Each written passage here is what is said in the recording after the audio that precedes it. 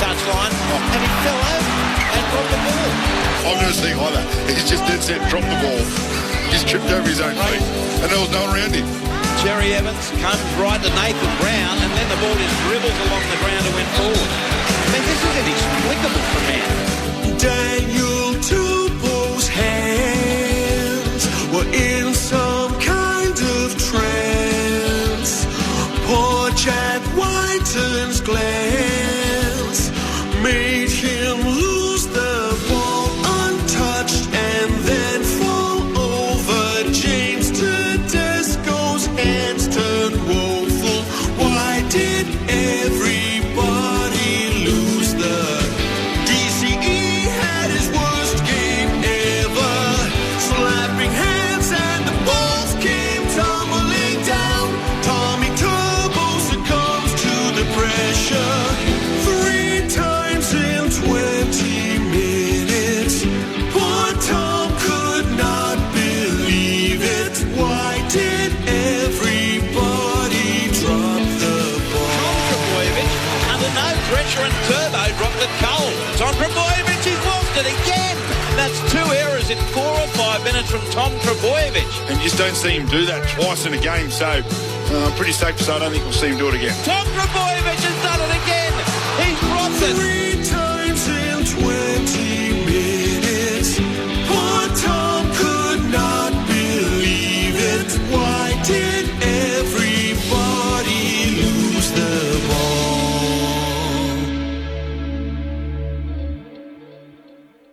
ABC Sport, your home of rugby.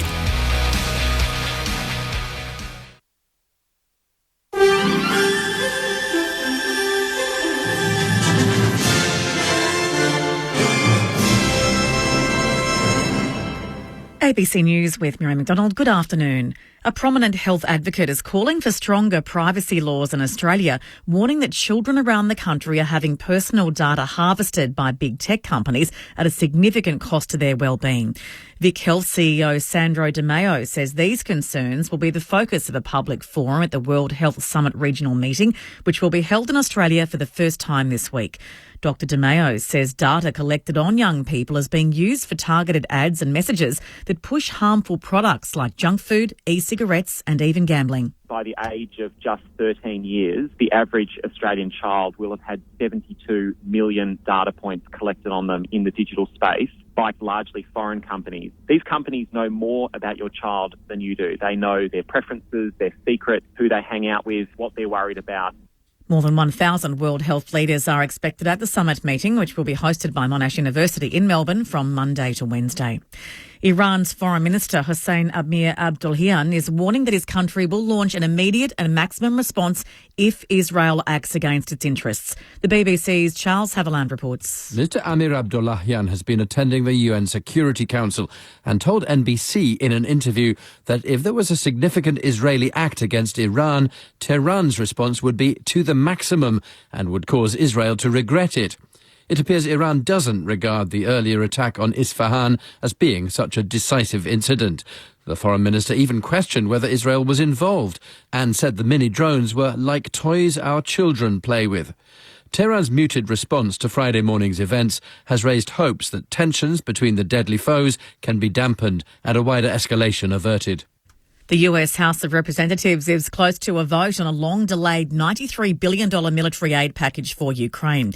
Democrats backed a procedural measure by Republican House Speaker Mike Johnson to put the bill to a vote this weekend. Addressing NATO defence ministers via video link, Ukraine's President Volodymyr Zelensky warned any delays plays into Russian President Vladimir Putin's hands. Mr. Zelensky had this message for US lawmakers. Our sky must become safe again. It depends fully on your choice. Choice whether life is indeed equally valuable everywhere. Choice whether you have equal attitude to all partners. Choice whether we indeed are allies. A council in Melbourne's outer north says it saved hundreds of thousands of dollars in clean-up fees by educating residents about what to do with dumped rubbish. The Hume Council's waste response team proactively drives around neighbourhoods, taping in dumped rubbish and door-knocking neighbours to let them know how to dispose of rubbish legally.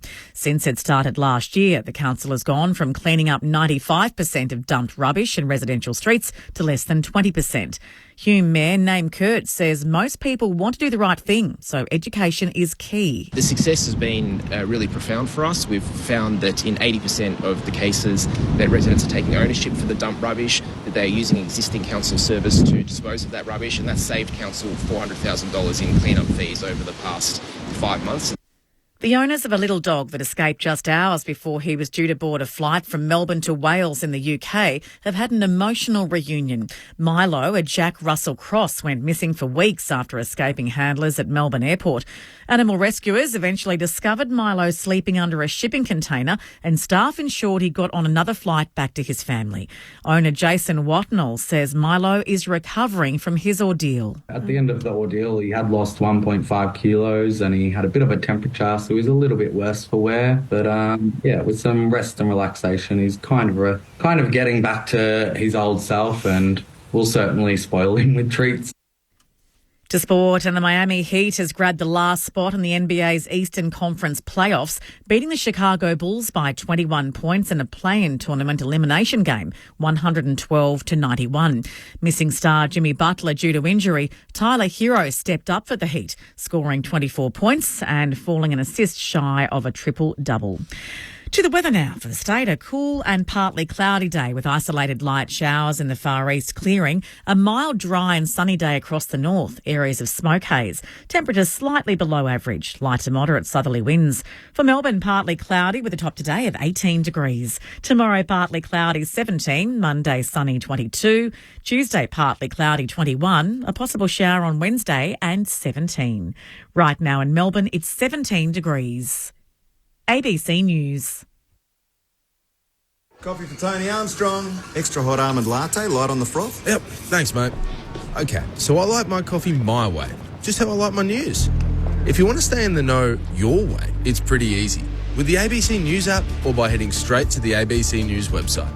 Or if having emails in your inbox is the go, hit us up for newsletters. It's news your way. All the latest, all verified, all the time. That's a good coffee. Stay in the know with ABC News. ABC Sport. This is AFL Saturday with Corbin Middlemass. Hand pass to Ngoe, the Collingwood superstar. Ngoe, the destroyer. AFL coaching record holder. Mr. Mick Malthouse. The man's about to coach a team for the 715th occasion. Premiership player. Number 12, Luke Ball. Finals pressure. Luke Ball from 45 metres out directly from goal. Score the level. AFL Saturday with Corbin, Mick and Bally. AFL Saturday. On your radio, ABC Sport Digital. And take us with you on the ABC Listen app. A pulsating Friday night in Adelaide, doused in controversy. The Bombers make it back-to-back wins while the Crows take another L.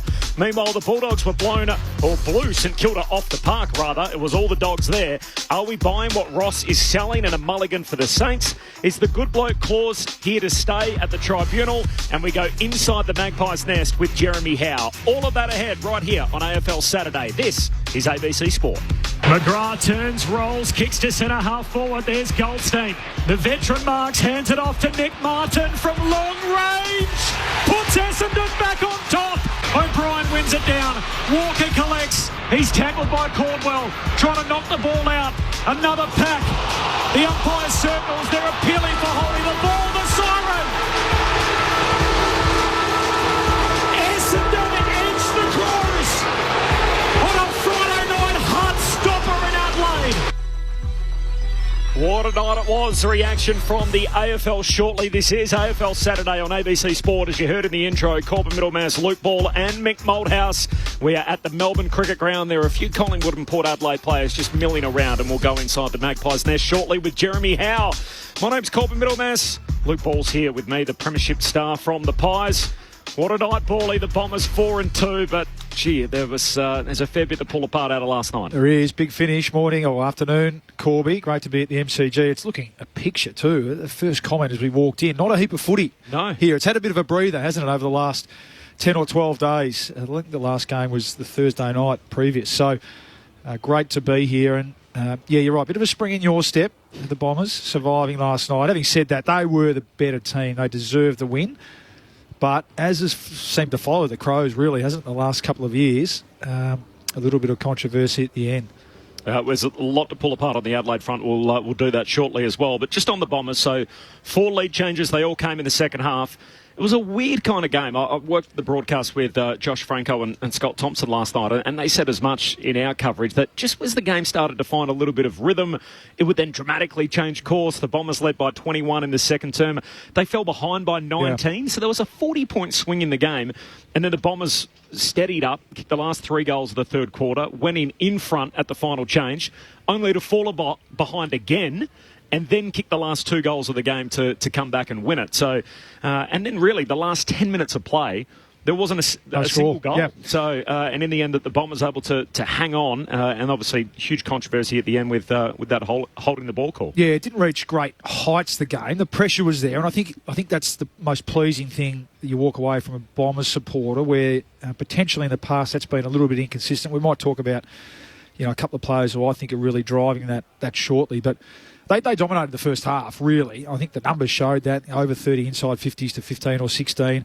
It was just a couple of mistakes sort of late in that second quarter that almost fell into the Crows' hands. You picture Laverde going across goal and conceding an easy one, and all of a sudden it was tight. And then the Crows got a bit of a run on, didn't they? And potentially in the last couple of years, maybe that's where the Bombers start to wobble a bit. So you absolutely give them credit there. And then they got the game back way back on their terms and really had a lot of opportunity late in that third, start of the last, to kick clear a little bit, and it became a bit of an arm wrestle. But, yeah, I thought they deserved the win. As I said, I think they're in a good position. 4-2. We heard Brad Scott after the game talk about what pleased him, and that they certainly won't be getting carried away. We know we've seen them get to this sort of position in the past and fall away. But, yeah, it's the way they're doing it a bit. I think the defence, which stood out last night, the pressure and team defence, which hasn't been there in the last couple of years, and just a couple of players that have gone into the middle. I think Jai Caldwell and Sam Durham, who have really stiffened them up and toughened them up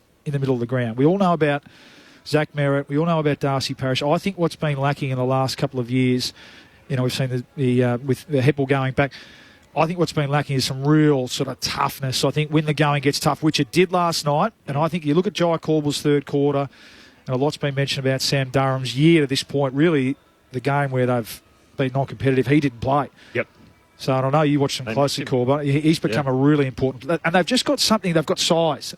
Caldwell's tough, and they can go on an opposition player and shut them down. So to me, they're the little changes this year, which is really stiffened the Bombers up. We hear all the time about teams being a reflection of their coach, and you look at that blue-collar grunt work, which Brad Scott coached teams require, and certainly Caldwell and Durham bring that. So 14 more disposals, 17 more tackles. They laid 80 tackles last night. The Bombers won the contested possession count, had 28 shots to 20. So there were 8 shots the difference in the end in Essendon's favour, and they had 62 entries. So they won the inside 50 count by 19. Whatever that all counts for, the obvious talking point coming out was what happened in the waning moments in which Big Sam Draper seemed to take all the air out of the Sharon as he... Oh, Sammy, what are you doing? Right on top of it, his 2-metre sort of tall 100 frame, sat on top of the footy. The AFL have responded to that. I'll bring you that in just a moment. But first of all, the reaction from his teammate and his coach. First of all, Nick Martin, followed by Brad Scott on their take on the finish last night. Oh my goodness, I have no idea what he was doing, just lying on the footy, but luckily the siren went and we could breathe some air, but yeah, I'm not too sure. Honest opinion, mate, was it holding the ball? Honest opinion, no. It sort of fell on him and he just laid there, but honest opinion, no. Do you think the ball, gravity-wise, fell on the big man, on the 2-metre tall Sam Draper? Well, from my angle, he sort of fell to him and he's just sort of lied on it. I don't know. It was weird. I haven't looked at a replay. Masses of numbers around the ball. There are a lot of decisions holding the ball for and against throughout the night. We'll obviously focus on the one in the last a couple of seconds, but I can show you a couple of others too if you like. Talkback number 1300 558 222. So that's 1300 558 222. Here is the statement from the AFL Bally on the Draper Walker tackle in the dying moments last night as the seconds peeled off the clock. In the moment and at ground level, the umpires believed that Draper dived on the ball, and then the ball came out to Draper's left and it was knocked back under him by Walker. So that's what the umpire saw, Nathan Toner, on the spot. In review, and with the assistance of the broadcast angle and behind the goals Hawkeye vision providing a clearer look, you can see that the ball moves under Draper's chest to under his armpit/shoulder, which means the ball is still in his possession and he has not immediately knocked it clear. Therefore, it technically should have been holding the ball in a free kick. The statement goes on to read from the AFL, "It's a very challenging one for the umpires in this situation, with the ball on the ground to see exactly where the ball is under a large number of players and who has control of it on ground level. They were not certain of all these factors, so they didn't pay it, which is the correct approach at the time." So it should have been holding the ball, but the umpire wasn't wrong. Wasn't? Okay. All right. Look, they've missed one. And we know it's hard. There's a lot of tackles. And I think Brad Scott's reaction was right. I mean, what did you say? They had over 80 tackles, Corb. Yep. Not sure how many of those were holding the ball. So when you go back through the game, you can absolutely pick apart non-decisions, half decisions, ones that should have been paid that were, and vice versa. They just missed one. They missed one. It was tight. It was tough. It's funny. Usually they go the other way. They go in favour of the home crowd, don't they? But they didn't this time. And we just spoke about how, if they had been paid, Adelaide would have pinched it if they had gone back and kicked it. So they just missed one. I mean, Sammy Draper, as far as ruckman go, got to know him a little bit. He's on the smarter side. But I just... watching it go, oh, Sam, please. You knew what he was doing, and there would have been jelly in the legs. It was end of a game, and the fatigue kicks in. But, Sammy, what are you doing? Don't do that. Let us know what you think. 1300 558 222 is the talkback number. So the AFL have made their statement clear. The coaching icon, Mick Moldhouse, they got it wrong last night, Mick? I'll tell you what, the Melbourne traffic's got it wrong. Like 2 hours from Ocean Grove to watch my grandson. I thought I got plenty of time here. Jeez. Trapped at both ends. Yeah, we won't go because the umpires got it wrong. They got it wrong again for Adelaide. Adelaide have now been done over 3 times that I can. They got the Keys goal last year. Dawson got his head ripped off here against Collingwood. Yep. MCG, that's 2 games last year, and they've got this one wrong. And there's no excuse, Paul. You've got 4 umpires. I know you're ex-AFL, so therefore we always just drift a little bit away from your rhetoric. And I'm the other way, which has always been harsh on umpires because they've got a job to do. Do I need to say it again? They missed one. Absolute free kick. But the thing is, Paulie, you've arrived late. I know you have. They missed one that's cost them a game. Okay, yeah, they have. Yeah. So it doesn't matter whether they've had 5,000 or 70 tackles before that, whether they got them right, whether they got them wrong. Umpires are paid to get the things right, in particular at tight. So that's like saying to me, a player's a great player until he gets to MCG, and he just can't quite deliver on the big stage. Umpires, the big stage is a close game, wherever you are.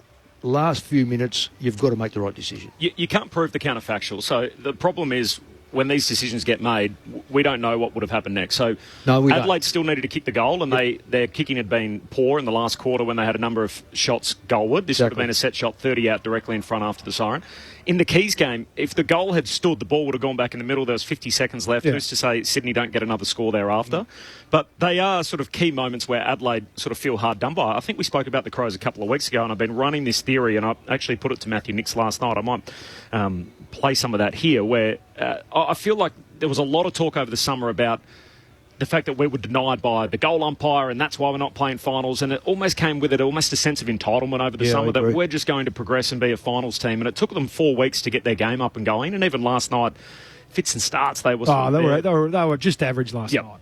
Yep. And so it sort of masks probably the broader picture when you look at Adelaide, these isolated moments, the Keys one, the incident last night, that they're not playing like a top 8 team that they think they are. And they're 1-5. They're just a bottom 10 team. I had them in the 8 on the back of where they finished last year, but more importantly, how they played against the premiers, which was Collingwood. Bits and pieces. I watched my granddaughter play basketball, so I missed a lot of the game, but bits and pieces I picked up and certainly listened to it. They should have been out of the game by half time. Yeah. And we say that all the time. Bad football, a bad kick is bad football. But when you dominate the game like Essendon did, they should have had the game sewn up. So look, I take it in consideration. I'm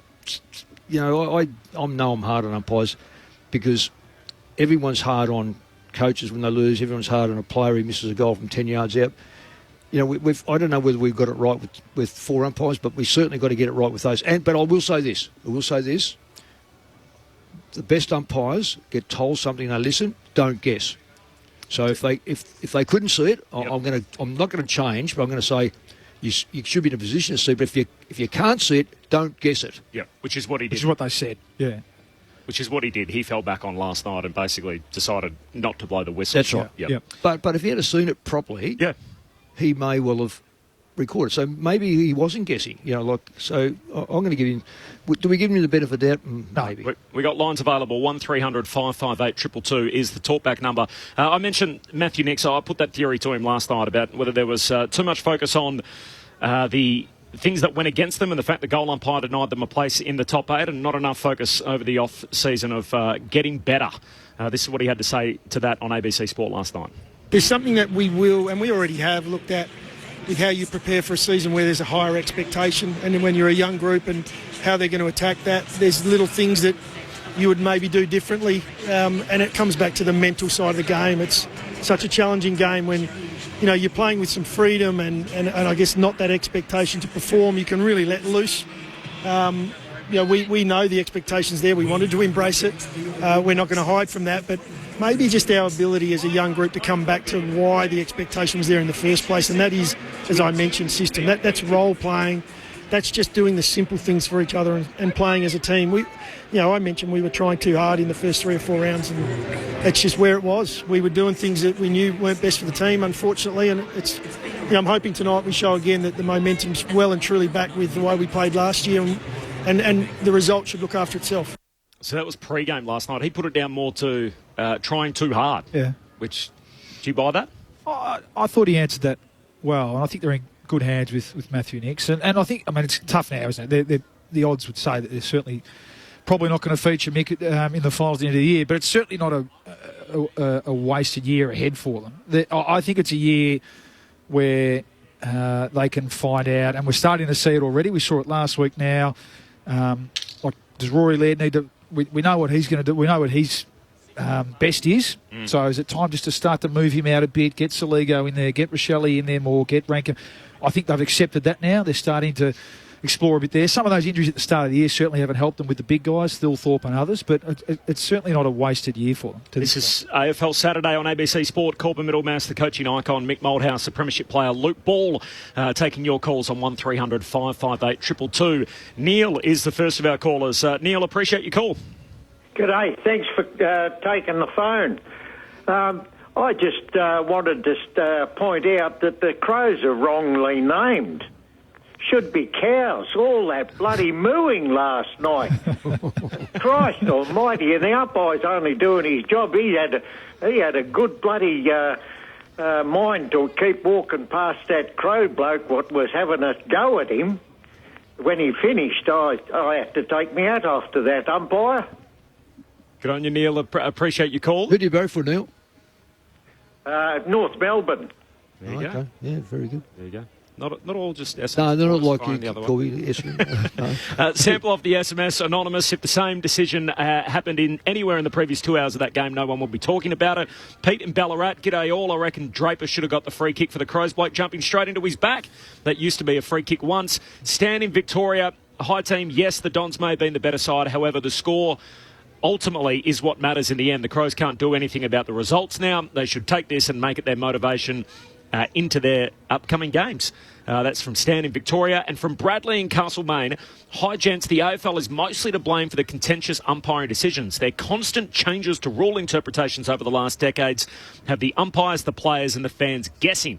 I think the league is nothing but hypocritical in its push for more respect for umpires when it constantly creates conditions which increase antipathy towards umpires. So that's from Bradley in Castlemaine. So that's off the SMS. That's a point well made. However, I think I don't know, Mick, but it stood out when a 6'7" bloke just falls to his knees and then does the old splat on the ball. Yeah. I think we know that he has to knock it out. Yeah. And regardless of whether it bobbles to his arm or someone else, how many times we see every player on the field, and I reckon every player across community sport knows, when someone dives on the ball, you can hug the ball into them. Yeah. And if they don't get it out, you're going to get the free kick. Yeah. So anyway. And I think, Paulie, too, we all know now, players know. Players know enough to just wrap him up and hold the ball in there. The poor bloke's, he may well be making every attempt and every other player's on top of him. It really what it does, it says to you, you jump on the ball. Keep your feet. That's right. exactly. I actually like the rule too. Yeah, it's a ripping rule. The AFL conceded as much this morning that with the benefit of the replays and hindsight that it should have been paid holding the ball, but in the moment they were comfortable with the umpire erring the other way given all the circumstances that went into it. More of your calls coming up on 1300 558 222, but we can go inside the Magpies' nest now with the Premiership defender, or perhaps Premiership swingman is what we should call him, from the Collingwood Football Club in Jeremy Howe. He joins us on AFL Saturday here on ABC Sport. Jeremy, appreciate your time. Thanks for having me, guys. How are you feeling so close to game time, doing a media commitment? We really appreciate you dropping by. Yeah, as far as my prep goes, it's pretty casual at the moment. Generally we'll have our team meeting, and then once we kind of get out of there, I'm one to lock in. But yeah, don't mind the build-up, kind of around, have a bit of a kick and a catch pre, and then happy to chat to you guys. Are you someone that watches Friday night footy the night before a game? Absolutely. If a wife lets me. But, yeah, look, no, I do. I actually watch probably more footy than I should. But, no, I enjoy it. Kind of like picking up on the trends of the game and seeing how it's going. And, yeah, we're certainly locked in last night. Do you feel like you've got a good guide on what the holding the ball rule looks like after last night? For a bloke who doesn't tackle, probably not. It is challenging. It's probably the hardest rule to officiate, given, there's so much that goes into it. But yeah, you've always been told to play to the whistle, and unfortunately, you get the close calls that can go either way, and that one last night was probably one of those. Jeremy, well done on a fantastic career. Really fantastic. When I analysed, where you've played and what you've been doing, it's been an incredible journey. Just on that journey, in the last couple of seasons, last year Premiership, this year Hunted. Are you up to it, you guys? Is there something missing? Murphy's out, yeah, we know that now, but, young kids have got another year under their belt. Do you see the side better than last year? I firstly appreciate the kind words, Mick. But, yeah, I think for us it's just that, unfortunately, for whatever reason, there was a few that we started relatively slowly with the first three games and not being able to get a win on the board, and we know how important it is to get momentum in these games, and we were pretty patchy early days, and we felt like the game against Brizzy Easter Thursday was a really important one for us to kind of, get back to what we're good at. Now, pressure is probably the key pillar for what we're good at, and that probably feeds the hunger of what it looks like for us, and we really get going off the back of that. And where we are at the moment, it's certainly not where we feel like we can be. We're on this journey to keep improving, but yeah, you feel that everyone's kind of bringing their best footy against us, and that's what we kind of expect. But in today, there'll be no different in that. Like, we really respect the way that Port go about it. It'll be a challenging game, but we're always up for it, and we feel like our best is still ahead of us. Just on your back line now we're saying Murphy's retired, so he won't be there. He's an interesting player for you because he was the quiet achiever in many respects, where Darcy Moore become a bit more attacking. You were able to drift across. Have you got a replacement, or do you have to replace him, you personally? Yeah, it's a good question. I suppose it probably comes up to matchups and who we're coming up against. I think Murph was an integral part of the way that we went about it. He's, the way he attacked the ball in the air was second to none, and he made some really good intercept plays for us because he reads the trends of the game and where the ball's going really early. And we feel like, the way that Billy Frampton's performed, especially early in this season, has been enormous, and that probably gets Darcy to go a bit more of his natural role, and therefore me as well. But when you're coming up against a tall forward line like today, there's every chance that we've probably got the matchups to play a bit more accountable footy. So because they've got some dangerous tools, but yeah, we still look to play system. But Murph, yes, he's a big out, but we feel like the emergence of Frampton, what he's been able to do earlier this year, has been huge. Howie, good luck today. Before we get on to today's game, just the emotional side of the announcement this week. Nathan Murphy, I'm sure you're really great mates with him and played so much footy with him, and the impact on both yourself. In a sense, you play in a similar way, the way you attack the ball in the air, but not just yourself, but the group this week. Yeah, he's such an important person at the club. Like everyone sees what he does on field, but I think the connection piece for us is how he brings everyone together and really brings the joy to what we do. And yeah, I think what he does, like we're so fortunate enough to be able to continue to have him around for the remaining of the season. In what capacity, I'm not too sure, but yeah, the person that he is probably his greatest strength. And you know, he loved the game, but he also just loved being a really good guy. And he'll be sorely missed, no doubt about it. But yeah, as long as we can keep him around for the remainder of the season. But yeah, he's got great relationships. He was a hell of a footy player, and in the end, he's made the right call. And you know, we're fully supportive and wish him all the best for what's to come. Yeah, you mentioned tall, dangerous forwards today. No Charlie Dixon. We were just talking off air. In a funny way, I actually think that potentially or could be an advantage for Port. They look for him so much. I think I saw a stat this week. He's targeted the most out of any tall forward in the competition, and they actually haven't been getting a hell of a lot of bang for buck. I'm sure you would have gone through that in your analysis this week, and potentially there's a few more. There's obviously more options for them to go to. It makes them a little bit more unpredictable today. Is that how you've read it as well? Yeah, I think so. Yeah, we were lucky enough to get that stat fed through us to well, and why wouldn't you, considering how big the bloke is? Yeah, but yeah, you're probably right. They've got guys that play versatile roles down there. So I wouldn't say they were one-dimensional, but definitely they're going to look for other opportunities to score. So with Marshall and Georgiadis, very very hybrid type aerial players, as well as if the ball hits the deck, they're quite capable. So Street comes in, that's probably going to hold up at one of our key pillars, but. Yeah, we'll have to be on our toes in our A game because they are quite efficient when they do go forward. So, the aerial dominance both in front and behind the ball has been really important for them. So we'll look to bring the ball to ground as much as we can. Jeremy Howe with us on AFL Saturday right here on ABC Sport. Corbin Middlemass, Mick Moldhouse and Jeremy and Luke Ball. Jeremy Howe's downstairs, of course, getting ready to play in this game. I wish. Both Collingwood Premiership players, though. You have that in common. Bally. Jeremy, I don't know how closely you follow the news cycle during the week. Charlie Cameron was able to get off, really citing the good bloke clause at the tribunal and his character reference, which went in his favour.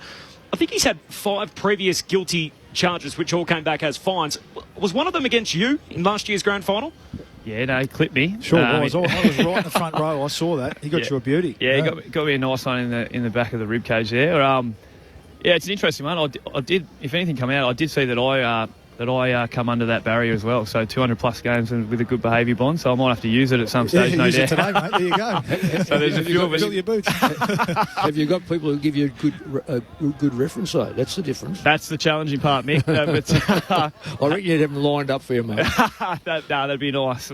It is a perfect segue for us. Just to shout out Collingwood's Community Foundation. Can you tell us a little more about this and the amount of work that the Magpies are doing? And this goes across a number of different areas, which probably a lot of people out there aren't aware of just how much the club does in the community. Yeah, absolutely. We invest a lot of time and we've got some amazing people that do a lot of work, and the boys get heavily invested in that space. And, we try and look after and support as many disadvantaged and, people that are sleeping really rough. And I feel like it's at the forefront of one of our values, and that's community and supporting those people. And, yeah, like we said, we're able to get down there during the week and really do some really rewarding work. But it's one that we're really proud of, one that we're continually working on to get better at. And as much support as we can possibly get. The Collingwood Foundation does an mountain of work, and it doesn't happen without the support of others. So if you can, we're always looking for some donations along the way, because everything helps. community.collingwoodfc.com.au/donate. And just lastly, Jeremy, so many of our listeners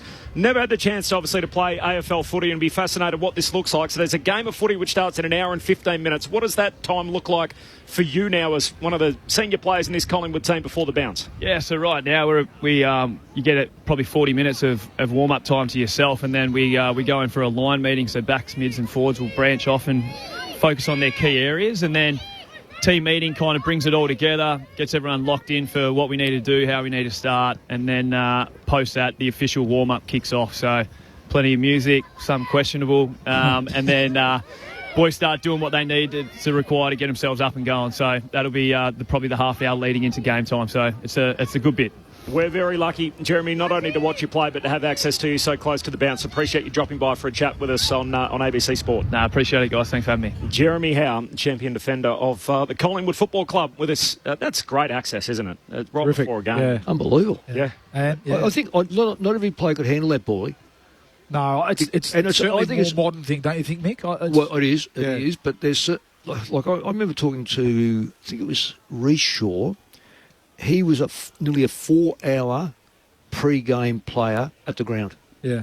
Wow. And yet others, and we've spoken to others just recently, who said, you know, if preference, I'd rather just get there an hour before 90 but minutes. we always say 2 hours. Yeah. Some places lock themselves up. They don't want to know. But that there is so open, and one, he's a ripping bloke, and two, outside of the fact he can play the game pretty well, it's very interesting that they can actually get that out, and perhaps that's their method of just relaxing a little bit. I think just the more, most clubs now real focus on mindset as much as physical preparation. I think you just see it more and more across the competition now. AFL Saturday on ABC Sport. Corbin Middlemass alongside Luke Ball and Mick Malthouse. We are at the MCG, Collingwood and Port Adelaide first up for broadcast today.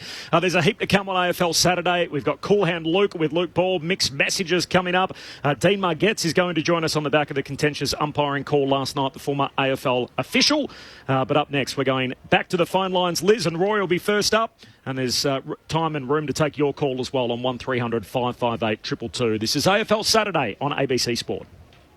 Here's my top footy tip for the season. You can get your games live and ad-free on the ABC Listen app. I know, right?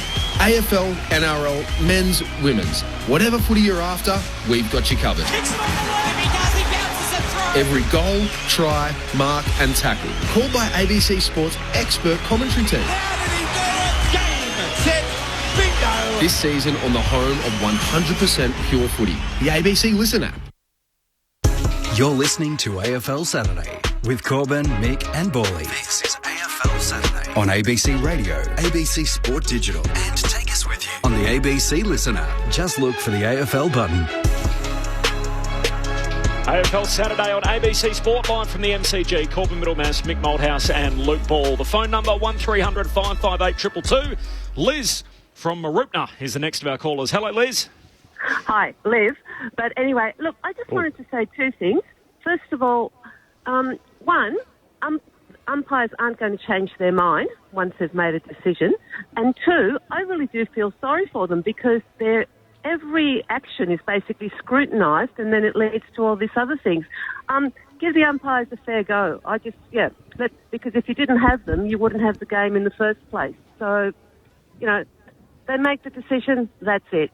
Yeah, no, good call, Liv. We've spoken about that a few times. They've never changed their decision. And it was the Jordan Clark one from a couple of weeks ago. Yes. That was the old school lesson from that, right from the under-9s. One of the first things that your dad will tell you, don't argue. Even as frustrated as you might be, that you've never seen one change their mind over 150 years. No, but I will say... But I think, sorry... You've got to get them right. Yeah, you're right. And I think you're holding them. And they and I've worked with them, they would like to hold themselves to a high standard as well. So, you know, we don't need to name names, but... The four umpires that did the game last night, they'll review their game, and if there were instances where they've made the wrong decision, then they'll, like a team, like a footy team, they might find themselves in trouble for a game next week. That's how it works. Yeah. The holding the ball decision was inconsistent last night across. It felt like the four umpires that were out there as well. Sometimes there's just games, aren't there? And usually when there's a lot of tackles, and usually when there's 160 tackles, 150 tackles. There's always ones that are, almost, or was that, maybe you might play on. Yeah. Sometimes I think usually you like, almost like in a final, you like to see them give the players a benefit of the doubt at times. I think the one we're talking about looks so clear that's why we're talking about it. But anyway, it's a tough job. Roy in Hobart on the talkback number 1300 558 222. Hello, Roy. Good afternoon, fellas. How are you? We're well, thanks. Roy, you hear me all right? We got you. A couple of words in there. It's great to talk to you. A free kick not being paid, and that's the reason why Adelaide lost. I mean, there were many errors were made by the Crows. At one stage, they were leading. Now, if you're leading a game and then allow the opposition to get back into a game, I think you've made too many errors. You don't select the last player as being the reason for the loss. If we analyse the game in sections for the real reasons why they lost, then we will find Adelaide had their chances. They missed easy shots throughout. And further, umpires will always make mistakes. It could be at the start, middle, or near the end of the game. You just got to learn to move on, people. Good on you, Roy. Appreciate your call. We touched a little on Adelaide. Here's what Matthew Nix had to say about it all last night, and in particular the inside 50 count, which they lost by 19. Well, that's an outcome. That's an outcome off the back of getting a lot of things wrong with the process. That is the contest that we're talking about. That's if you're not winning the footy, then it's going the other way. So we're just under pressure all night. And then we didn't find a way to keep it in our front half or get it in there. So you're not going to score many points doing that. In saying all that, we talk about the last 5 or 10 minutes of the game. All of a sudden we're in with a chance, and with a bit of luck, maybe we fall across the line. But we would still be disappointed about the way we played the game tonight, even if it went our way. You said a bit of luck. Did you think you should have had a holding the ball decision? Oh no, sorry, I didn't mean it that way. I meant there are a number of different opportunities that I don't know how many times we went in a row, but we found our aggression and our assertiveness, and where had that been for the night? That's what was the most another disappointing part of sitting around. Where has that been? We understand too at that stage the opposition may shut down a little as well, so the game changes, but yeah, we had some chances. What did you make of the non-call at the end then? I'm not going to make a comment around umpiring. That'll just add to the night.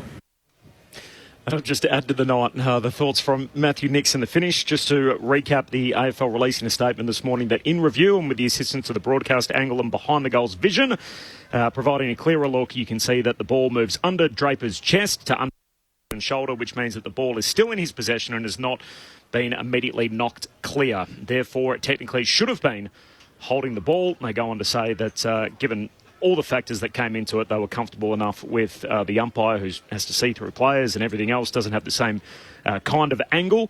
And as a result, on ground level, they were not certain of all these factors, so they didn't pay it, which is the correct approach at the time. So that's the statement from the AFL, a little bit each way in their statement this morning. Back to the phones. Michael is in Tasmania. Michael. Yes, good afternoon. Beautiful day here in the Huon Valley. The consistency of guessing that you talked about before with umpires guessing. So on Thursday night, was a St Kilda player running towards the boundary line. Umpire was behind him and called him for a throw. I mean, there's no way he can tell 100% that that's a throw. Then later in the game, Adam Treloar, who I doubt's done a proper hand pass in 3 years, does a literal rugby pass from the boundary line that sets up a Bulldogs goal. And you can't tell me that 4 umpires, that's not one of them, has a clear view of that. The action of that. And so that's one thing. And then the second thing is 50-metre penalty. So on Thursday night, at the start of the game, Rowan Marshall gets a ball. Bulldogs player drifts past him. No 50-metre penalty. A minute later, a St Kilda player doesn't retreat the metre and gets a 50 against him. Now, then I noticed through both games, players just drifting past the man with the ball all the time, no 50s paid. So if they just stop that now, there's been a 50-metre penalty when they just drift past. They're not actually following another player. They just amble past within the 5-metre. Thanks, Michael. Appreciate that. It helps if I have my mic on. Yeah, no, they haven't stopped that rule. They've certainly relaxed, I think, the interpretation for the better. I think, the frustration around that rule was always when it was really adjudicated to the absolute letter, and the player had absolutely no impact on the person with the ball, trying to move the ball on. So I think, and that hasn't happened recently. I think it might have even happened last year. There was a relaxing or a little tweaking of the wording around that rule for the better, I think. And I still think it's been a positive for the game. I thought the Saints were on the wrong end of a few the other night, but again, that was the least of their problems in that game. And it's funny how that happens sometimes when a team's up and about and playing good footy like the Dogs were. They get the rub of the green at times. This is AFL Saturday on ABC Sport. Corbin Middlemass, Luke Ball and Mick Malthouse. The talkback number is 1300 558 222. Mixed messages, Cool Hand Luke, all on the way. But I'm very pleased to say we are now joined by a former AFL umpire just recently out of the game.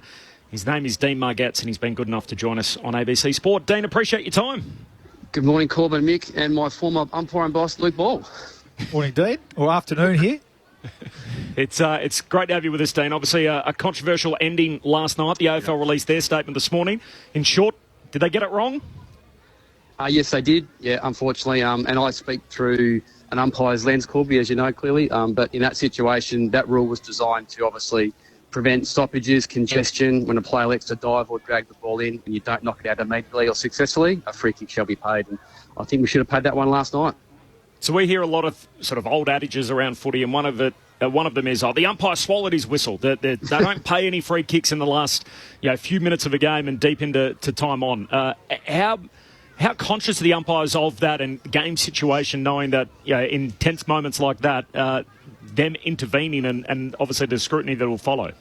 Yeah, look, I think umpires, we're paid to pay all infringements, irrespective of time of game or the score on the scoreboard. I'm sure umpires are aware. They see the boards on the bench. They have a glance at the scoreboard at times. But as I've often said to the umpires that I sort of run over here in WA, you've got to do what's right, not what's easy. It would have been easy for a ball up there, but if you go through your cues and your rationale around that decision, it would have been a really positive and a strong holding the ball one to pay. Dean, can I just come in for 1 second? Just in your position, you've umpired a lot of games. Do you 4 umpires out there, with the rules the way they are, if that first umpire, the closest umpire, is missing that, not going to pay that, clearly it can be paid by another umpire. That's the first question. That's a question more so than anything else. And you're human. We've seen players from 15 metres out in the heat of a game miss a goal, which they should miss an easy mark, miss kick, all this sort of stuff. So we know it's a human reaction, and we've got umpires are humans and not robots. Do you feel, though, that the pressure of a crowd like that, knowing it's towards the end of the game, that does have an adverse effect or has an effect on certain umpires more so than others? Yeah, look, first part to make that decision? Yeah, good one, Mick. I'll just cover the first part. So, absolutely, the 4 umpires there to pay all matter-of-fact free kicks. With holding the ball, it's a bit more interpretational, so it would need to be really, really obvious for an umpire to sort of come in and play out of zone. What would normally happen is if another umpire sees the Draper drag it in, he would say dived on it or dragged it in, just to add another cue to the umpire who's in control. And he can hear that? He could hear that. They're all mic'd up, yes. Right, okay, so that's good. That Well, that's should happen. good. Yeah, that should happen. Now, whether that happened or not in that situation, I don't know. The umpire involved, he's a developing umpire. He's probably done less than 30 games. I know when I started out, you sort of, whilst you don't get influenced by a crowd, you know it's there. So it does take a while to sort of, I guess, find your gears, as players would too. So totally can understand that part of it. And as far as, what was the second part, Nick? Sorry to refresh my memory. No, that's basically it. Under the circumstances, a massive crowd, a lot of noise. You guys are fully aware of what the clock looks like. It's only seconds. You might know seconds, but certainly late in the game. What do you get influence? Well, you've just answered that really, and players get that too. I mean, young players compared to say Penalty compared to the first game, players going to make you'd think a more advanced decision than say it's Brett Rosebery compared to that umpire. You expect Rosebery to get it right. Because of the crowd, because he's used to it. Yeah, exactly right. And it just takes time with experience. Like you say, everyone would love to be a Pendlebury and an Ablett when they start, but it takes time. Some will never make it. And we've got umpires who never be as good as Brett Rosebery and Matt Stevitt. We understand that. But certainly, every umpire's coached the same. Every umpire's scrutinised the same. And they'll go through that during the week and work out, all the missed, correct and unwarranted from that match. Just on that very point, do you keep an eye on it now? I know you're a couple of years removed now, I think. Can't remember exactly what year you retired, but there has to be a bit of a changing of the guard, doesn't there? We've been blessed in a sense. There's been so many really good experienced umpires, which, it's a taxing job, obviously, and some have moved on and others are still going. But do you keep an eye on the young talent coming through, and are you comfortable that we've got enough, I guess? Yeah, absolutely. And you're right, Luke. In my era of Rosebery, Stevick, Meredith, Nichols, Donlan, Chamberlain, they're coming, I guess, closer to the end, and we need to obviously replenish our list, and we've put, I think, close to 10 or 11 new umpires on there. So it's a case of getting games into these umpires. It's going to take you 40, 50 games to find your feet. So the 4-umpire system, guys, allows that to happen. You've got, an inexperienced umpire with some senior guys helping them get through. So in time, in 3, 4, 5 years, when I guess my era is gone, these umpires will be ready to hand the baton over. Just on the score review, last one, Dean, from me. So obviously that has been a big talking point through the first 5 weeks of the season. Feels like a lot more sort of even ones that the umpire's 80% sure about are going upstairs just to double check them. Is that putting more pressure on umpires, do you think, and the delays that we're having in the game? Yeah, I think so. I don't like it, Corby, to be fair. I think what's happened, I was at a game a few weeks ago, and I found that the crowd was booing the goal umpires more than the field umpires.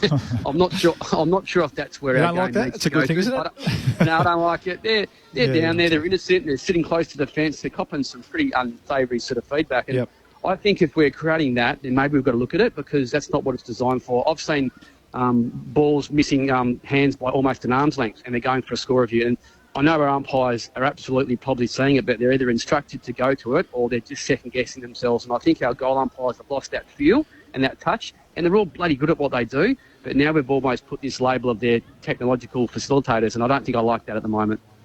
Dean, appreciate your time. Thanks for jumping on for a chat. Thanks, gents. Anytime. Appreciate it. Thank you. Dean Margetts, recently retired AFL umpire, with us here on AFL Saturday on ABC Sport. Corbin Middlemouse alongside Luke Ball and Mick Moldhouse. One of our favourite times of the show is coming up, Mick Moldhouse, with mixed messages in just a moment. The talkback number 1300 558 222. That's 1300 558 222. All right, let's get into it. It's time for mixed messages on AFL Saturday. What do they reckon? They come to play marbles or football, or think they sat in their cars waiting for the game to start and go out there? This is Mixed Messages.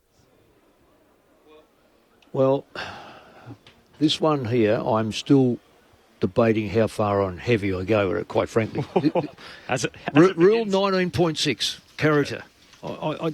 I'm bemused that Cameron, and I'm quoting here, because it would be offensive to any of our players to suggest that they have a lesser character than the two players in recent history. This is Brad Scott, and he's spot on. Cameron and Basher Hooley. I don't get it. And if we're talking about Cameron, who's got a squeaky clean record, he hasn't. He has not got a squeaky clean record. Then what about players that have had referees and they've been totally ignored? This is setting a absolutely horrid precedent, and quite frankly, they've got it totally and utterly wrong. If they had suspended him and left it be that 1 week, we wouldn't have to worry about it. Now that they've allowed him to play, it doesn't matter whether it be lowered or whatever the case may be. And Chris Scott is totally right. So what he effectively is saying that he believes it's totally highly offensive if you think for one moment there's a character. You're going to read that out for me, are you? Well, let's have a listen to it. This is Chris Scott in his midweek press conference during the week after the Cameron finding. Whether you agree with it or not, it's incumbent on you to use that. It would be offensive to any of our players to suggest that they're of lesser character than the two players in recent history who have successfully used that clause, because there are plenty of others who have asked for it and been denied, which is highly offensive. Spot on. Absolutely spot on. And we've mucked it up again. Now, I don't know what Cameron and Hooley have got that other players haven't got. And that's the worry. He had 3 rough conduct charges and 2 striking charges. Now, I think it was AFL 360 on Fox Footy during the week actually went through and found the incidents. And some of them have dated really badly. Where you look at them by today's standards, and some high bumps and things that would have carried multiple weeks. So I'm not sure the tribunal did their due diligence there. The finding was that the Cameron dangerous tackle was downgraded under exceptional and compelling circumstances. It went from medium to low, and the reasons for that were it was a lower range of careless in the way that it was judged. There was an arm free. It was a much smaller and lighter player tackling a bigger player. There was a guilty plea that was entered. There was no injury. And the character reference showed impressive work that Charlie Cameron had done in the community, and it is his first suspendable offence. Andrew Dillon was on his own media network on afl.com.au, and he was asked about it. This is what he had to say during the week. What I will say from an AFL point of view is I was really happy with the way the MRO graded it with a 1-match suspension, and that was what we were hoping the outcome would be. So will you appeal it? No, we won't appeal. We've had a look at that, and we think the discretion was there for the tribunal to use. But as I said, the MRO graded it a 1-match suspension. That's where we thought the right result would have been. So We'll then look at the tribunal and how we go for the rest of the year. But as we do at the end of every year, we'll review our tribunal guidelines. Should character assessments and overviews off the field relate to on-field incidents overall, do you think? Oh, God, I actually think that's a really good question, and I think that would be one of the things that we would look at towards the end of the year. So it's under review at the end of the year. That's Kel Toomey chatting with Andrew Dillon during the week. Well, I'm happy about that. If they're going to review it, good, but there's got to be an outcome. Like anything in life, when you start doing something like that, the outcome is essential. So not just to look at it.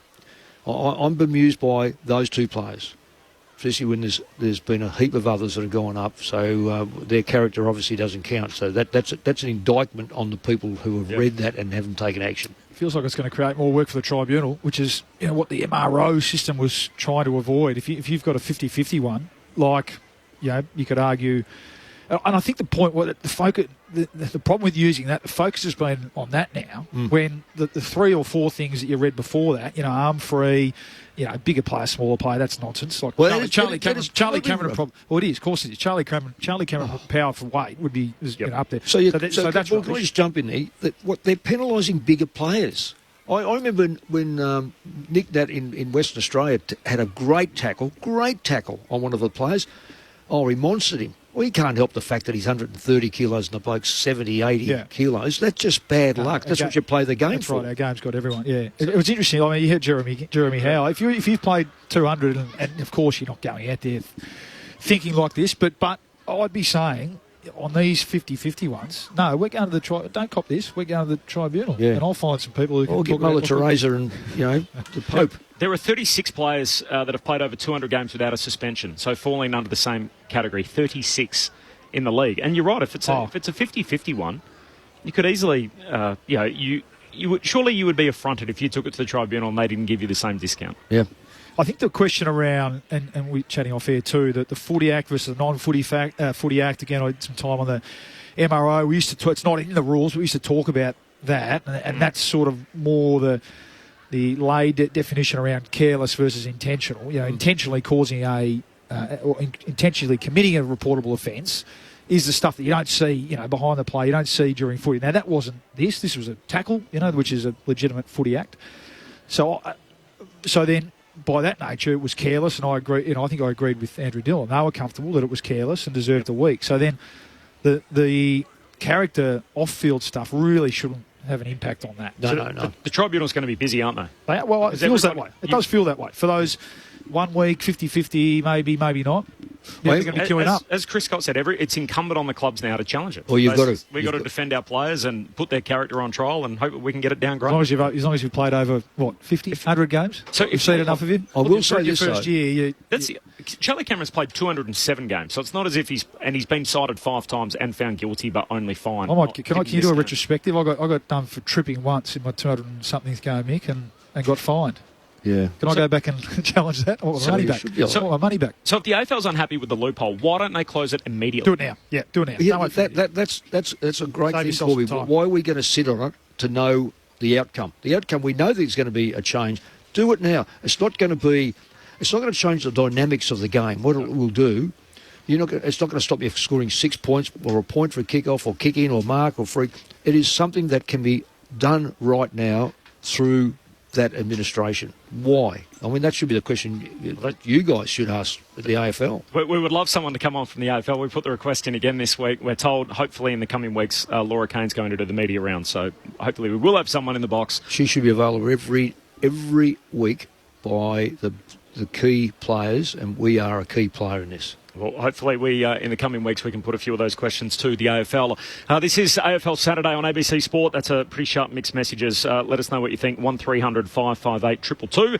That's 1300 558 222 is the talkback number. Cool Hand Luke coming up as well after a little 2-week layoff, Bally. So making a triumphant return after the latest from the ABC newsroom.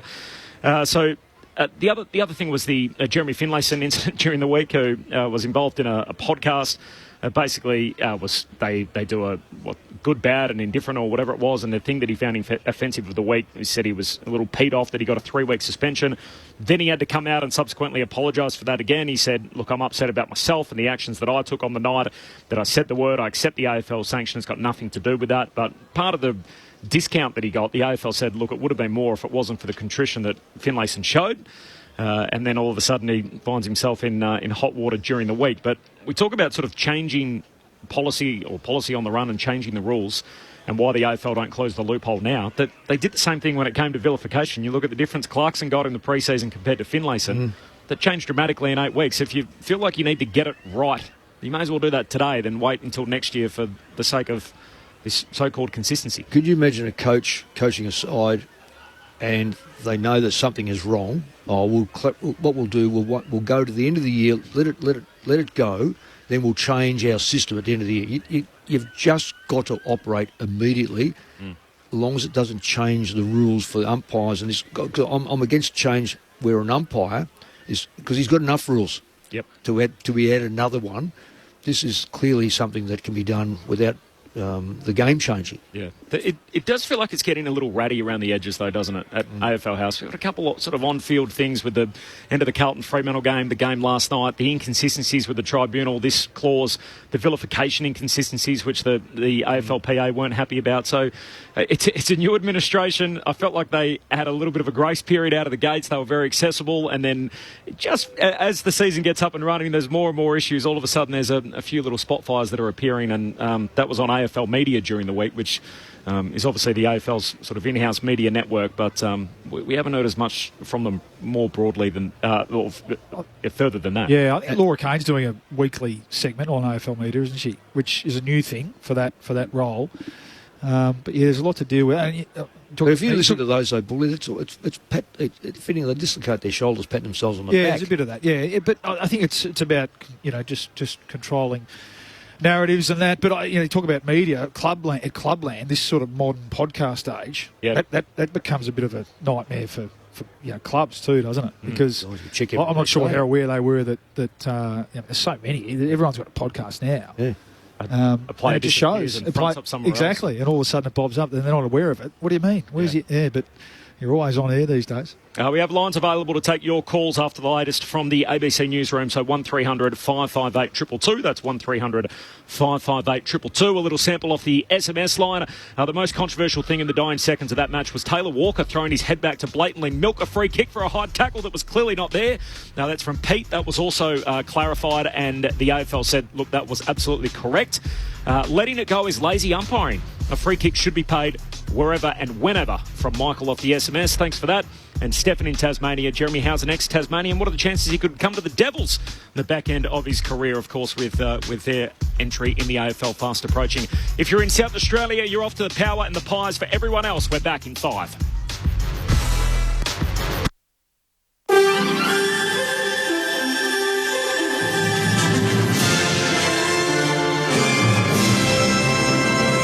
ABC News with Satyam Weinstein. Social media platform X, formerly known as Twitter, claims it's facing large fines if it doesn't take down content related to the stabbing of Sydney Bishop, Mari Emanuel. Political reporter Stephanie Boris has more. The Office of the eSafety Commissioner has asked major social media platforms to stop the resharing and reposting of what it calls Class 1 content depicting recent violence in Sydney. It's defined as promoting, inciting or instructing in matters of crime or violence and is likely to cause offence to a reasonable adult. In a statement, eSafety says it expects platforms to make genuine efforts to protect Australians from harmful content. However, X argues the request threatens free speech and claims it could face a daily fine of $785,000 if it doesn't take the content down. X is vowing to challenge the request. New York officials say they'll review security outside the courthouse where Donald Trump's historic hush money trial is taking place after a man set himself on fire in a nearby park. Shortly after the jury was seated, emergency crews responded to the park where the person threw pamphlets in the air, doused himself in an accelerant and set himself ablaze. Officials say the man, who's in a critical condition and comes from Florida, did not appear to be targeting the former U.S. president or anyone else involved in the trial. New York police Chief Jeffrey Madney says all security measures will be looked at following the incident. We're very concerned. Of course, we're going to review our security protocols. This gentleman did not breach the security protocols. The park was open to the public. But of course, we're going to look at everything, and with the magnitude of what's going on around right here, we'll reassess our security with our federal partners. Iranian officials are downplaying the impact of a suspected Israeli attack on the country, raising hopes tensions between the two nations can be eased. The BBC's Jeremy Bowen reports. If Israel has no more attacks planned, it looks as if both sides have decided to move back from the brink of what might have been an all-out war in the Middle East. That was the fear of President Biden and other Western allies of Israel. China, a key buyer of Iranian oil, didn't want an escalation either. The Russian Foreign Minister, Sergei Lavrov, also an ally of Iran, says he's told the Israelis that Iran is not planning to retaliate for the attack on Isfahan. None of this means that the long-term crisis between Israel and Iran is fixed. It just means that both sides have looked at the potential hazards ahead and decided it was time to stop. Two mayoral candidates in Mexico have been assassinated amid a spike in political violence there. One candidate was killed in the northern border state of Tamaulipas. Another candidate was found dead a day after being reported missing in the southern state of Oaxaca. The June 2nd national elections are shaping up to be the country's most violent on record. Survivors of coercive control are concerned police won't be able to identify and investigate abuse cases when it becomes a criminal offence next year in Queensland. Here's state political reporter Rachel Riga. For more than a decade, Michelle, which isn't her real name, has been subject to coercive control, defined as a pattern of behaviour that can include isolation, intimidation, sexual coercion and cyber stalking. She has fears police will struggle to gather evidence when the abuse becomes a criminal offence next year. Coercive control isn't evidence-based, it's emotion-based. The Queensland Police Service insists it will be prepared for the incoming offence, with specialist training to be rolled out, which will involve police looking at domestic violence through a holistic lens, not just from an incident-based response. Two people are in a critical condition following a fire in inner Sydney city, Brisbane. Emergency services were called to reports of an explosion at Bowen Terrace and New Farm this morning. A man and a woman were taken to Royal Brisbane and Women's Hospital in a critical condition with extensive burns, while another man in his 50s was taken to hospital in a stable condition. A crime scene has been declared. The Gold Coast City Council says millions of litres of sewage could have been leaking into the Albert River catchment every day for several months. A broken sewer main was detected on April the 8th and repaired 4 days later. Council investigations have revealed the leak may have started in January, spewing out an estimated 4 million litres of sewage a day. And golfers Jin Hee Im and Ataya Titikan have both hold a share of the lead after 2 rounds of the LPGA's first major event of the year in Texas. You're up to date with ABC News. Join us to commemorate Anzac Day across the ABC. We honour all who have served in our name. From live coverage of the dawn service and march in your capital city to the services at Gallipoli and Villers-Bretonneux. At the going down of the sun and in the morning. Anzac Day 2024. We will remember them. On ABC Radio, ABC TV and iView, online and on the ABC Listen app. You're listening to AFL Saturday with Corbin Middlemass, Mick Malthouse and Luke Ball on your radio, ABC Sport Digital, and take us with you on the ABC Listen app. Just look for the AFL button. Their effort, their fundamentals, their foundation of their game has to be better than tonight. No, they're not great list-wise. I just don't think they've got a strong list and they're competing to be a top 4, top 6 team. That's Cameron Ling on ABC Sport back on Thursday night. It was a horror show for St Kilda. They lost by 60 points. It was very nearly their biggest loss ever under Ross Lyon at the Saints, falling just a point shy of that due to a late goal for Jack Steele. This is AFL Saturday on ABC Sport. Corbin Middlemass alongside the Premiership player Luke Ball and the coaching icon Mick Malthouse. We are at the MCG ahead of Port Adelaide and Collingwood. I don't think there's a late change. So there were some rumours that there was going to be one, but that's not the case. Pendlebury is playing. Out there, yep. So he's going to play. There's no room for Harvey Harrison, who was the emergency. Reef McInnes is going to start as the sub, and Jed McEntee is going to start as the sub for Port Adelaide. That was a bad night for the Saints. Ross Lyon was pretty quick to explain it away. Third game in 12 days. I think it was mentioned as 11 days in the press conference. Basically gave them a mulligan. And he's quite right in the sense of heavy travel. They played in Adelaide and then Canberra and then back to Melbourne. Short turnaround.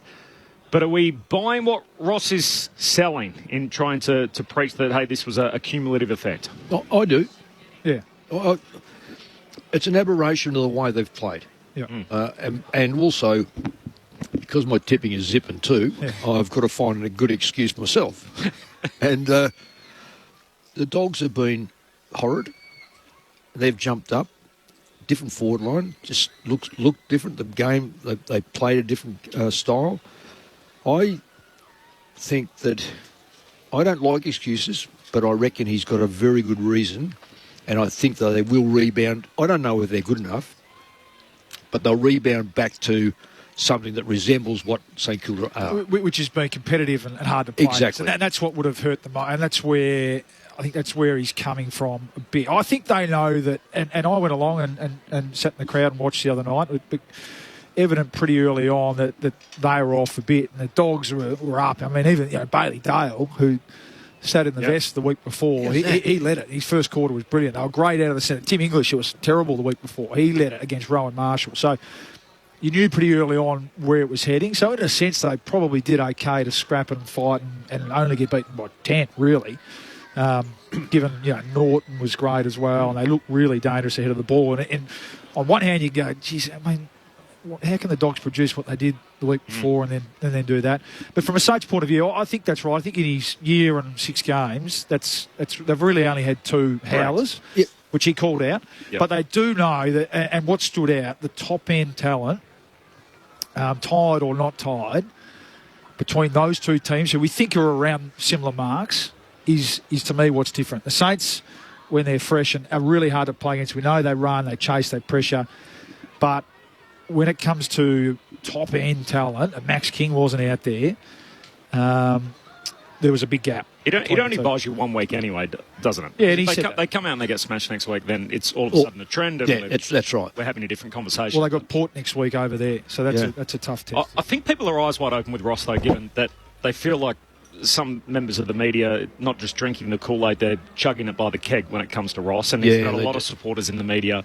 And why is that? Why has he got more lenience than someone else? Because of just missing out on premierships? I think a lot of hardcore footy people that probably want to consider themselves the X's and O's types like to think he's this coaching genius and he does all these amazing things, and so they love that aspect of it. And he obviously spent time in the media in the not-too-distant past, so as you build up friendships. As we all know, you build up friendships and everything else that goes along with it. But they've done an amazing job, St Kilda, at changing the narrative. So they sacked Brett Ratton because they felt like, according to Andrew Bassett, our list was capable of more. And then that was probably their first mistake in saying that is the reason that they sacked him. Really, they sacked him because they rather Ross Lyon. That they looked, and it's a brutal reality of coaching. Yeah. They said, we rather that guy than what we've got.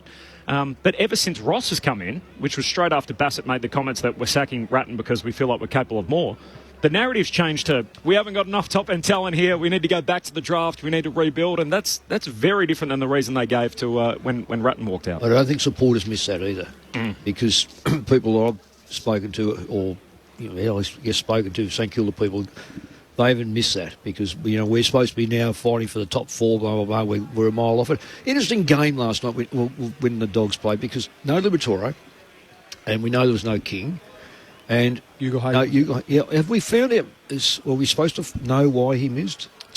He went back home out near Warrnables for a family matter. Right, that's all we've been told. That's all we're told. Yeah. Okay, and you shouldn't dig any deeper than that. Okay, but I'll be interested to see how many times they're going to go to Norton now, because they the player group mindset is, I'm not going to him. It looks the subconscious. I've seen it happen with some key players. They drift away from him. Now, he'll come back in the side when he's ready to come back in the side, so he's too good. But all that, and I've been a critic of Norton because I don't think he gets involved enough, and he gets involved early, he doesn't get involved late, and he doesn't come up the ground far enough. But he was 6 goals against a very, very strong defensive unit. the Saints. They're not massively tall or anything like that, but they do things right.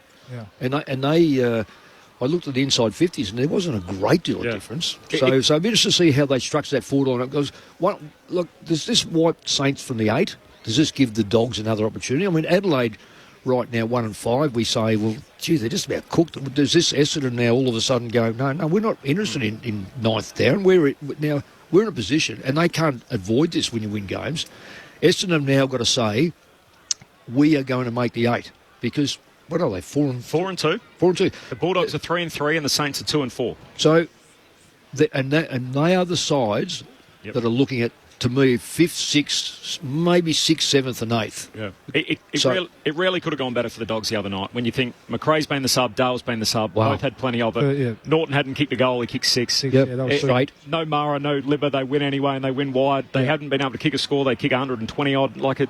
It was basically they got everything out of it that they could have hoped for. And a flat Saints. So it was set up for them. Yeah, in hindsight, Mick, without tipping, I picked the Saints too. It was set up for the Dogs. They have got one too many though. I mean, Lobb came in, did well, played his role. Hugo Hagan obviously comes back. Got to come in. Yeah, and I think they just need to play Darcy. I mean, he's something. Oh, got to play again. Being there live, and to your point on Norton. A lot of his stuff they measure, away from marks, kicks and goals. His chase and tackle and his crashing the pack was super the other night. So they got a problem when Hugo Hagan comes back in. They got one tall too many. We have lines available. 1300 558 222 is the talkback number. So 1300 558 222. Corbin Middlemass alongside Luke Ball and Mick Moldhouse. This is AFL Saturday on ABC Sport. There's no late change for the first game of the day. On the Saturday slate, it is Collingwood and Port Adelaide. No late change. McInnes, the sub for Collingwood, and McEntee is the sub for Port Adelaide.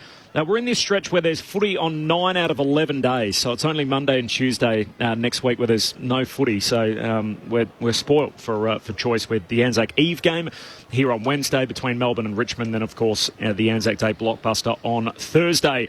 It is now time, though, on ABC Sport here on AFL Saturday for Cool Hand, Luke. On AFL Saturday. What we've got here is the champion bloke. Failure to communicate. This is Cool Hand Luke. Spend a minute, Nick. I just want to spend a minute on. I tossed up whether to say the T word, tanking, but it's been back. It's been back in the press this week. Let's call it strategic planning. And I'm going to go against just try and hose down a little bit, which is the nature of the segment, of course. Hose down a little bit. Some of the narrative this week off the back of Harley Reid, the number one picks, his performance last weekend, which was very much eye-catching. We went down and did the North Melbourne Geelong game down in Geelong, and it was a pretty ordinary performance by North, and that sort of shone a light, I guess, on North's decision last year not to manage their team in that last game of the year, which led them to finishing second last and not getting the number one pick, and they end up with Colby McKercher, who, and I'll start there because I feel like this kid's going to be a star, and you go back and you can you have short memories at times here. You go back into the under-18s last year, and okay, Reed's was the number one prospect from very early on, but this kid McKercher came really, and there was a lot of judges, let's call them recruiters, saying that that it could be a toss of the coin, that this kid McKercher could be the number one pick. So I just wanted to put the two performances side by side, both last Sunday, North's performance, and we were very critical after the game, but driving home, I had a bit more of a think about it and actually bumped into a coach at North Melbourne this week. And we're asking, George Wardlaw, 14 games, McKercher in his first year, Harry Sheasel, second year, and one or two, and Powell, second or third year as well, to stand up and play like men against, Geelong. Big, strong men. Harley Reid's popped over the last couple of weeks, and look, I agree with everyone. He's going to be a star, and I love, but he's popped over the last couple of weeks off the back of the improvement of Yeo, Duggan, and Tim Kelly. And you think about that midfield group compared to the North midfield group. Again, I'm not downplaying the performance of Reid individually, but it makes a big difference, Mick. And I remember being a skinny 17, 18-year-old midfielder myself, high draft pick. If you don't have, and I had Robert Harvey, Andrew Thompson, Stephen Powell, if you don't have those players around you, which the North players don't at the moment, you're vulnerable. You can get exposed really quickly. And I think that's what's happening a little bit with North. I'm not saying that we don't hold them to a high account, but that's what's happening at North quickly, and I just think we need to just be a little bit careful how we're judging these players up against their peers over the last couple of years. And I guess, the link to North have made up a massive blue by winning that game last year. Well, I see that point of view. Yeah. Well, but they could have managed, and they could have taken Larky out, who kicked 7 goals. They could have found a way to lose it. So and maybe history will say that they should have. Yep. I'm just But it's tanking, though, Bawley, taking Larky out. Well, I've heard the word now from a couple of people who are in the boxes next door to us. Yep. And they'd be the first to jump on someone who, look at this side, you can see they're tanking, they're pulling this player. Their suggestion was North shouldn't have won. Well, the only way North shouldn't have won was to do what you just said. Take Larky out and do this. That is manipulation of a game of football. And Nick Larky wanted to kick. He wanted to finish the year off well. He wanted to make All-Australian. Disgraceful suggestion. Yeah. Disgrace. They should have a close look at themselves and ask themselves, are they advocating tanking? Oh, no, we're not. Well, yes, you are. Because the moment you manipulate a game, you've tanked the game. Should their list management be looked at then? Given where Ross Lyon calls them the bull elephants. They don't have enough bull elephants to teach their younger elephants how to go about it. Senior players? Cope in the wild. Yeah, why? So, they've got a lot of kids and they've got a lot of top-end talent, but you risk the mismanagement of their development if you don't have... You throw them to the wolves too early. Enough sort of, stable ponies around them. Yeah. You've got to live with that. See, I'm the other way. I've coached against coaches and I've met them privately, at functions and whatever the case may be. This is my coaching days. Yep. And, you draft these kids. I couldn't stand having kids. I've got to go... It's because some coaches just don't want kids. They want to be automatically in ninth spot to build up into the 8. I'm quite happy. I was always quite happy to go... If it means bringing in first year at Collingwood, Josh Fraser, Ben Johnson, Reece Shaw, etc., and those etceteras didn't make it. But 3 or 4 of them did make it. Yeah. So I'll go. One was Reid, Brown, Goldsack, McCaffer, Clark, Brad Dick. Yeah. And you love it. Now I know they were supplemented by senior players. My point is, no. Clement behind the ball. You had Burns in the middle. I'm of the hearing ground. what you're saying, though, Bawley, but I'm saying that hasn't always been the case with my sides. Yep. I believe that if you're going to have... This is a guarantee you can't get, unfortunately, is by a board that is prepared to look at you and go, so we're going to be down the bottom for the next 1 or 2 years. They all nod and wink, but the moment you start losing games, they go, I don't know if I can handle this pressure from the media. So if you get a guarantee there, you can have a wonderful side come through. And I reckon Hawthorn a few years ago, under Clarkson, he was under massive pressure, but he had that young group coming through. Now, a lot of it was because Gold Coast and GWS couldn't get early picks. But they built that side up, and nothing's better than having your own side come through and win, having a crack at the grand final. Andrew Dillon was asked about the teams down the bottom during the week on AFL Media and whether the cycle is working to get them back up to the top, and obviously North Melbourne and Hawthorn fall in that bracket. If a club decides we're going to go completely back to the draft and that's how we're going to rebuild, well, I think once you make that decision, then it is you're locking yourself in for a period where it's going to be harder to be competitive, particularly if you get injuries. I think one of the most important things, and you have a look at it even just from the weekend just gone, it's actually having your best players on the park is the first thing for competitive balance. We would prefer, what we want is a competitive balance competition when you're looking at it longitudinally over years, but even within seasons, we want our supporters every weekend going to the footy hoping that you're a chance to win. Very quickly, because we've got a couple of calls to get to here on AFL Saturday on ABC Sport. Can North beat Hawthorn tomorrow? I know some people are tipping the Roos. They can. That's more of a reflection on how poor Hawthorn are going. No, I think Hawthorn, and they were terrible, so they should respond. And we saw the mouth guards out this week, and I expect them to. I just think they're too young, the North at the moment. And you think about the players they brought in, they're not... So it was in that middle bracket. It was Fisher from Carlton, who, nice player, but we know he's not a real sort of core player yet. Dylan Stephens, same, outside on the wing. And then they get a few injuries. There's just a tipping point. And then they lose Mackay, who they couldn't hang on to. North or Hawthorn, who wins, Mick? Hawthorn for me. I might have gone Hawthorn. Now, Corby, as the media, from looking in, and you're very much in, and Bawley, you're a former player and you probably know these places. I keep hearing Clarkson and Mitchell just cannot even look at each other. Is that the fact? So, is that a fact or not? Yeah. I'm glad you brought this up. So you're the perfect person to speak to about it. I will get to Lyle and Steve in just a moment on the talkback line, which is 1300 558 222. When you coached against Nathan Buckley, every single promo on television, billboard, whatever it was Mick versus Bucks. Yeah. And here we go, let's see. And it was Carlton Collingwood anyway, but I think it was on a Friday night, it was spotlighted. This appears to be so bitter, whether it's the two of them or whether it's Clarkson and Hawthorn, given the Human Rights Commission and everything else, that when they played this match against each other for the first time last year, it was like Saturday afternoon in Hobart or something. It was buried away. This is Sunday, sort of off Broadway.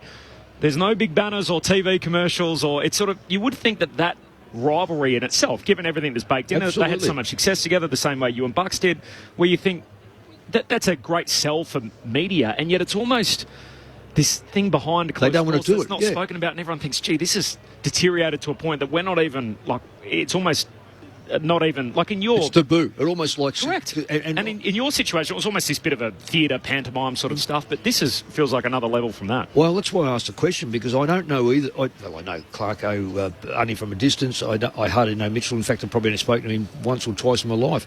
So I don't know, but my thought process looking at the media saying, oh, they don't like each other. So I'm bemused that there hasn't been a bigger play on this. Yes, one of these sides will be on the bottom, winless tomorrow night. Tomorrow night. Yes. But is it going to be because of their talent, or is it going to be because it's going to be just... Are the sides going to go at each other because of the coaches going at each other? That's the thing I want. I'm doing that game tomorrow. I must admit I have a certain macabre fascination about it. I can't wait just for tomorrow night at Docklands. Lyle in Hobart is the next of our callers, been waiting patiently online. G'day, Lyle. How you going? We're well, thank you. That's good. I just want to talk about legend status. Oh, yeah. Yes. Dunstan got it during the week, right? What do you have to do to get legend status? Well, a pretty good player, I would imagine. It's a good question. Kick a lot of goals and criteria. Yeah, you're spot on, mate, to ask that question. And I'm just going to ask this question, Corby. I'm going to keep throwing to you. It's at the discretion of the Hall of Fame panel. Yeah. But why are we knowing now and not in June, so it becomes a great surprise? And I would have loved to have gone. I know I'm going to go. Which it always has been. It's always been a surprise on the night. Okay, so why has it been released? It's a great question. Is it because he's in the media and we see him everywhere? So back to, was it Roy? It was Lyle. Lyle, sorry. I think there's clearly an on-field component to it. I mean, I grew up a Hawthorn supporter, number 9 in my back. So, and I think he's potentially underrated still as a player. Mick, you coached against him for years. Great player. He was an unbelievable player. Hands. First player, quickest player to kick 1,000 goals. Hands amazing, goal kicking amazing, but also his I think he was the first of the big forwards. His defensive work, his chasing, his tackling. He had a coach called Alan Jeans. That would have made him think very seriously about his defence, I would have thought. Yeah, that's right. Yeah, unbelievable. I know Jeansy. But clearly now he's in the media and he's on the bounce a bit, and we see him in that mould. He actually had a massive impact on. From a footy administration point of view as well too, didn't he? Particularly at the Hawthorn Footy Club. I mean, he really, you could say, masterminded that stretch of. It insisted that they got Clarkson Alistair came Clarkson in, instead of a more senior coach. That's right. Yeah, so it's a good question though. Yeah, and the question follow up is why? Why now? So, because I remember the last couple of legends that went in, people were saying Dunstall's name at the time, saying, "Look, when's he going to go in?" He becomes just the 32nd in the history of the game. We'll say it every single year, Mick. I know you understand as someone who spent a whole lot of time in WA. They need to just have a gala night at Perth Stadium and at Adelaide Oval, go back through the waffle and the SANFL, put all the old boys in that need to go in, do it on one night, get it up to date, and then go from here. But it just sort of feels like every year we sort of drip feed a few from the old... There are so many players in the WAFL and the SANFL. It would be the same in Tassie and in other leagues around the country. It is the Australian Football Hall of Fame, not the VFL AFL Hall of Fame. And just get it up to date and then start from that point. I think that's something they could do in the short term. Steve in Tasmania is the last of our callers. G'day, Steve. G'day, boys. How are you? Good, Steve. I just want to know what your opinion is from a person sitting at home who didn't really care who won the game. What Draper did as he walked off the ground wasn't a good look. Like, he looked like he was laughing and joking and staging how he fell on the ball. Like, it just didn't look good from a spectator point of view, if you're impartial.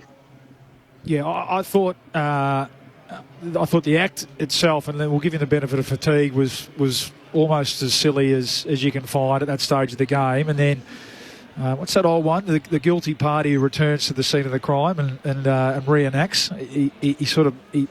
I don't know whether he was... Knowing Sam, he's a terrific player. I don't know whether he was mocking the crowd or anything like that. I think maybe, in the sort of the emotion of the game, he was talking to a teammate about what had happened, and maybe I've got away with one here, because he's such a big bloke, the camera's caught it. So I'll give him the benefit. I don't think he was mocking the crowd or anything like that, but it was a bit. Yeah. I agree with you. I genuinely think he didn't know the rule, though. So maybe he didn't. The way that he sort of flopped on the footy and then threw his arms out, and that was the rule 5-6 years ago. It's like, mate, if you're on top of the footy, it is incumbent on you. He knows the rule to knock the ball out. You can't just throw your arms up. He made no effort either, did he? He was exhausted, you could tell, and he was like, I just need to squash this footy, it can't get out.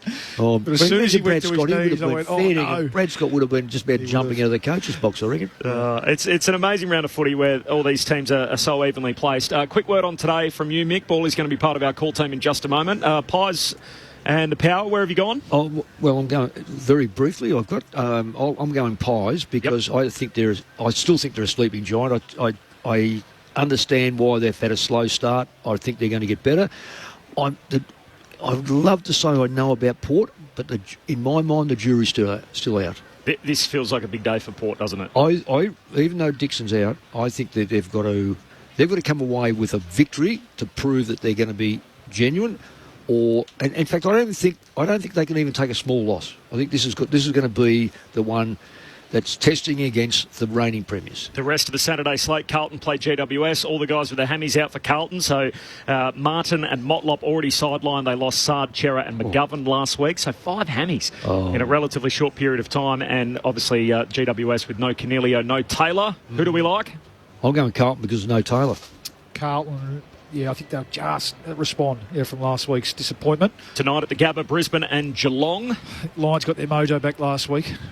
Yeah, I don't. Close one. The Cats haven't been tested this year. This is a great test for them. If they hold up their genuine 8, I'm going to go Brisbane. Charlie Cameron's playing too, isn't he? Well, apparently. He definitely is. He getting cleared during the week. And the Derby.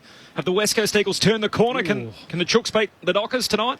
I'm going for the Eagles. Ooh. Because I'm in no tipping contest, and no one. I'm in a family one, and it doesn't really matter because I'm 10th of 10. So I'm going to stick with my Eagles. Yep. Dockers need to win. They've lost 2 close ones in a row. That's Should have exactly at least won right. one of them. So I think they'll shut it down and scrape out a win. We did the Eagles 2 weeks ago. If they play like that and they did last week, their midfield, they're going to be a handful for a lot of teams. Too right, though. With, you mentioned Yo and Kelly back up and about, and obviously Harley Reid.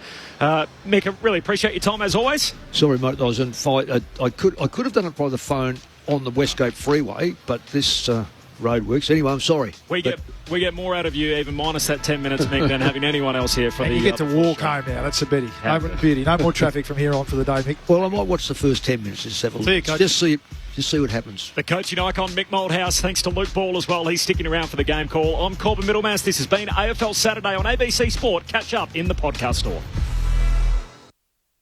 Time for the family road trip. 98. The big prawn. Yes. 99. The big mosquito. It's a real one. And 100. Easy. The big Listen app. Of course. The ABC Listen app has a big array of road trip ready podcasts, radio, audiobooks, music and sport. Something for everyone. I guess it has to be big to fit in all those podcasts. For a big selection of audio entertainment. Really, Dad? Listen big. Download the free ABC Listen app today. ABC Sport. We begin this broadcast by acknowledging the traditional custodians of the land on which this match will be played today and pay our respects to their elders past, present and emerging. We extend that respect to Aboriginal and Torres Strait Islander peoples listening. And the moment of truth has arrived. If you think you have anything other than a split second in this game right now, you're kidding yourself. It's all to play for. Every single bloke has stood up. They are leaving nothing out there. I wouldn't want to be anywhere else on earth. Welcome to ABC Sports coverage of the 2024 AFL Premiership season. From 55, side-bottom, launches, goal! The Crows Magpies are on top of the AFL world. They win a spellbinding game of footy. Collingwood are premiers. This is ABC ABC Sport. The umpire holds the footy up. You want your very best players having the ball in the moments that matter. Take your moment. This is that moment. Something's in the air. Listen to the roar. Feel a different energy. The pressure's certainly gone up. Feel it on your skin. Punches the air with the right hand. Feel the electricity. That's why we love football. Brilliant to watch. Stand by. The arms are outstretched as he pumps his chest out. Fill your lungs, fill your lungs. Are you ready for it? Wherever you are, do not move. We're going the full journey. 'Cause here it comes, here it comes. This is the 2024 AFL Premiership season. From outside 50, goes bang with everything he's got. Former bad boy looking to redeem himself with kicks like that. Something big is coming, something big is coming. One step nonchalant banana finish. Wow. Charlie Cameron snaps, goals. Something big is coming. Hey Siri, play John Denver. AFL. From deep in the pocket. Oh, that is amazing. Fill your lungs, are you ready for it? This guy wants it at home on the biggest stage. And Gordon can finish from 35. Oh, Errol. It's there. Superb finish. What a hanger. He joins the party. Whacks through the goal. Oh, what a moment. Brilliant, wasn't it? There's nothing this man can't do. Rioli with some magic. The check side finish.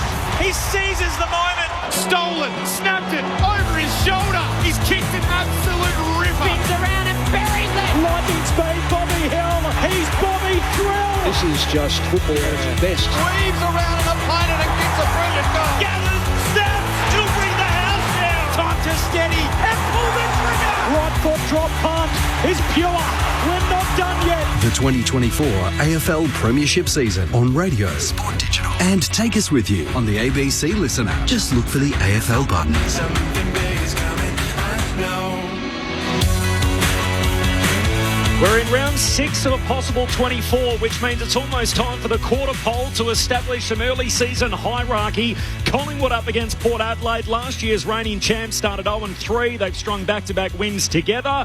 They play Port Adelaide at the MCG today, and despite the Power being 4-1, can they claim a genuine contender? And the defending champs certainly fit that billing this afternoon at the MCG to give them a statement win in season 2024. Saturday afternoon footy on ABC Sport. My name's Corbin Middlemass. Ben Cameron's here to call the footy with me. There is no late change. The two subs, Reef McInnes and Jed McEntee. Ben, good afternoon to you. Corb, it's great to be here. I know you love your boxing. If you want to be the man, you've got to beat the man. And round 2 last year, Collingwood really launched their premiership attack with a massive win over Port Adelaide at the MCG on a Saturday afternoon. But I am looking forward to seeing the new triumvirate of Butters, Rosie and Jason Horne-Francis in the middle. And let's not forget Willem Drew, who's so important to them too, Corb. They had 2 meetings last year. Collingwood won the first by 71 points on this ground.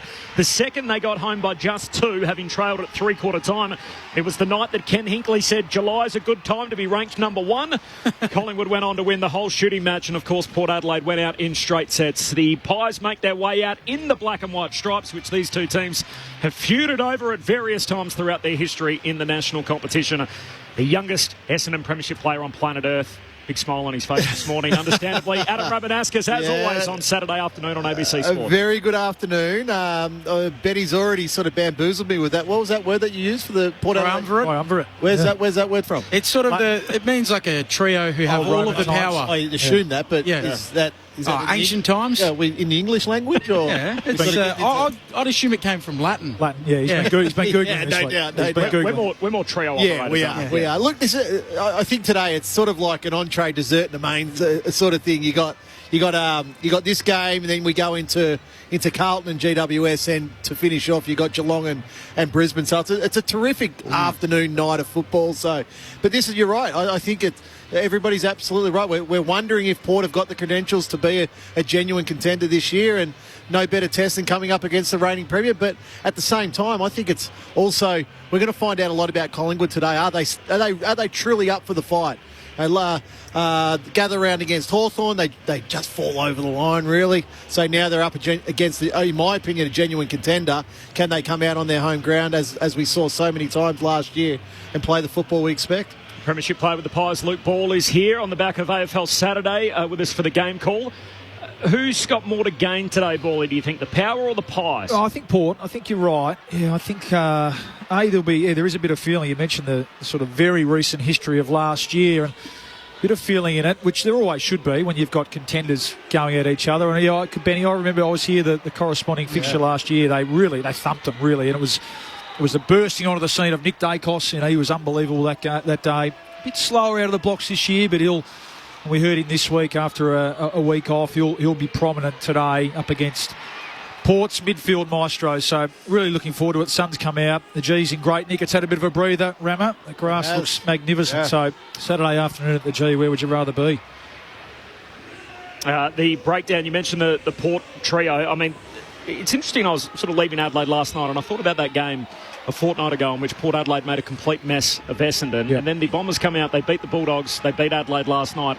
And it almost made me think differently about that night. And as much as I sort of walked away thinking, gee, that was ordinary from the Bombers, Port are going to do that to a lot of teams this year. And the way their midfield were able to hop all over Essendon, that they're overwhelming when they're able to do that. Yeah, I think they are. And I think, and I'm glad you threw in Willem Drew, Benny, because, often the plaudits go to the offensive, the game breakers, which, as they should, and both. Actually, they had a down week last week, didn't they? But in the last quarter against a really good midfield in Fremantle, Rammer, the guns came to the fore. And it was a mixture of attack and defence. They shut down Freo when they needed to, when Freo needed to score. And then they took their moment when they needed to as well. Horn Francis kicking the winning, or the go-ahead goal, and Rosie was involved in that passage of play as well. So from a Collingwood point of view, but Drew, back to Drew, yeah, you're right. And that midfield trio, the real trio, the number one scoring team in the competition from centre bounce, Butters, Rosie and Drew. And I think it's Drew's ability to put the clamps on the opposition's best midfielder, which you feel like you'll get the Goey/Nick Dacos when he's in the middle today. That's, to me, I think the best, most balanced midfield group. And I think Soldo going in has really helped them as well. I've got my eye on Ollie Wines today. I'm still not 100% sure how they're using him. Now, I think clearly Rosie and Butters and Willem Drew have gone past Wines in terms of attendance at centre bounce and the like. So how they use him, what role they use him, is he going to play more as a defensive midfielder, that centre-back midfielder, so he gives coverage then to Rosie and Butters and the like and Horn Francis when they push forward. So, he's not a natural winger. There's no way Noni can just run up and down a wing and play that certain role. So, Ollie Wines is a great player. He's a Brownlow medalist. Yeah. So let's not forget about all that. So, it's like, how does Ken Hinkley use it? But I don't have an answer. I'm sitting here going, I don't know. It's amazing to think that we're talking about a 29-year-old Brownlow medalist from a couple of years ago. So I think last year he looked a bit underdone, or a bit injury, or sort of hobbled a little bit. I think he's back to covering the ground a lot better. So I think that's a real positive. And in a sense, I mean, at the pointy end, you need 6 or 7. You need a B team, don't you? You need. Correct. You need when the guns are out of the middle of the ground, you need to be able to replace them and not fall away too much. And to me, that's the question mark over Collingwood. I'm looking down now. Jack Crisp doing a lot of warm-ups in the centre bounce. To me, he's had a really slow start to the season. He was almost out of the team a few weeks ago before the bye. He needs to play a big role today because from a leg speed point of view, I mean, Rosie, Butters, the twinkle toes, and Horn Francis in there. Collingwood potentially look a little bit one pace with Mitchell and Pendlebury going through the middle of the ground. I remember Mick Malthouse's quote after the Collingwood-Hawthorn game where he said, look, the coach that leaves here most disappointed tonight will be Sam Mitchell, but the coach with the more concerns going forward is Craig McRae. So that was after Collingwood... They've stopped scoring out of their back half runner, so I think they're averaging only 12 points per game. That's well down on last year, and they've had, as is for a stat, 219 opportunities to move the ball from their back 50 into the forward 50 and kick a goal. They've done that only 9 times, which is well down on what they did previously. What is the way you look at it, Ram, and you pull the game apart as well as anyone? What do you see Collingwood's major concern with early in the new season? Oh, ball movement, no doubt. Yeah, look, that's very simple, but it's also defending ball movement as well the other way. So that's a big one. They've had real trouble with that. Now, you talk about last year and how they were able to score from the back half. Well, the first half of the year, Nick Dacos played in the back half of the ground. So a lot of those scores were generated by him. He goes up into the midfield now permanently, and you don't replace that. It's really hard to replace that that creativity, I think, from half-back balling. Yeah, and they go hand in hand. Your point's spot on. They haven't been able to defend the turnover, and so they're turning the ball over, and then they're not able to defend it. And part of it last year was okay, and everyone turns the ball over, no doubt about that. But their ability to commit numbers to that contest there and win it back, and then that's when the game's a lot more open, and that's when you're able to transition the ball and catch the opposition team out a lot more. Dacos' point's a good one. His ability, you picture him last year piercing 45 kicks inside through the middle of the ground. That's gone out of it a bit this year. They're attacking a lot more boundary rather than corridor. I mean, teams no doubt are onto them and are defending corridor better, but they're going wider and they're getting held up and getting the ball turned over, on the wing and across that sort of half-back line. And their inability to score. And look, Nathan Murphy's gone out. He's clearly a big part of that as well, and it's exposed a little bit more. That's something that Collingwood supporters will certainly hope they addressed over the bye period. Very quickly, you guys both had great premiership defences, made it all the way to a grand final and fell short in 2001 and 2011 respectively. Interestingly, Collingwood only have 3 different faces, so they've got 20 premiership players. The 3 different faces, Reef McInnes is the sub, Lockie Schultz and John Noble, who agonisingly missed out of the final series having played the previous 83 games. Murphy's now retired, Ginnivan's at Hawthorn and Markov isn't in the team.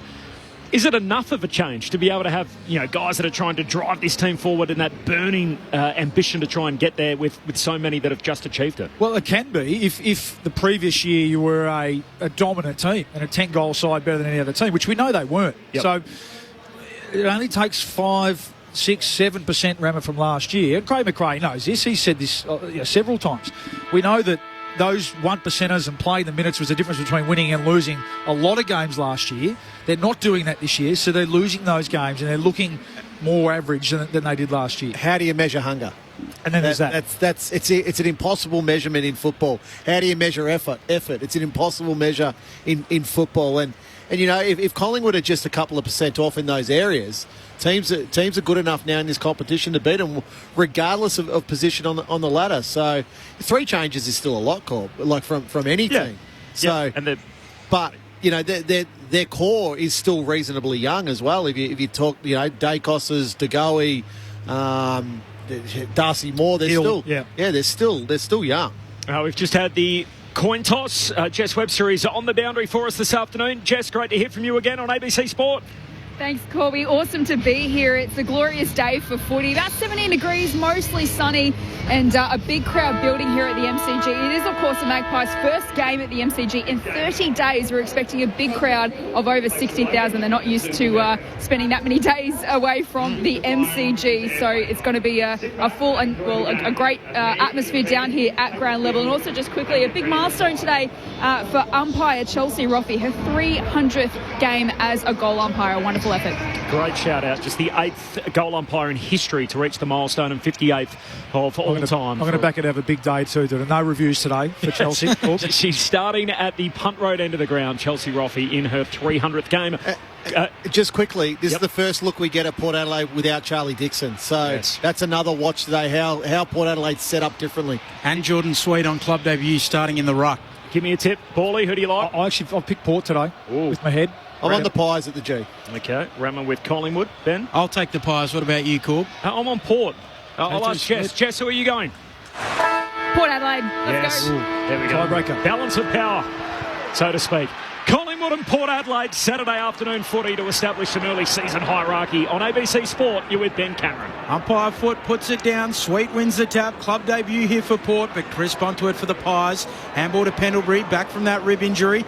Handball into space, picked up by DeGoey. Gives it to Crisp again. Kicks towards half forward. Elliott comes up. Aaliyah able to slap it away. McCreary at half forward. Tries to pick it up, and Jones gets a handball away. Onto it quickly, Butters. Stealing it, Pendlebury. Gives it back to Cameron. Kick inside 50. Leaping for it, Meyer. Check, no mark. Falls down to Elliott. Hand pass picked off. Houston. Kick smothered. Spits away towards Josh Dacos. 52 metres out. Left half forward. Kicks to the top of the goal square. Well, hand on it from Farrell. No mark. Spills to Josh Dacos. Hand pass back into dispute. Houston crunch. Cox picks up the loose ball. Scrappy footy. Lipinski. Hand pass out the side bottom. Shoots goalward but misses. Out to the right, and Chelsea Roffey involved immediately behind. First score of the game to the Collingwood vet. The Pies one behind. Port Adelaide yet to score after a minute. Just on Scotty Pendlebury, a couple of early touches. He needs 22 disposals today to be the first player in VFL AFL history to record 10,000. Okay. Wow. 10,000 watch. We're on. With the kick in, Farrell lambles to the pocket and goes long up towards the wing. In front, Rioli can't take the mark. Butters roves the pack. Handball away to Soldo. Port on the wing. Handball to Bergman. A little bereft initially. He'll come infield with the kick. It's a good one onto the chest of Zerk Thatcher, who tries to get it out towards Burgoyne. It's chopped off there by Myercheck. Burgoyne will go back and pick it up for Port on the logo. Hand pass to Horn Francis. Feeds it further forward to Drew. Measures his kick to Burn Jones, who marks right on the 50-metre arc. He comes wide and Butters catches it a little closer to home. He thought about playing on and now he's going to go back and take his kick. Kick from right on 50, right half forward, slightly worse than a 45-degree angle. Yeah, but again, that's what we spoke about prior to the game. Just Port's ball movement there, just able those little uncontested marks when you're forward to centre. That shouldn't happen. It shouldn't happen. You need to be close enough to your opponent where you can get in there and affect the spoil. Game 99 for Zach Butters. Is that all? Wow. What a player he is already. A hell of a 2023 campaign, and started the year hot as well as he kicks here. He's dropped punt across the goal face. They all compete on the behind line. No mark. Burn Jones chucks his boot at it. Hits the base of the goal post and a behind. One each through the opening 2.5 minutes. Saturday afternoon footy on ABC Sport. There's no late change coming in. Reef McInnes and Jed McEntee to subs. Nick Dacos has started at half-back. Burn Jones, it's funny to say, has the matchup as a small half-forward. So Moore with the kick in. Black headband on today. Overshoots Myercheck and also Zerk Thatcher. There's a whistle though. Free kick going to the former Don. Now Port player. High half forward here. Brandon Zerk Thatcher. He looks inside attacking 50. Sets it up towards full forward. Getting back Darcy Cameron. Good defensive mark at fullback for the Pies. One behind a piece. Saturday Arvo footy on ABC Sport. A hand pass away to Nick Dacos. Goes short to De Goey, hands it back to Nick, who kicks off the back flank down the wing. Zerk Thatcher intercepts, takes the mark, lays it off immediately to Butters, retreats by hand back to Zerk Thatcher, hand pass to Burton, trying to weave through traffic, kicks it over Sweet's head, loose footy, Lipinski trying to knock it on, Sweet goes back in, collects it for Port, hand pass a turnover, De Goey, hand pass back to Cameron, ugly kick, got it away to Nick Dacos, tackled by another young champion, Horn Francis. Pack forms over the top of the pair and we'll have a ball up, centre half forward for Port Adelaide, kicking to the city end of the opening term. Saturday afternoon footy on ABC Sport. Corbin Middlemass, Ben Cameron, Luke Ball, Adam Ramanauskas and Jess Webster. Scores level after 4 minutes. Sweet with the tap, but getting onto it side bottom for Collingwood. Handball away towards Noble, quickly wrapped up. A ball up, 45 out from the attacking goal for Port. A red footy goes back in the air. Sweet and Cameron. Cameron reaches around to tap it down. Noble wins the footy. Handball to Nick Dacos. Handball to brother Josh. Handball to Frampton. Kick chopped off. Chase Burgoyne gives it to Butters. Pokes it to the pocket. And Burn Jones. He marks 20 out. Tight in the right forward pocket for Port. Good pressure. Forward pressure.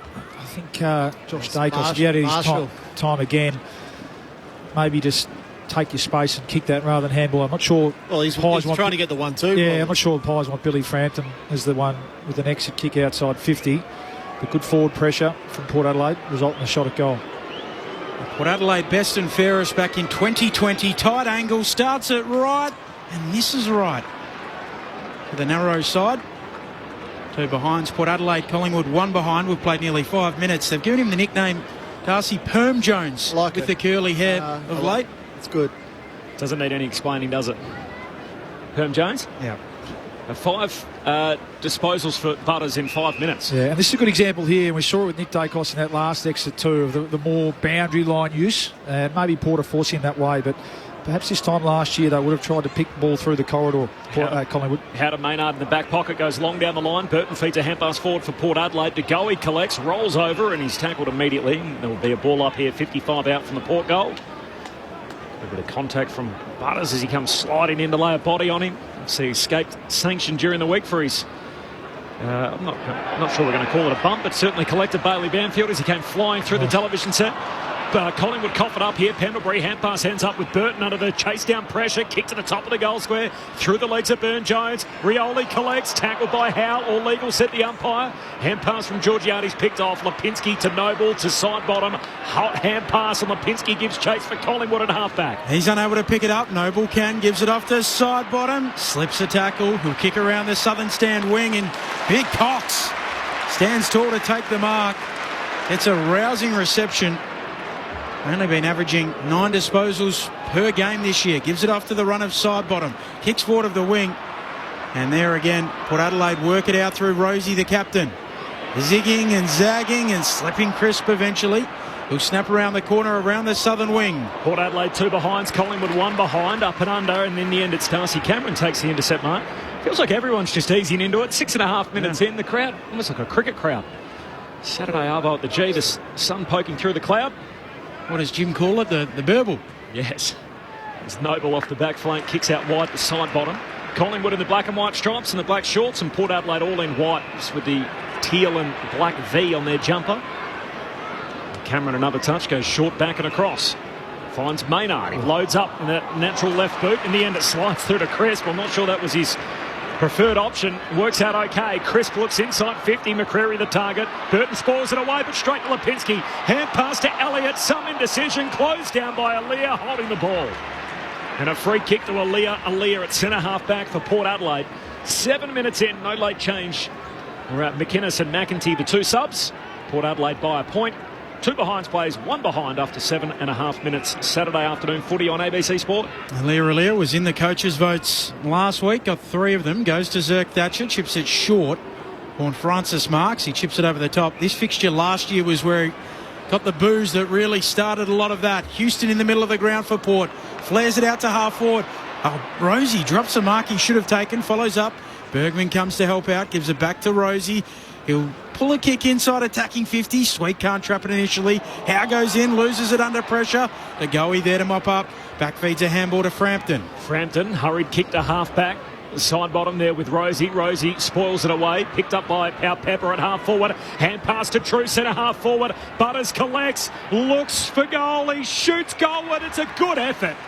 Trying to touch it on the line. The goal umpire's comfortable to say that's full points. And Zach Butters has kicked the first of the day. The little champ for Port Adelaide. It comes 8 minutes in. The power 1-2-8. Collingwood 1 behind. Port Adelaide by 7. Saturday afternoon footy on ABC Sport. Adam Ramanaskas and Luke Ball. He's off to a flyer, isn't he? Yeah, the little champ. He looks to the boundary to come off for a rest, but gets turned away. But 7 possessions and a goal, and 3 scoring goals. He's been involved in every one of their scores. So his good form continues, Raman, doesn't it? It's really interesting, Bally, because Collingwood don't play with a stopper type of player. Now, if you're going to allow Butters, Rosie, etc., to run around today, geez, it's going to be a lot. He's had 7 possessions and a goal in the first 9 minutes of this game, Butters. So you got to put some work into guys like that. There's got to be a red flag that comes up in the coach's box and said, well, Zach Butters is dominating here. Haven't lost a first term this year. Port Adelaide to go in the middle. Toe poking it on. Now following up. Fresh airy. Coming through Jones for Port Adelaide. He's able to gather it. Loses it. Nick Dacos picks it up. Handball to brother Josh. Clever little tap from DeGoey onto Lipinski. Kicks to full forward. Aaliyah breaks it up. Brings it down to ground level. Now picking it up quickly. Myercheck. He's tackled. Taken to ground and a ball up to come.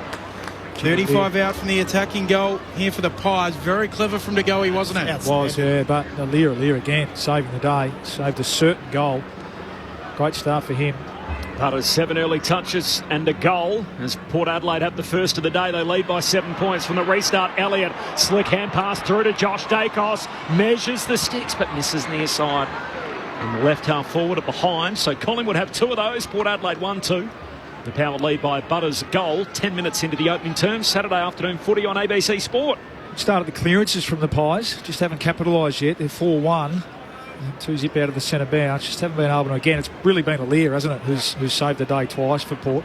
So Houston with the kick in. Hoists it as long as he can. Launching Georgiades. Good mark. Loses it at the end, but the umpires paid it. Good to see him back. 3rd game back from an ACL injury. Yeah, he gets a big opportunity today, doesn't he, without Charlie Dixon. Kicks around the members' wings. Sweet will take it. Port Adelaide just forward of the logo. Now standing the mark. Former Bulldog, Adelaide native, kicks inside 50 and Power Pepper's all alone. He bobs up to mark 45 out, 30-degree angle to the right. Sorry, Benny, this is really ordinary by Collingwood to start. You know, a couple of occasions now forward to centre Port have been able to win the football and then just hit targets because Collingwood, as towards their direct opponent, are simply too far away. Yeah. So it's not through great play of Port Adelaide, Bally. It's a real lack of care and system. So they talk about being a system defence at the moment. The system's breaking down. Now we know that pressure on the footy helps that, and there's been none to this point, but been way too easy in the first 10 minutes of this game. Creating a heap of chances, Port Adelaide, and Power Peppers taking them. The first two majors of the afternoon. They're 2-2-14. Collingwood, 2 behinds. We've played 11 and a half minutes in the opening term. Saturday Arvo footy on ABC Sport. And they're not just peppering at the moment, Port Adelaide, they're power peppering. Oh, nice, Benny, nice. Well, inside 50s, what is that, 7-5 in Port Adelaide's favour, but it's probably the ease that Port Adelaide, one, are able to mark that sort of 90 metres out, and it's the next kick. It's sort of that 50 to 35 metres out for goal where Collingwood are simply sitting too far off their opponent. At the moment, Port Adelaide simply playing in front as a forward group, and the Collingwood defenders are guarding grass. Like, you look at them now, they're pointing at each other, you know, trying to get matchups correct. So a little bit all at sea, the Pies, to start this game. Adam Ramanauskas, Luke Ball, alongside myself, Corbin Middlemass, Ben Cameron and Jess Webster on the boundary. Saturday Arvo footy on ABC Sport. Port Adelaide again, first hands on the footy in the middle. Hand pass ended up with Rosie, tackled, lost it. Luke. Lockie Jones, his hand pass picked off in the tackle from Crisp. Out to Pendlebury, long kick forward into space in the right forward pocket. Aaliyah, the first one there, closed down by the chaser Bobby Hill. Ball slips out of bounds. Did it come off the boot? The umpire says yes. Well, I think he's called insufficient intent there. Right. So it's going against Port Adelaide. Well, he was right there, the umpire. And I thought he disguised it pretty well, Aaliyah. No, the umpire, insufficient intent. He's called on Aaliyah. Bobby Hill's had the peroxide rinse through his hair, so he's ready to take the kick, and he's going to snap across the body as he hooks the kick goal. It hasn't got all of it. Hoskin Elliott marks on the behind line. It fell short, didn't connect at all off the left peg, and in the end, Hoskin Elliott leaping up as his go and marks a metre out from the goal line on a tight angle. The man on the mark standing alongside the behind post. Collingwood's first. He moves around, left peg, puts it through. Collingwood are on the board.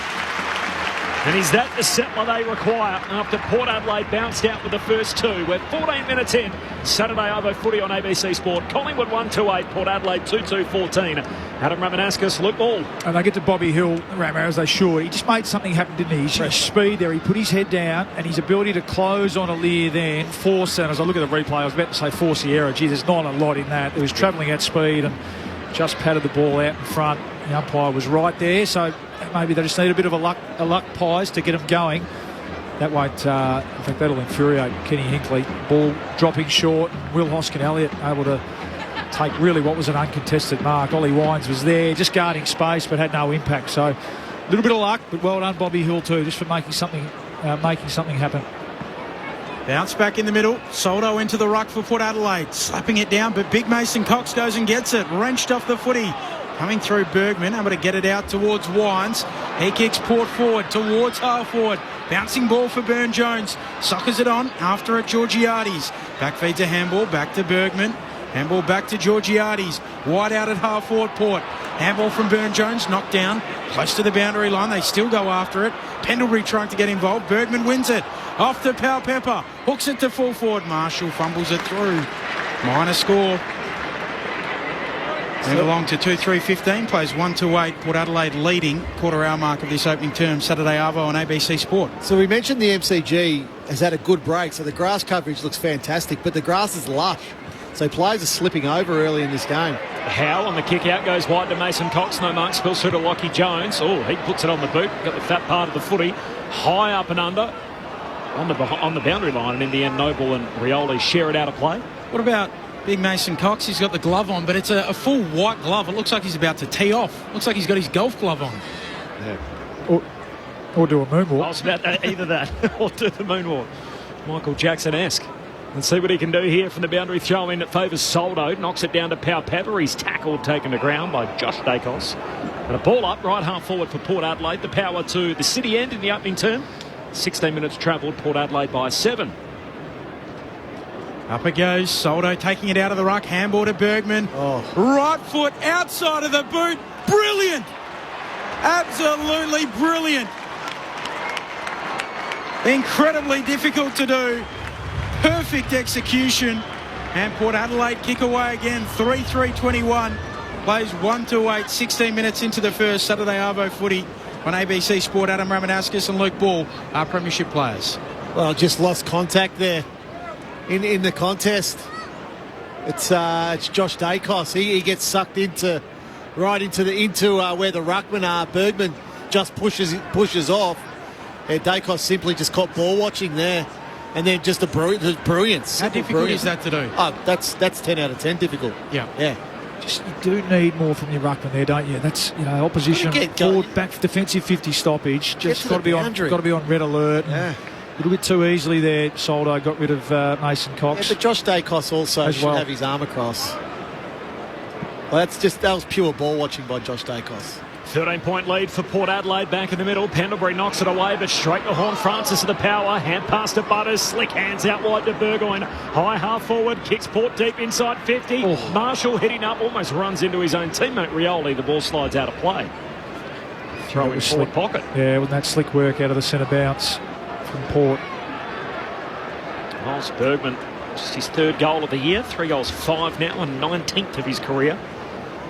What is now game number 63. Port Adelaide by 13 points. 18 minutes into the opening term. Saturday Arvo footy on ABC Sport. Sweet gets rid of Cox. Gave away a free kick in the process. So Cox will have it in the back pocket. His golf glove on. Port Adelaide by 13 points. As I mentioned, haven't lost an opening term this year and have won more quarters than anyone. They've won 16 through their 5 games. Cox in the back pocket at the city end for the Pies. Sends it out to the southern wing. Radaglia there. Also Cameron. Radaglia punches it away. Pendlebury tries to gather the bouncing footy. Does. Handball knocked down. Onto it quickly. Port Adelaide. Able to mop it up. Wines. Gets it off to Butters. Inside 50. Maynard gets involved for Collingwood. Can't quite pick it up cleanly. Still the ball bobbles around. He involved Mitchell. Maynard goes again. Shovels out a handball. Chase on for the loose footy. Hill and Horn Francis collide. Ball spills out to Hoskin Elliott. Squeezes a kick out to Crisp. Goes darting away off the back flank. Hand pass meant for Pendlebury. Went in behind him. Burn Jones there to break it up. Crisp lends a hand a second time. Soccers it away but straight to Houston. Kicks inside 50 for Port. Sat on Marshall's head. Spills down to Burn Jones. Hand pass away to Bergman. Back to Burn Jones. Hand pass out to Burton who's drifted forward. Rare opportunity and he doesn't let it pass. Slams it through on the run from 45 and Porter on top early. They lead by 19 after as many minutes. Port Adelaide 4-3-27. Collingwood 1-8. Adam Ramanauskas, Luke Ball, Saturday footy on ABC Sport. Again, Bally, it's just a mistake coming out of defence by Collingwood. The handball, Pendlebury's out, but the handball from Crisp is behind him. Really missed the ball. Yeah, and then it's just then Port Adelaide. They're just working at the coalface. They're there. They're in numbers, and the ball just basically works across the 50-metre arc until they find Ryan Burton, who's a beautiful kick of the football, and on that occasion finishes. But it's quite a strange feeling being at a Collingwood game, and the noise is very. I can hear the Port Adelaide cheer squad. Actually, usually Collingwood's supporters are up and about, but it's very reflective of the way the team are playing at the moment. Restart in the middle. Cameron and Sweet. Cameron knocks it on for Collingwood. Then hacks it off the deck towards half forward. Clean pick up from Hill. Gets it on the boot. Floats it into the pocket. Foot race on. Cox and Radaglia. Cox tries to body him. Radaglia picks it up cleanly. Keeps it in. And does it beautifully for Port. Gets it back to Butters, who goes short to the goal kicker Burton. He has it at left half back. Port Adelaide leading by 19 points. 4-1 in this opening term. Kicked his first goal of the young season moments ago. Ryan Burton goes long down the line, and in the end Moore knocks it away from Soldo out of play. Boundary throw into the sunshine on the southern wing. Good start to the game. Darcy Byrne-Jones up to 8 possessions, 4 score involvements. And all of them inside 50. Yeah, that's right. Yeah. No late change coming in. Reece McInnes and Jed McEntee, the 2 subs. And Port Adelaide and Collingwood Saturday Arvo footy on ABC Sport from the boundary throw-in. No telling touch from the ruckman. Lipinski, hand pass through to Cameron on his knees, got it out to Mitchell. Hand pass for Collingwood, went straight to Houston of Port Adelaide. Handball to Burton, kicks across the ground, and Bergman's out here.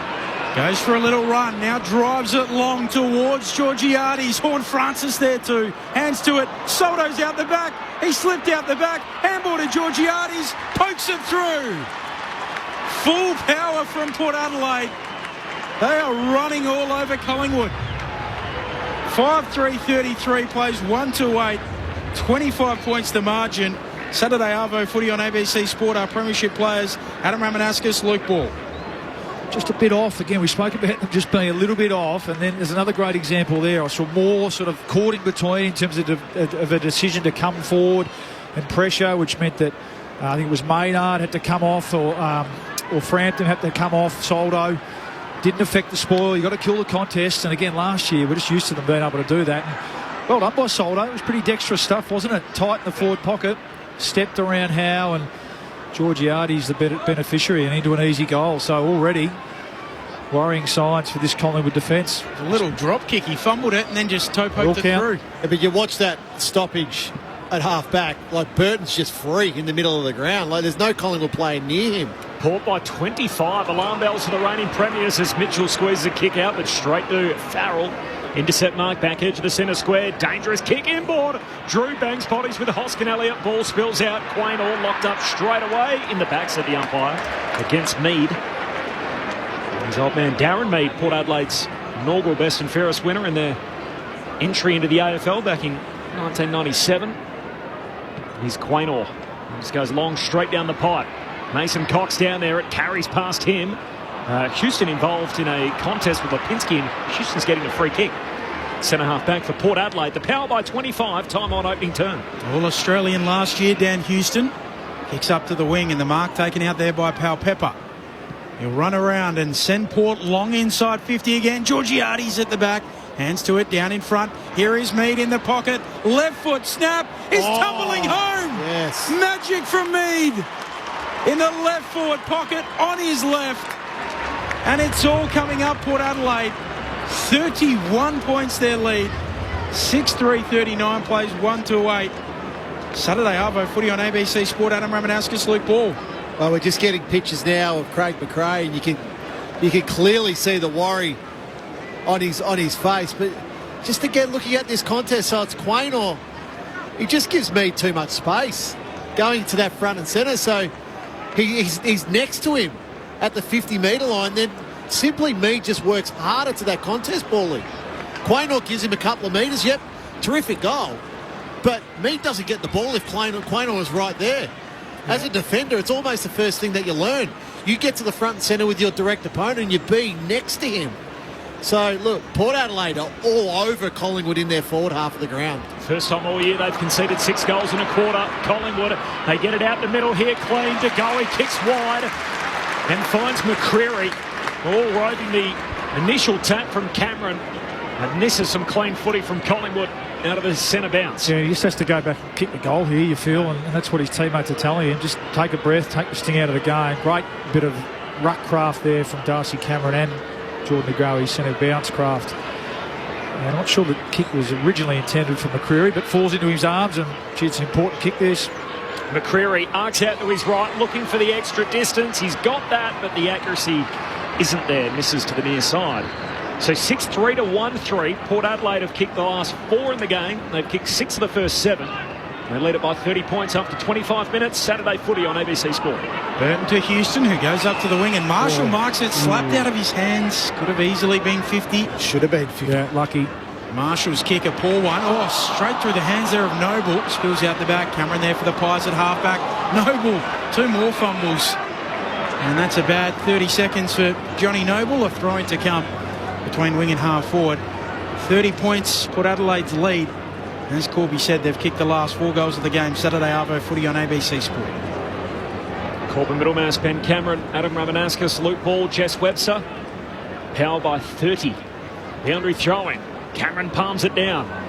Left it behind, though, the Collingwood player in Mitchell, collected by Sweet. Swings a hand pass forward for Port, but straight to Nick Dacos. There's a full 360. Kicks back inboard. To go out, trying to mark. Can't pull it down. Follows up at ground level. Hand pass to Pendlebury. Shoots a hand pass forward to McCreary. Feeds it on. Here's Cox, 50 out. Tackled by Hall. Says he broke it. Hand pass releases McCreary. On the run, he finishes. They knocked it on, surged it on, broke tackles, and it results in a goal. One Collingwood desperately needed. As the coach, Craig McRae, can exhale for the time being. 26.5 gone opening term. McCreary makes Collingwood 2-3-15. Port Adelaide 6-3-39. Margin back to 24, Port's way. Saturday footy on ABC Sport. Well, it was a Dacos bit of play, wasn't it? He, instead of turning out, he turned back inside, Rammer. And again, that's what we've been speaking about, the difference between last year and this year. And the kick was a little bit risky. Wasn't a great kick to the goey, but he's one to goey that's keeping them in it. He's certainly having a crack. Created the contest, bit of smarts from Pendlebury to stand up in the tackle and force the ball forward, and then it just felt like Mason Cox was going to have a Mason Cox moment, didn't it? Get run down. But he was good. He was strong in the tackle. He shrugged the tackle and handballed it over to Beau McCreary, who finishes this time. And yeah, to put it lightly, they needed that one, the Pies. Certainly did. Sweet wins the tap, hooking it in the direction there of Drew, but De Goey outpoints him. Drew goes again, gathers the footy right there with him. Nick Dacos steals it.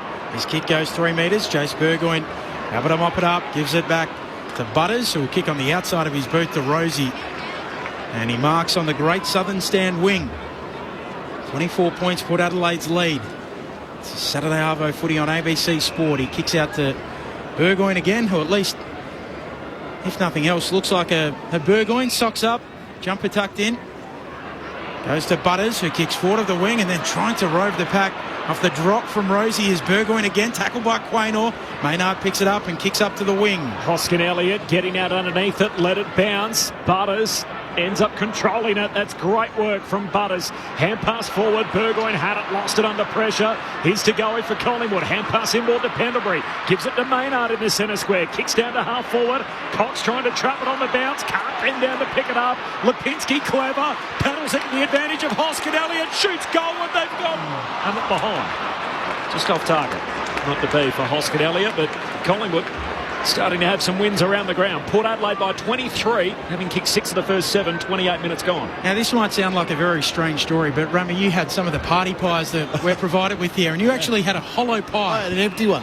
Empty pie, which you showed me. That's not a good omen, is it? Yeah, I'm starting to think that was a bad omen as Port Adelaide work it up to the wing and he's able to mark. I thought I broke my teeth. So just pastry. Just pastry. Did you knock it off or did you go back? Can't waste food. No. Wines kicking around the members' wing. Soldo presenting well, hands to it. Trying to take the advantage is Rosie, but it'll come back. You know I'm a vegetarian. I think those ones were meant for me. just pure air. Soldo gives it off to Butters, running around the back. Long kick into the pocket, looking for a mark at Pau Pepper. Chris punches it away. Live footy half forward for Port. Schultz able to mop up for Collingwood. Handball to Noble. Misses him out of play, thrown to come. Port by 23. This is Saturday Arvo footy on ABC Sport. No surprise, Ben, you're all across what's happening with the party boss. The scouting report. I was a little concerned. Corbin, Ben, Bawley, Roma, Jess. Top call as usual, go Port. All the best for Chelsea's 300th. She's in the goals at the punt road end at the moment. That's from Grant in Waterloo off the SMS. Thanks, Grant. Boundary throw in. Cameron grabs it out of the right, kicks forward, and here's Myercheck, who marks on the wing. Sends Collingwood to centre half forward. Hoskin Elliott, who's been busy. Marks on his chest. Looks deep forward. Here's Bobby Hill running downhill as he marks in the right forward pocket. Just in front of Lockie Jones. And the Norm Smith medalist can shoot from the right forward pocket for the second time in the term. Good kick, wasn't it? Yeah, terrific kick.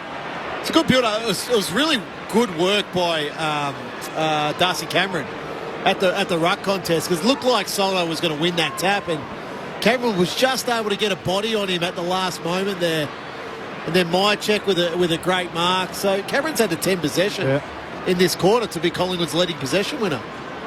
The place his teammates call Bobby's ground. The Norm Smith medalist from last year, Bobby Hill, moves in, right foot a drop punch straight through. He's got 2 already.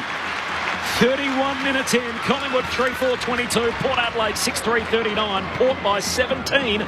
Saturday footy on ABC Sport, Adam Ramanauskas and Luke Ball. Just steady the ship, haven't they? And Corb, you called it a couple of minutes ago. They just started to win. Hasn't been pretty, but just started to win a few contests, a few one-on-ones. And you're spot on. Darcy Cameron there in the ruck, which is, critical one-on-one. We know that. To be able to grab the ball and effect a clearance. Myercheck winning a one-on-one, a contested mark.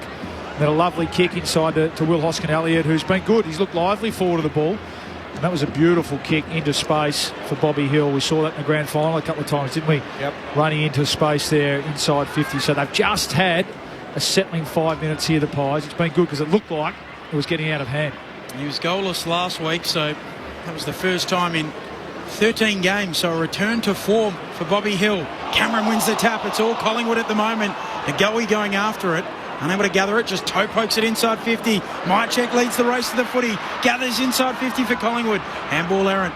Zach Thatcher soccers it out. Drew picks it up. Put Adelaide back the other way. Butters runs away from them. Tumble punt to half forward. Maynard marks. True centre half back for Collingwood. He goes wide to side bottom. Marks defensive side of the wing. Sends it down that southern wing to Hoskin-Elliott. Given a ski rope in the front half in this opening turn. No, that's not a good It's so long for Will Hoskin-Elliott. He had to come inside too. He had 2 queuing up in space inside. Well, Isaac Quaynor pushed hard to get into space, but Hoskin-Elliott just wanted to stand with the ball in his hand. Turns it over to Lockie Jones, who goes short for Port to Drew.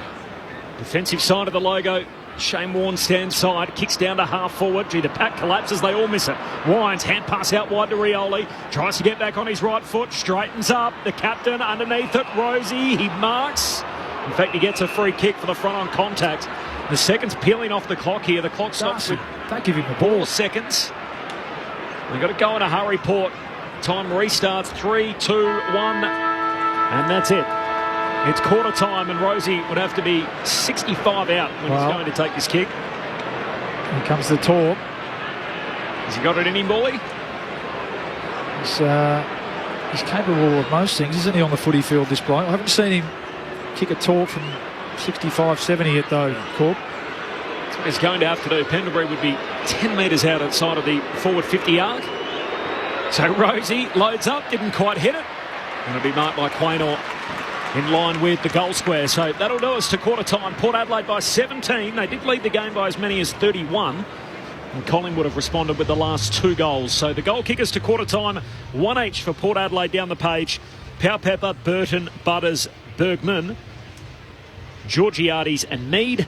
While for Collingwood, 1 each for Hill, McCreary and Hoskin-Elliott. Port Adelaide by 17 points at quarter time. Saturday afternoon footy. Your thoughts on the SMS, which is 0437 774 774. Fran says, hi team, enjoying the call. Not sure whether I'm nervous about the Pies losing or Rama's lethal. Special comments. Love your work. You too, Luke. What we would do what would we do without Ben's side notes from Fran? So the fan of yours as well, Ben. 0437 774 774, the SMS. This is Saturday afternoon footy on ABC Sport. There's a swag of great movies on ABC iView. Bold, beautiful, and uniquely Australian. Give me a bucket.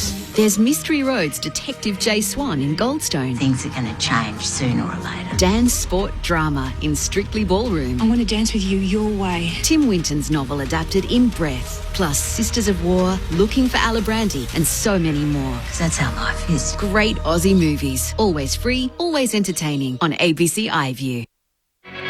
This is ABC Sports coverage of the 2024 AFL season. Every match on the ABC Listen app. Look for the AFL button.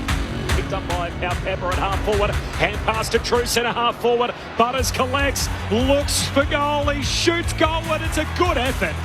Trying to touch it on the line. The Pies, the goal umpire's comfortable to say that's full points. And Zach Butters has kicked the first of the day. Up it goes. Soldo taking it out of the ruck. Handball to Bergman. Right foot outside of the boot. Brilliant. Absolutely brilliant. Powell-Pepper He'll run around and send Port long inside 50 again. Georgiades at the back. Hands to it, down in front. Here is Mead in the pocket. Left foot snap. He's tumbling home. Yes. Magic from Mead. De Goey up trying to mark. Can't pull it down. Follows up at ground level. Hand pass to Pendlebury. Shoots a hand pass forward to McCreary. Feeds it on. Here's Cox 50 out. Tackled by Hall Francis. He broke it. Hand pass releases McCreary. On the run, he finishes. The 2024 AFL Premiership season. On your radio. ABC Sport Digital. And on the ABC Listen app. 6 goals to 3. It is Port Adelaide by 17 points at quarter time. 0437 774 774 the SMS. The children, William and Archie and Billy, are sitting in the backseat on their way to watch some Baffa footy. They're loving the call on the radio and looking forward to a well-deserved hot dog. Keep up the great commentary. Thanks, guys. Appreciate that. And good luck out at the Baffa today. I was like the kids last week down in Geelong. Behaved myself in the car and got a hot dog from the canteen after we arrived. Well, you are still mistaken for a kid. You still get asked for ID, don't you, at the bar? From time to time. It's happening less and less.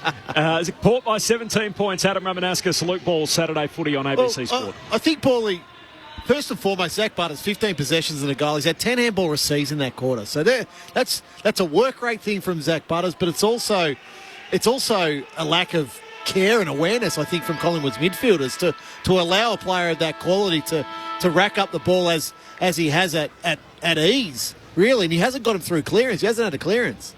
So it's him around the ground that's doing a lot of damage. Darcy Byrne-Jones, I thought, had a terrific quarter.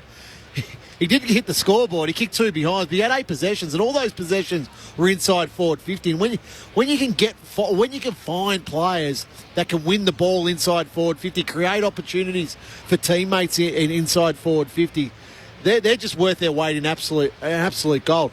I thought Collingwood's defenders were really slow to react in that first quarter. Now, there's times where, the ball dropped short or it was a missed kick or the like from Port Adelaide. But at the same time, you've got to be somewhere in the vicinity of your direct opponent when you are playing as a defender.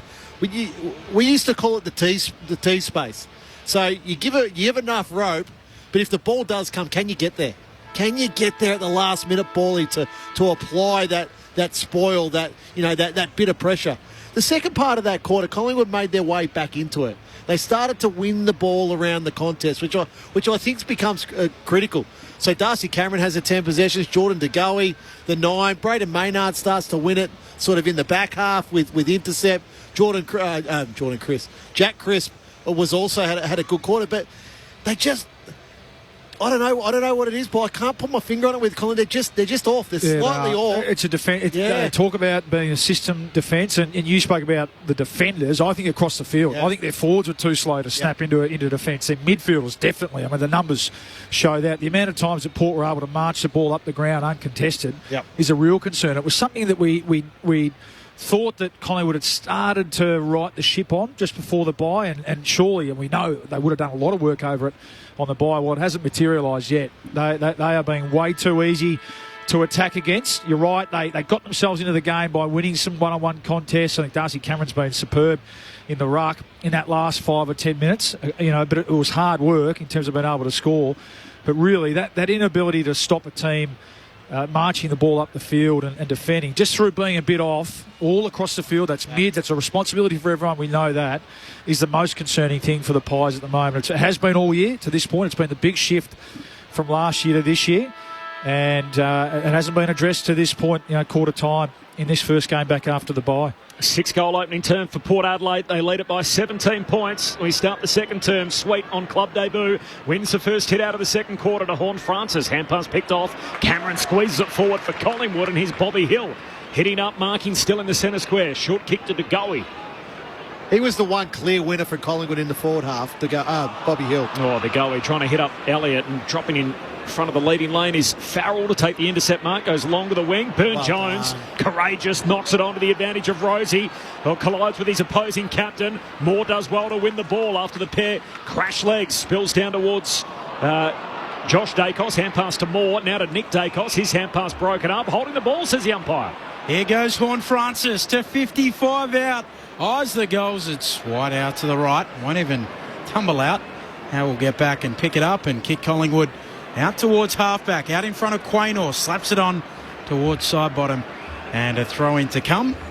Steele side bottom today.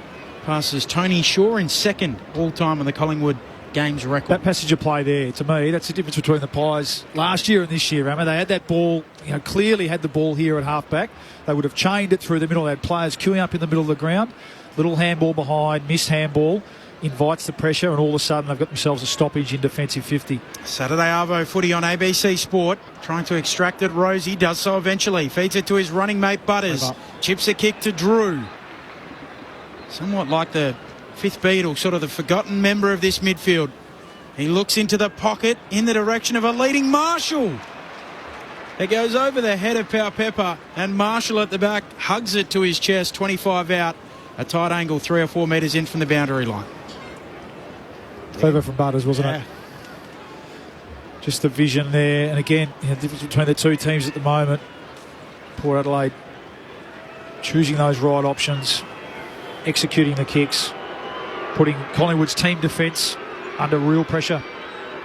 Todd Marshall, tight angle, drop punt. He's straight through, threads the eye of the needle. And Port Adelaide reinstate their ascendancy in this game. They're out by 23 points, 7-3-45. Plays 3-4-22, 2 minutes into the second. Saturday Arvo footy on ABC Sport. Adam Ramanauskas, Luke Ball. But I mean, it's a terrific kick by Willem Drew there. So, but you look at then, you got Darcy Byrne-Jones having his player behind him, so that's Maynard, so he can't get into the contest. Then you got Pau Pepper. He's got his opponent behind him, so he can't get into that contest to spoil the ball. So it's terrific, unselfish play by the Port Adelaide forwards that allows Marshall into that hole to mark that football from a terrific kick from Willem Drew. He's been their most efficient going inside 50, Willem Drew, this year. So Butters Amazing and Rosie, they get kick the ball. Yeah. Port by 23 and get the all-important first goal of the second term back in the middle. There's a free kick for Horn Francis. Put his head over it, was taken high. The number 18 for Port Adelaide. Gee, that's a high up and under towards the hot spot. They come from all directions. More hands on it, no mark. Spills down to Soldo. He's tackled immediately and the pack forms around him. And I say that, Petty, because we see so many players now. They want to put a hole in their teammate's chest with a spearing pass inside forward 50. Willem Drew just waits the ball beautifully. Forward 50 stoppage from Port Adelaide. Sweet wins it down. Pau Pepper through traffic. Shoots goalward. Missed the whole set. Out on the full. 7-3 to 3-4. Port Adelaide by 23 points. 4 minutes into the second quarter. Corbin Middlemass, Ben Cameron, Luke Ball, Adam Ramanauskas and Jess Webster, your call team. Partly cloudy day in Melbourne, but no rain forecast. 17 degrees. Out with the low ball out of defensive 50. Cameron launching at it. Mitchell roving the pack. Quickly gets a handball away. Radagalia punches it away and a throw-in to come. Gina off the SMS. Hello, team. Thanks, as always, for the call. Listening from, I think it's Mulan, near Lake Gregory in the Tanami Desert. I tip Port, so happy with the start. I hope the empty party pie is a good omen. Hi, team. Port have waited a long time through injuries, etc., to get their side up and running. Very formidable now from Phil, who's listening in Victoria. So 0437 774 774, the SMS. Port by 23. Ball in at half forward for them. Mitchell emerges with the footy for Collingwood. Kicks up to the wing. Cox in front of Radagalia. Brings it down to ground level. Then roves at Cox. Tumbles a snap towards half forward. Bouncing ball. Alia's there. Picks it up for Port. Handball to Drew running backwards. Under pressure Port. Handball to Houston. Handball to Alia. Alia with time and space. Works through them. Kicks up to Radagalia on the wing. Big Sav. Defensive side of it.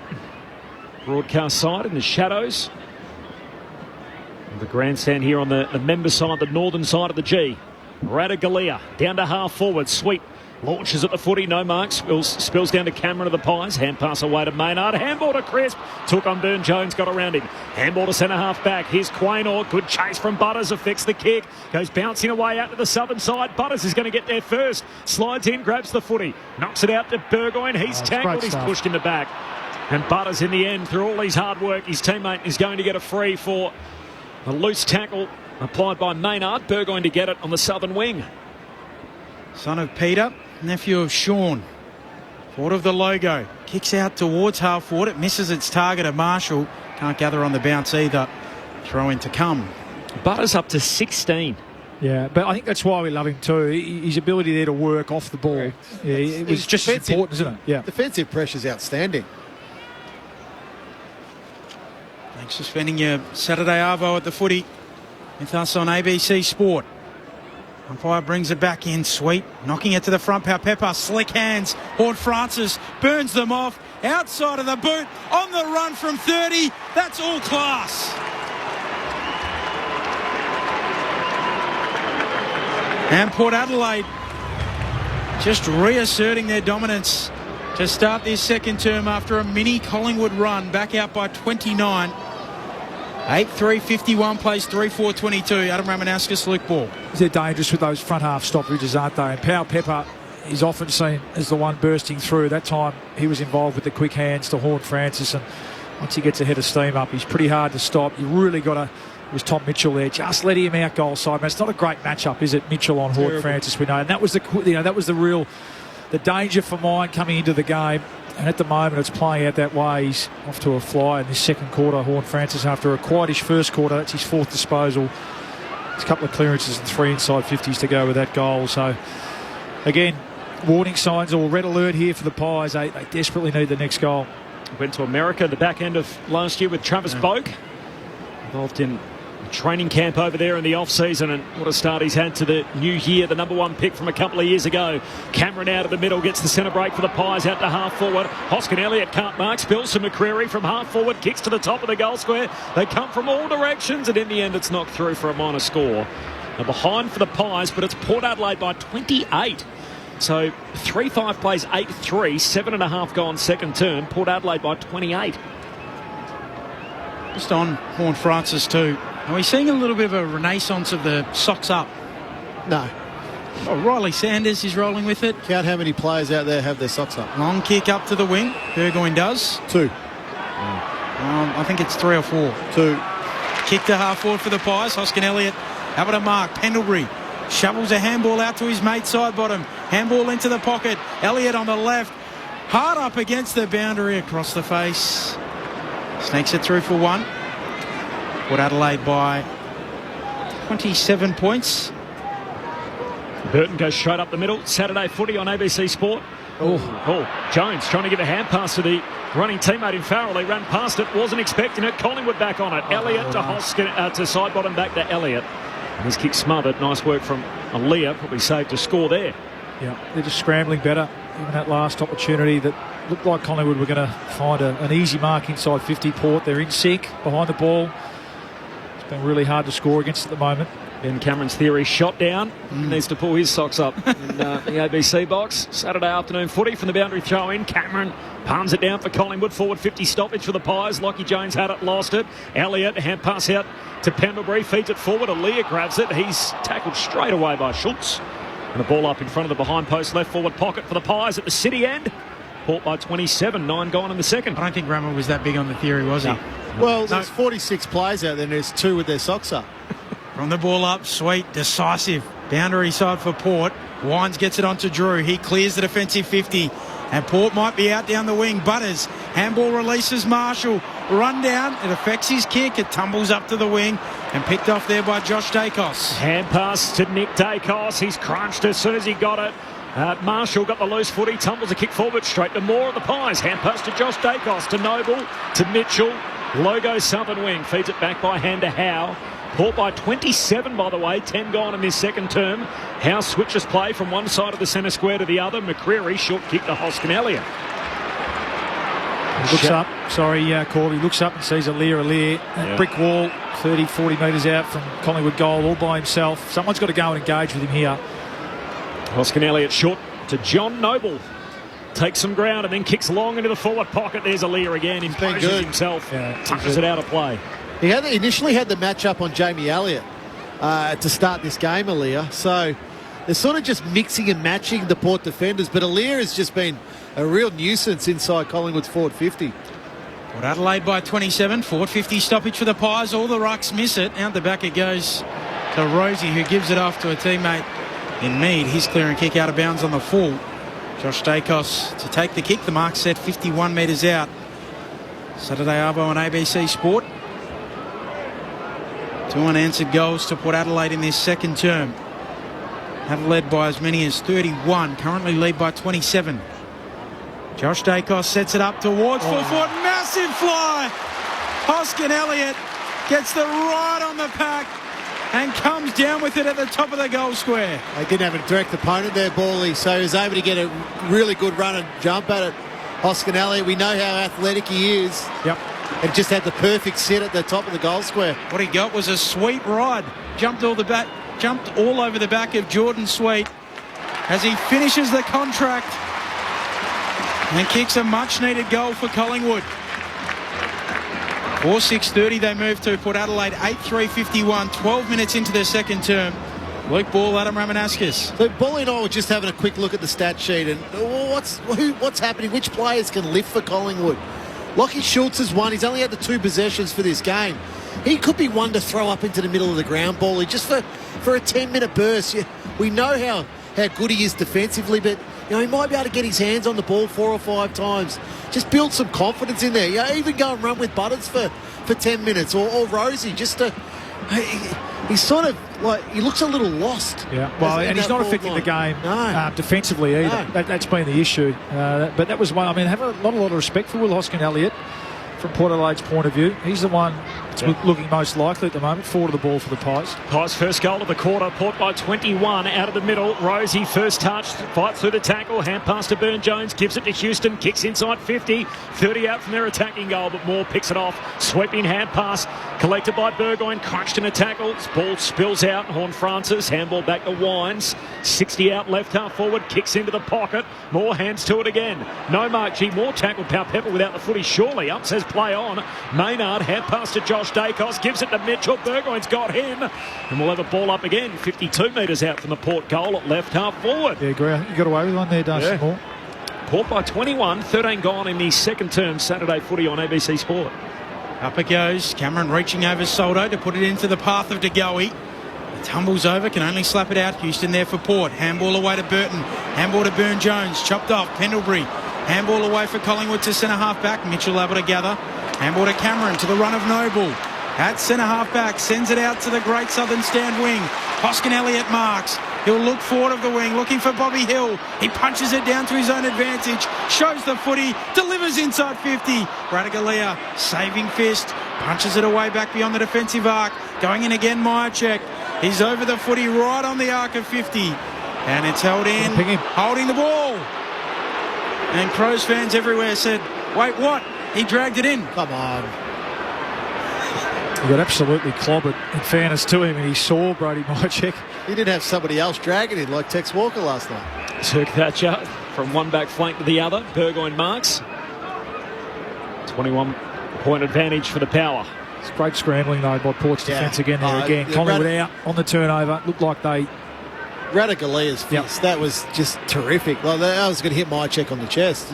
Burgoyne short to Radaglia, and Radaglia long out to Burgoyne, to Bergman, who marks it half back, goes long down the line. Georgiades flies, spills down to Burne-Jones, comes bursting through, tackle, dispossessed, follows up his own footy. As it comes out, gives it to Georgiades, he kicks inside 50 and Marshall marks. Well, he was tackled, he lost it, Burne-Jones, he had a second crack, the ump said that was all okay, and now Marshall will shoot it right half forward from about 45 out. Yeah, they probably have a little bit to be upset about, the Collingwood supporters there. So Burne-Jones had the chance. Knocked out. Yeah. See them not get paid, but there's a difference. They find a way to get that mark inside 50 on the counter-attack. Correct. Tight angle here for Todd Marshall. 45 out. Against the boundary line, right half forward. I think he kicked that into the man on the mark. It was touched on the way through by Noble, and the ball spills out of play, so a throw in right forward pocket for Port Adelaide at the Punt Road end. Corbin Middlemass, Ben Cameron, Luke Ball, Adam Ramanauskas and Jess Webster. Port by 21, halfway through the second. Saturday Arvo. Watch for Powell-Pepper here. MCG. Punched away by Cox, back boundary side onto it. Mead gives it off to Rioli. Tied up against the boundary line. Out of bounds on the full. I don't like that from Willie. There'll be a lot more discipline than that. Get that ball back to the top of the goal square. Thoughts of Adam Ramanauskas. In the back pocket, Pendlebury closing in on becoming the first man to 10,000 recorded disposals. Gives it off to Maynard. Long kick to the wing. Hoskin Elliott again. To him. This time up on Alia. Not quite as spectacular as the first time. He's super bouncy, we know that. Looks into the middle of the ground for De Goey. Off hands, it spills its way through to Mead. He's tackled. Says, I'll have it. The ball up in the middle of the G. Shout out to Jane, listening from Osaka, Japan, usually from Altona. G'day, Jane. Nice to have you with us. And to Oscar and Charlie, who are crossing the Nullarbor, still able to get the ABC Go the Power every single corner of the country, lads. Appreciate your message. As the crowd sees the replay of that holding the ball shout on Mead. We've got another stoppage in the middle of the G. Soldo wins the hit out for Port Adelaide. De Goey arches the back, puffs out the chest, kicks it deep inside the forward 50 for Collingwood. Back is Lockie Jones, and he can just bang it back out of the defensive arc. Port by 21, 16 gone in the second. De Goey wants it, paddles to his own advantage, gathers just in play. His kick back into the corridor, a turnover to Houston. He's trying hard. He's trying hard, Jordan De Goey. He's trying to lift that midfield group, give it a bit of a spark. Benny needs a couple of helpers though. Sorry, Ram. Port by 21. Wines kicking up towards the logo. Frampton bringing it down, roves his own pack, kicks to half forward, tumbling ball, bounces into the hands of Hill. Handball away to McCreary, wide out at half forward. His kick is very wide as well and hits the behind post on the full. Maybe a little half volley. On the full, yeah. I think it was on the bounce, wasn't it? I thought it was on, wasn't it? I definitely thought that was on the bounce. I think a few of those Collingwood fans in that forward pocket do as well, as you can probably hear them in the effects mic. No review, Cobb? No review. I guess either way it wouldn't be a score. Is that the theory? That's craziness. Probably one. Long kick out towards half-back from Radicalier, but it's picked off. Frampton, hand pass to Pendlebury. The veteran shoots goalward, and there's a collision on the behind line. Hill and Alia, they see the ball go through together. He got hit in the ribs after he kicked it as well, Scott Pendlebury, and looked a little sore. Obviously carrying around those fractured ribs, but playing today. Port by 20 points, 18 gone second term. Up to 12 possessions. What does he need, Ben? 20, was it? 22. 22, okay. Just looking at the replay of that behind poster and yorked it. Yeah. Houston with the kick in, then receiving it back from Burton, kicking up to the wing. And able to mark Georgiades, pushing the back as well. Free kick to Moore. So that Yorker hit the ground and the post simultaneously. So what's the call? It's like the LBW and the bat and it was the bat or the pad. Correct. Boof tick or tick boof, as Jim would say. Rule number one, Rammer, don't ask questions you don't know the answer to. Spot on. More kicks to half forward and Myercheck presenting. Paulie had the choice between football and cricket. I thought he would have sort of jumped in. Mark's been set 51 metres out here. Does Myercheck have this in him, gents? Yep. Very I'll take his best, but I think he's got it in him. Nick likes to tell us he's got those strong Tasmanian legs. Brodie Myercheck. Boot to ball from 55. He whacks it long. It looks pretty good. It's got the journey. Have a look, Benny. Oh, no. Nice. The goal umpire backs themselves in. Yeah, love it. Yeah, way over. And Collingwood are creeping back into this match. It's back to 14 points. 8-3-51 plays 5-7-37. Luke Ball and Adam Ramanauskas. Saturday Arvo footy on ABC Sport. Well, they're just hanging in there, aren't they, Rammer? It's hard work at the moment for the Pies. Nothing's flowing. Nothing's really coming easy. We're relying on some individual moments, and that was a terrific contested mark. It's been a hard day so far for Collingwood forwards, but that's a terrific mark from Brodie Myercheck and goes back and slots it through. And they're just, more than in touching distance, aren't they? I mean, in fact, it's 2 goals 3 to 2 goals for the quarter, so everything else pretty even. They've done a good job just to hang in there and chip away. Well, they've sort of slowed down Butters now. He's only had the 2 possessions in this quarter, so a couple of their prime moves for Port, they've just slowed him down slightly. Back in the middle, Drew first telling touch, gets a hand pass away, but then in fact, it was Houston who was held without it. Yeah, and they've slowed down their ball movement too, Port Adelaide, from that point of view. So they've just tightened up defensively all over the ground, the Pies. Port kicked 6 of the first 7 goals, led by 31 points. They now lead it by just 14. Time on in the second. It's Houston, little 1-2 with Drew. Then just as I say that. Pass finds Georgiades. It was a heat-guided missile straight onto the chest of Mitch Georgiades, he dabs it inside the 50, and Bergman drifting forward takes an uncontested mark. Yeah, just as I say that, you can't let Dan Houston wheel around the back of a ball at halfway, can you? And have an easy look inside 50. He's just a beautiful kick, and bit of loose checking there. Speaking of beautiful kicks, Bergman, who's had a pretty good day, had a good first quarter. Bergman gets an opportunity here. Tough kick. Kicked a goal in that opening turn. He's wide out at right half forward. His drop punt towards the punt road and won't get there. They all compete for it on the goal line, and in the end there's a free kick spotted. It's going Collingwood's way. In amongst all that, and Billy Frampton's going to get it. A free kick from 40 metres away, the umpire picked. I have no idea what it is. It's amazing. Frampton, of course, a former Port Adelaide player, spent time at the Crows as well, to Maynard, who kicks beyond the defensive arc. Mychek drops it, recovers and gives it off to Quaynor. Kicks forward of the logo. Out wide, Hoskin Elliott can take it. Feed the run of Lipinski. He stabs it short. Off to Mychek, left foot kick, a good one. Schultz bobs up, 45 out, has men on. He decides to ignore them. Either goals and miss. Collingwood certainly charging though. 13 points, Port Adelaide's lead. That's a player just a little bit down on confidence, and you haven't had, when you haven't had the footy in your hands. Take your time. That's right. He got a bit excited in. He was a terrific passenger play the first time the Pies have been able to move the ball really cleanly from back to front half. Lockie Schultz just needed a bit of composure there. Go back and take your kick. Farrell on the kick-out duties, runs to the back pocket, long down the wing. Georgiades hands to it, no mark. Howe trying to collect it off the deck, and pack forms around him. Of course, they gave up a first-round pick for him, so Fremantle have 3 first-rounders as it currently stands in this year's draft. Currently pick 5 for Lockie Schultz at the moment.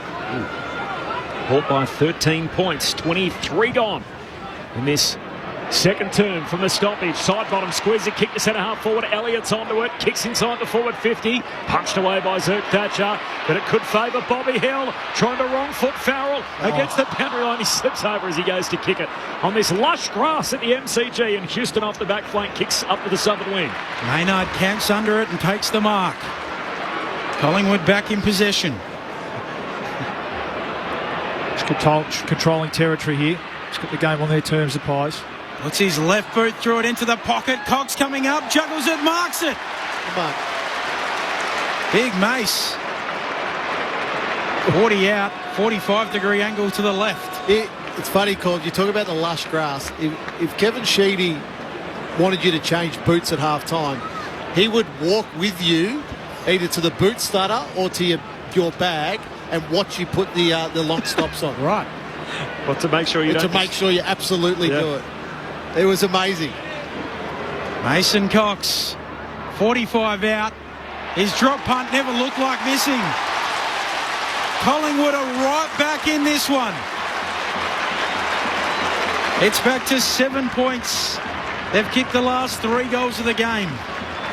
8-3-51 Port. Collingwood 6-8-44. Saturday Arvo on ABC Sport. Adam Ramanauskas, Luke Ball. Yeah, and they're starting to get a little bit of reward ball. That's 14 inside 50s to 7 in Collingwood's favour this quarter for 3 goals, 4 for 7 scoring shots. So their ball movement has picked up certainly this quarter. Hoskin Elliott's been terrific the way he's had the 6 possessions and a goal, but he's been winning the ball in the front half of the ground, which is really important. We spoke about Burn Jones in the first quarter winning the ball in the front half. This quarter it's been Hoskin Elliott. So positive signs for Collingwood. They still need a few more to carry on to go. He's been terrific in the centre. They need a bit more out of Tom Mitchell. They need a little bit more out of Josh Dacos. And Nick Dacos has really been unsighted this quarter. +9 contested footy in the last 10 minutes, so they really dialed it up around the contest of Pies. There he is. The last 3 of the game. Here's Nick Dacos. First possession out of the middle, takes a bounce, kicks it deep to the top of the goal square. Cox competing in a tangle with Radicalia, no whistle. And Farrell able to take the uncontested mark. Last line of defence for Port. Well, 25 minutes into this quarter, and that's only Nick Dacos' second possession for the quarter. Led by 31 earlier, Port Adelaide. They now lead by just 7 as Bergman marks in the pocket. Goes long out the half-back. Rosie falls to ground. Hand pass over his shoulder. Pau Pepper collects. He's tackled. And we'll have a ball up here on that southern wing. As we tick towards half-time. 25 gone in the second. Port by 7. And it's not often you say this about Jordan De Goey because he's such a talented player, but he is trying so hard in this quarter to almost will Collingwood back into this game. Cameron knocks it down. Mitchell knocks it back to Cameron. He loses it. Fighting after it, Rosie. In his back, Chris, but somehow goes to Mitchell again.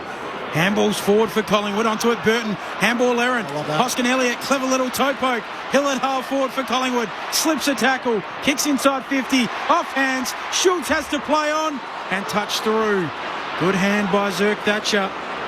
Able to punch it through on the last line for Port. A goal-saving effort. So back to 6 points. 1 goal put Adelaide's lead to get out to 31 late in the first. 8-3 to 6-9. So all of a sudden, 11 scoring shots to 15. Collingwood have had 4 more and yet trailed the game by 6. As Burton marks the kick out, hand pass back to Farrell, long up to the wing. Punched away by Frampton, and he's going to get a free. In fact, it's going to Quaynor. And a little tangle that he was involved in. It was right the first time. It'll be Frampton. He's wrestling with Marshall. All of a sudden it's Porter. Just need to hang on here. Approaching half-time. Frampton, one of the 20 premiership players out there today for Collingwood. Kicks to the hot spot. A Lear over the back. The pack collapses. In the end, Myercheck almost took a chest mark. He's still fighting for it. Fumbles down around his feet. Oh, he's getting a free kick for a high tackle. Farrell was a little sloppy. Yeah, he was actually. Yeah, got him front on. Sorry, Cobb. Yeah, got him front on, and the umpires pinged him. So free kick for Myercheck, 40 out right half forward. I first thought it was, oh, gee, that's a soft one, but he just, and again, it was a bit of panic. That's what's happened, hasn't it, the last 10 minutes here for Port? They look so sure in that first quarter and a bit behind the footy, but all of a sudden the crowd's involved, a little bit of panic, and just a little bit overzealous. Farrell not a heap in it. Myercheck on his way in. He's got his second. And that 31-point lead for Port Adelaide is long gone. You got to play the minutes. The Magpies sign up for 80 every week. 28 gone in the second term. Port Adelaide 8-3-51. Collingwood 7-9-51. Scores level at the G approaching half-time. Adam Rabanauskas, Luke Ball on ABC Sport. It's a hard work factor inside forward 50, Bally. You know, you look at Myercheck there.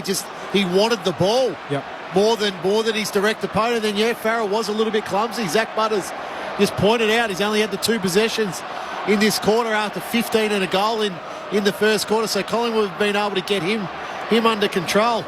It's amazing how quickly modern-day football can turn around. 31 points. You know, it's gettable quickly now in football. You know, Bally, and we're old dinosaurs. Yeah. It was a long way back, 31 points when we played. Back in the middle, Soldo able to win the tap down to Drew. He's under pressure immediately, knocks it out to Butters. Onto it quickly there, Mead. He coughs it up. Collingwood back in possession. Momentum definitely in black and white. Kicks inside 50. Myercheck drops it. Lipinski roves it. He snaps it and bounces it through. It's a black and white surge at the G. They're in front.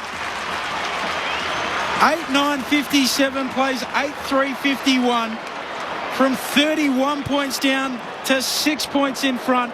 Luke Ball, Adam Rabanauskas. Oh, it's great. Just that you can see the mindset all of a sudden, the hunt that just wasn't there in the first quarter, both defensively and then their ability to switch that into attack. The clearance work, and Porter put all their big guns in the middle, but you're right, Jordan Agoe's only had 3 possessions this quarter, but it's the most impactful 3-possession quarter you'll ever see. He was brilliant then, tracking the footy, hunting the footy, creating the turnover. Dacos was the recipient, and then they surge the ball forward and really gets his Port defence. If you bring the ball to ground, we know how good they are in the air. If you bring the ball to ground, then anything can happen. And it's just been an avalanche.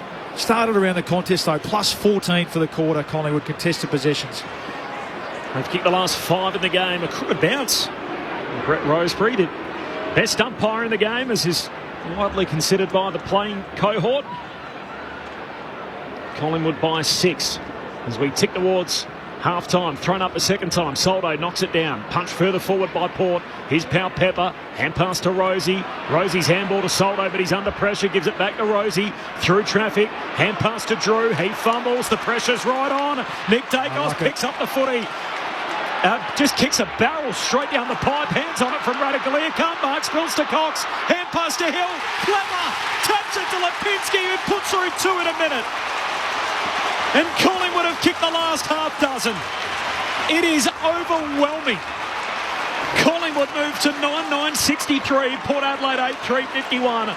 The Pies now by 12 points from 31 down, 31 gone in the second. Bally, you go all the way back to the middle of the ground, and it's simply the pressure that Collingwood were able to apply there at ground level. Connor Rosie had the football, and it looked like he was out, but then it was three Collingwood players that just swarm on him through the middle of the ground. Then McQuarrie comes up, and he puts the pressure on. But I love that from Nick Dacos. Yep. Just get the ball, and it's a barrel. It's a 60-metre barrel inside forward 50, and it puts all sorts of pressure on Port Adelaide's defenders. Lipinski's having a little moment. That's 2 goals in a couple of minutes. Restart in the middle, as Corbin said. Last 6 goals of the game going the way of the Pies. Secondary ball up coming. Still inside the bullseye. Umpire puts it up. Cameron tries to take it out of the ruck, loses it. Spills out towards Tagoe. Rosie trying to lift his side. Soccers it on. Nick Dacos has to retreat with the handball. Hoskin Elliott able to pick it up. Hooks a kick up towards the wing. Bouncing ball for Wines. Traps it. Gives it off to Houston. Port forward of halfway. He'll look into the pocket. Looking for a marker down there in Sweet. Spoils it down. Pepper coming through. Picking it up. Howe. Run down by Sweet. Handball into space. Mitchell there for Collingwood. Gives it off. Away towards Nick Dacos. Does a 720 dispossessed. Holding the ball. Free kick going to Port at half forward. Burn Jones. Concede here. 30 seconds Porter got. Burn Jones will take it. Well, he's going to take his time. I don't know why, because now every Collingwood player is back behind the footy. 16 ticks on the clock left as he lays it up to the top of the goal square. They come from all directions. Hits the deck. Drew's got it. Noble's got him. Ball up. Clock stops. 7 seconds left. Forward 50 stoppage for Port. 20 out from their attacking goal at the punt road end. Is there time? Soldo wins it down. Pau Pepper paddles it out in front of him. Picked up by Rosie. Trying to get boot the ball. Smothered by Moore. Listen to this. And that brings us to half-time. And there's the response from the Magpie Army.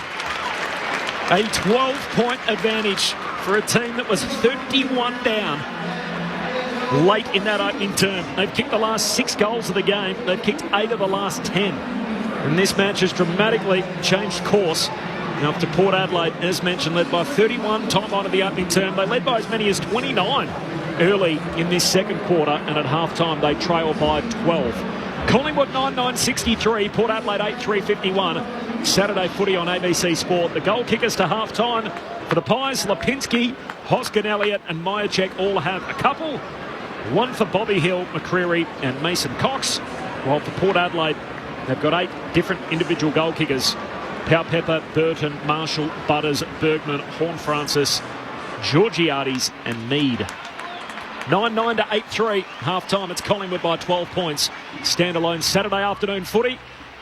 And that is a significant turnaround from what it was looking like even early in that second term. The Pies have kicked the last 6 in the game. The thoughts of our ABC analysts, premiership players, Luke Ball, Adam Ramanaskas. Oh, yeah, good call.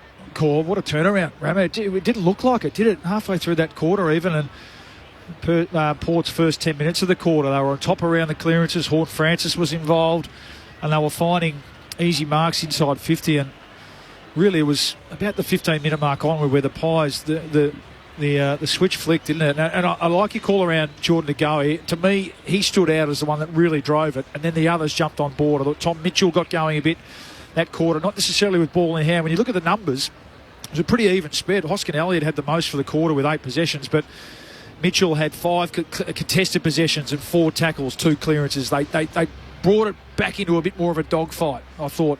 We know that the Port, their ability to spread away from clearance was probably going to outshine the Pies, and it did in that first quarter, but they brought it back into a bit of a dogfight, started to win the contest, plus 16 contested possessions for the quarter. And sometimes it's just as simple as that, isn't it? You've got to roll the sleeves up and get to work. No, it's a massive number, especially against this Port Adelaide team who really pride themselves on that. And it was all over the ground. It was around the ball, but then it was forward of the ball as well.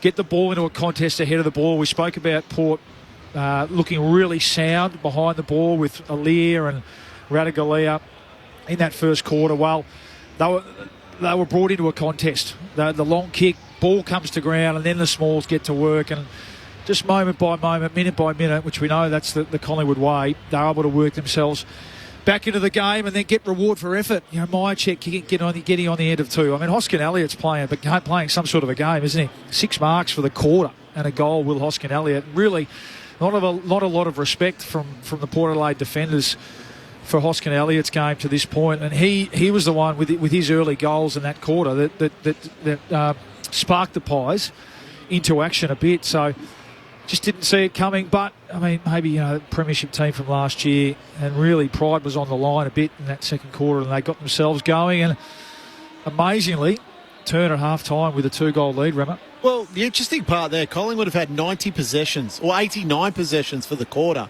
45 of them were contested. So that they've really gone to work on the contest. So clearly that was the message at quarter time from Craig McRae. Hey boys, we're getting smashed around clearance and contest here. We need to go to work. So they win the clearance battle also, albeit it's only +2, but it's still a win.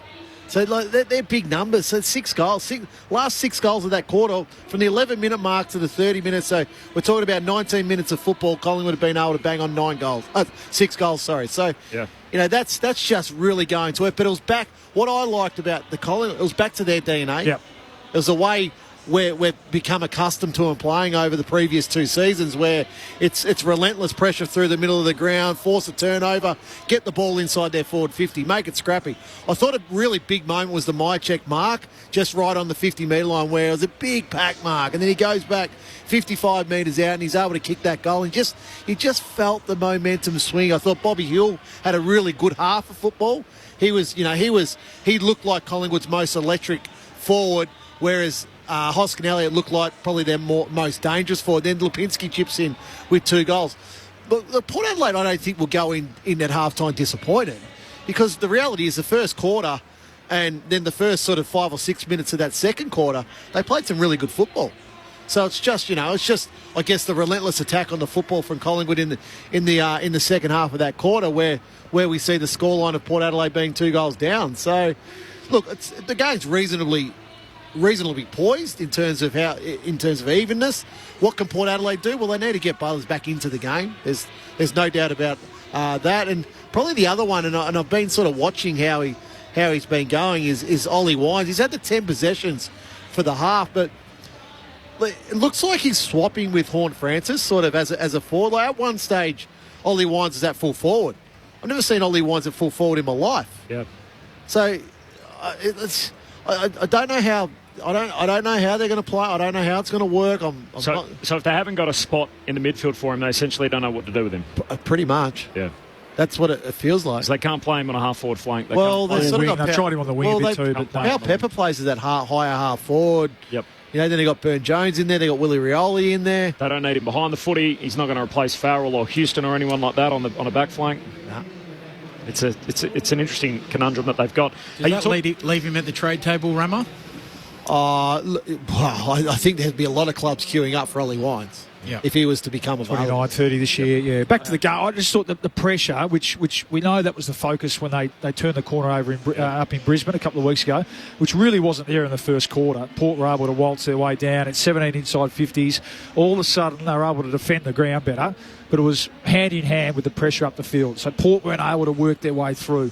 They were bombing the ball out, and you picture Maynard taking intercept mark. Moore started to get going a little bit, and they were able to lock the ball inside 50. Only 9 inside 50s they conceded that quarter. So controlled the front half, and then Myercheck starts to get going a little bit. Then Hill and Lipinski, ball hits the ground, they start to get involved. So you're right, Ramo, a lot more Collingwood-like from last year, that quarter. I love the psychology of sport, and you talk about the DNA being back, and this team really built their brand and their name on chasing games. Yep.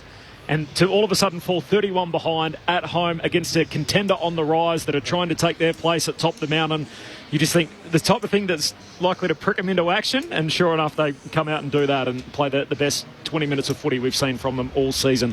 They kicked the last 6 goals of the half, Collingwood, and they lead it by 12 points at half-time, having trailed by as many as 31.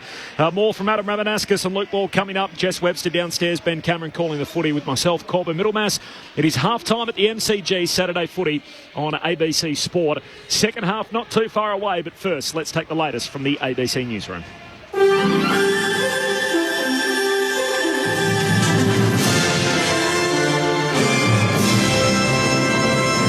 ABC News with Satyam Weinstein. Iran's Foreign Minister Hussein Amir Abdullah Ohain is warning his country will launch an immediate and maximum response if Israel acts against its interests.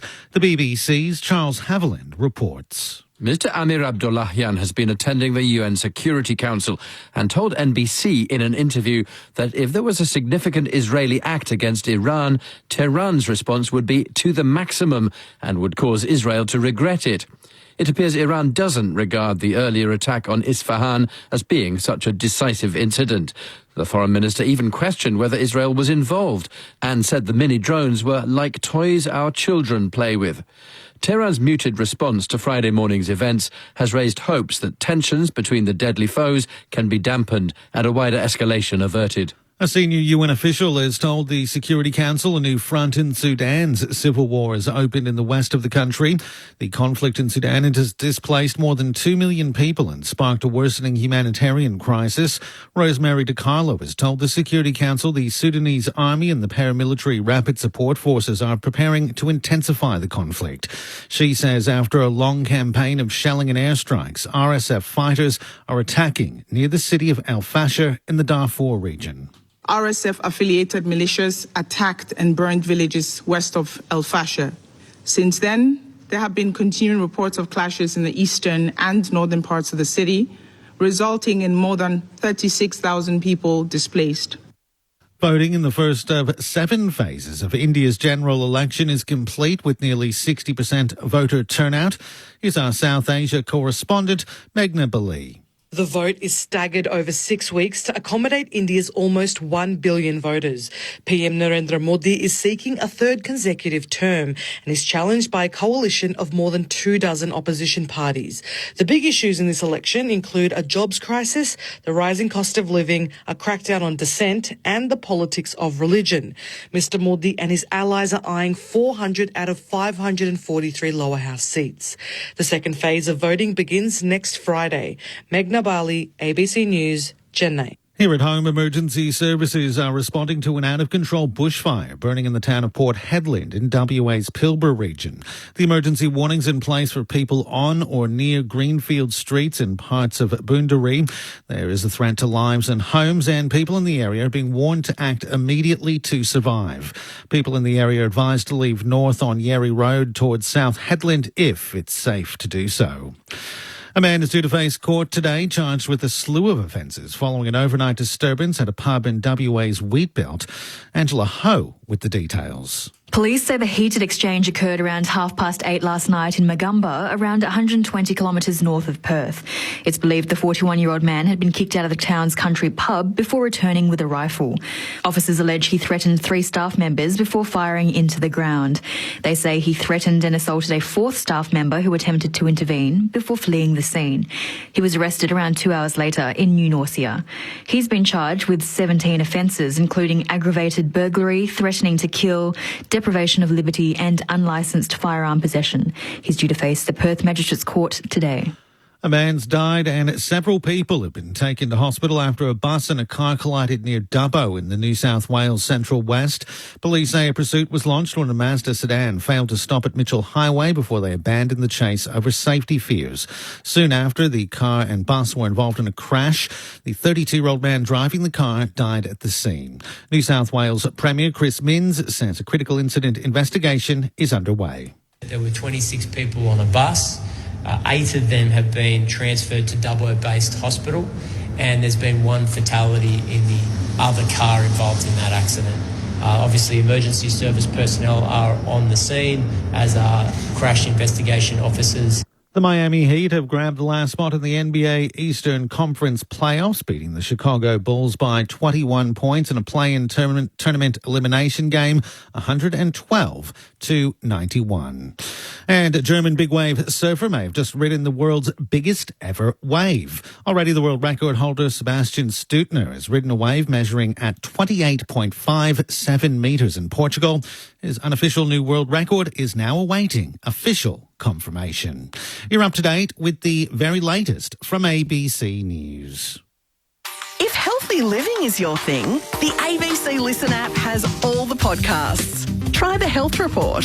These are ultra-processed products, and if you compare the calories... You might also like What's That Rash? You're talking about zits. Teenagers love to go... Or Life Matters. Love online after 50. It took me 18 months to download my first dating app. Get your health kicks anywhere, anytime with the ABC Listen app. This is ABC Sports coverage of the 2024 AFL season. Every match on the ABC Listen app. Look for the AFL button. Fire brings it back in, Sweet. Knocking it to the front, Pepper, slick hands. Horne-Francis burns them off. Outside of the boot, on the run from 30. That's all class. Josh Dacos sets it up towards full forward. Massive fly. Hoskin Elliott gets the right on the pack and comes down with it at the top of the goal square. What he got was a sweet ride. Jumped all over the back of Jordan Sweet as he finishes the contract and kicks a much-needed goal for Collingwood. Maynard camps under it and takes the mark. Collingwood back in possession. Puts his left boot through it into the pocket. Cox coming up, juggles it, marks it. Mason Cox, 45 out. His drop punt never looked like missing. Collingwood are right back in this one. Drew, he fumbles, the pressure's right on. Nick Dacos picks up the footy. Just kicks a barrel straight down the pipe, hands on it from Radicale. Can't mark, spills to Cox, hand pass to Hill. Clever, taps it to Lipinski, who puts through two in a minute. And Collingwood have kicked the last half dozen. It is overwhelming. The 2024 AFL Premiership season. On your radio. ABC Sport Digital. And on the ABC Listen app. Last 6 goals of the half for Collingwood. They lead by 12 points, having trailed by as many as 31. They still fell 29 points down early in that second term, and yet it's Collingwood who are on top by 12 points at the half. 9-9-63, Port Adelaide 8-3-51. Saturday Arvo footy at the MCG right here on ABC Sport. Corbin Middlemass, Ben Cameron, Jess Webster on the boundary, plus our premiership players Luke Ball and Adam Ramanauskas. The news of the day is out of the AFL. They've released a statement regarding the controversial ending to last night's match at Adelaide Oval between the Crows and the Bombers, the Draper tackle. Now the statement reads as follows: in review with the assistance of the broadcast angle and behind the goal's vision, providing a clearer look, you can clearly see that the ball moves under Draper's chest to under his armpit and shoulder, which means the ball is still in his possession and he is not immediately knocked it clear. Therefore, it technically should have been holding the ball. It is a very challenging one for umpires in this situation with the ball on the ground to see exactly where the ball is under a large number of players and who has control of it on ground level. They were not certain of all these factors, so they didn't pay it, which is the correct approach at the time. So essentially what the AFL is saying there is the correct decision would have been holding the ball, but under the circumstances we can understand how the umpires arrived at the decision they did. So I take that to mean the decision was wrong, but the umpire wasn't. Well, a little bit too bob each way. Yeah, that's what I was about to say. They went up to the teller and said, we'll have a buck each way. Off the SMS, 0437 774 774. Catherine says the Dacos boys could learn a lot from Willem Drew. Gee, that's tough, Catherine. They're very different roles, aren't they, in the midfield that both guys are playing. I shouted out Oscar and Charlie, who are crossing the Nullarbor. Hopefully you guys are driving safe. Jeremy in Sydney, the right to wear the prison bars should be on the line every single time the Pies play Port. That would be good, high stakes, wouldn't it? Imagine the next time they play, you fight for the right to wear the black and white stripe. Hi, guys. Great call, all class. Go Port. Kerry, Grant and Shelley gardening in Warnborough in WA. Nice to hear from you guys.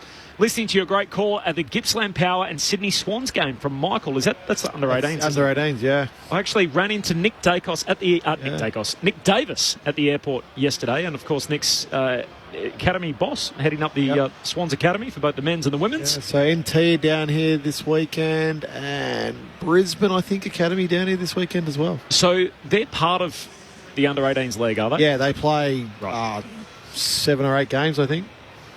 Scott Pendlebury, Ben, how's he going in the race for 10,000 disposals? He's currently up to 12, so he needs 10 more in this second half to be the first ever player to record 10,000 disposals in VFL AFL history. Thanks, Ben. Joan in Geelong off the SMS. Afternoon, fellas. I'm enjoying your broadcast while doing some gardening. Perfect combination for a Saturday arvo. Happy for the Pies to win. I'm looking forward to my mighty Cats beating the Lions tonight. Go Cats. Talking about gardening, I've got the pressure hose out this morning. Yes. outside of my house copped it. Feel good? Oh, fantastic. You're a real Saturday morning sort of get the house back in order, aren't you, Rama? Yeah, you got to sort of, because tomorrow we've got kids football, so there's not a lot of time. So Saturday morning, it's a bit of me time outside, have the radio going, just a bit of me. What was Fev like as a teammate, Rama, from Riley? The diplomatic response or the truth? No, he was terrific. I actually got along really, really well with Fev, and he had a terrific bottom age year for Dandenong, where he won the league goal kicking as well. So at the under 18 level, but he was. It's fair to say we were both probably scallywags back then as young kids. It's fair to say, and as adults. Darren in Northcote. The Pies flicked the switch to Goey, but also Hoskin Elliott sparking the team. The Pies sign up for 80 every week. Great stuff. Good on you, Darren. Appreciate that. And from Bill, Marshall's regularly off his line when kicking for goal from tight angles. The umpires should be policing that. We'll keep an eye on it. 0437 774 774. The SMS. Jess Webster's on the boundary. Jess, you mentioned Chelsea Roffey a little earlier, obviously celebrating a milestone today. Just the 8th goal umpire in the history of the game to reach 300. Yeah, it's a magnificent effort. I actually know Chelsea from my Brisbane days. So I was a boundary umpire for a short stint way back when, about 20 years ago as a teenager, and I had the pleasure of meeting Chelsea and training with her as part of the Queensland football umpiring fraternity. So a big shout out to our umpires back home in Brizzy. But what a pioneer. Obviously born in South Australia but grew up in Brisbane, and to do what she's done from Brisbane before making the move down to Victoria, I think is absolutely superb. So deserves all the media attention, even though she's not quite comfortable with it, but has done an outstanding job as being one of the many women pioneers in our game across all different kinds of roles. So, yeah, a big congratulations to Chelsea. She's one of a kind. 2012 AFL Grand Finals, 16 finals, 58th umpired of 300 games across all areas, so boundary, field and goalies. Jess, the key bit of information, just to bury the lead there, is that you're a former boundary umpire. Yeah. Ben's been banging on about this 18-18 thing, 18 metres high, 18 metres in. Were you coached that in your boundary umpire days? I can certainly say we were not certainly trained for any kind of score reviews or any kind of that back in the day, but I certainly wasn't at the heights of Chelsea was. I was on the boundary at community level, boys. Thanks, Jess. Collingwood by 12. Second half underway. Here's Ben Cameron. Rosie trying to get the opening clearance. Can't do it. It ricochets away to Cameron there for the Pies. Off to Nick Dacos. Handball trying to release Pendlebury. Gathers on the bounce. Another disposal closer to 10,000. Kicks a poor one. Mark taken by Houston. But good Houston. Yeah. It's 18 possessions. And fullback for Port moves it on to Bergman, who moves it out to Sweet. Just backward of halfway on the southern side of the ground. Collingwood by 12. I'm starting to feel this 18 metres up and 18 metres down. It's got holes in it. I'll find it in the rule book.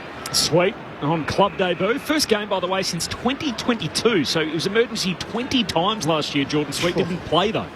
Finds Butters, and he takes a contested mark. Looks to centre half forward, spills down to Rosie, tumbles a kick in the path. The Pow Pepper left it behind.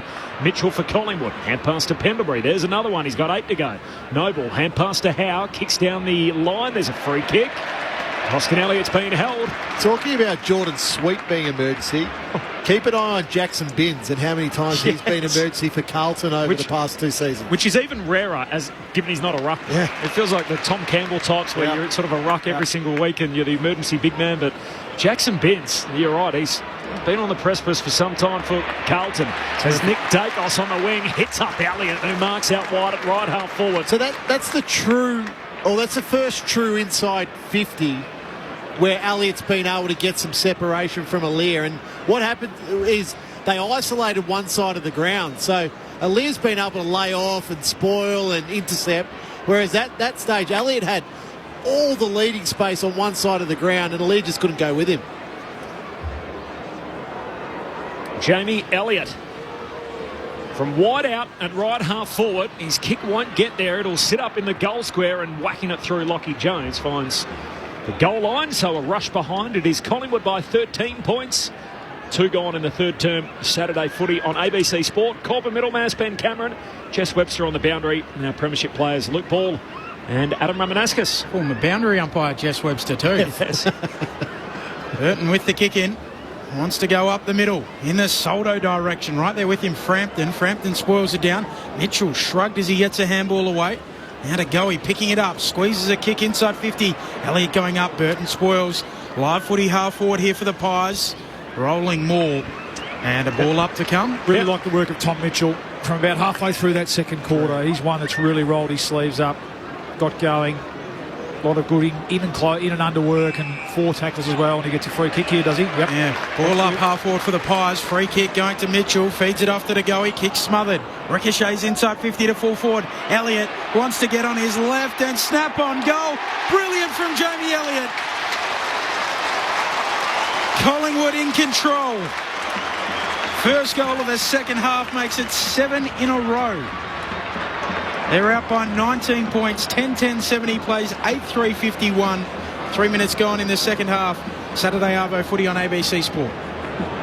Well, it's sort of been a Collingwood dominance. I know we're only 3 minutes into this quarter, but you look at the possession count, and it's 15-7 in Collingwood's favour, but contested football again. 8-2 in Collingwood's favour to start this quarter. So, again, just hunting around contest. And what I like from Collingwood is it's numbers. They're overwhelming Port with numbers at the contest. So there's options. Okay, you go get it. I'll just slip out here. You give me the handball, and then away we go. So the interesting part too, we mentioned Butters. He only had the 2 possessions in that second quarter. He started at half forward for some reason in this third quarter. Bounce favours Sweet at the restart, palms it down for the power to Horn-Francis, kicks out wide, one-on-one Mead, and Sidebottom takes a juggled mark, the Collingwood vet. Are they going to come again, Porter, or is this it now? Well, you hope so. I just wonder if Butters took a knock somewhere in that second quarter. Well, it's a great test for the young leaders, isn't it? Big It's time. their moment.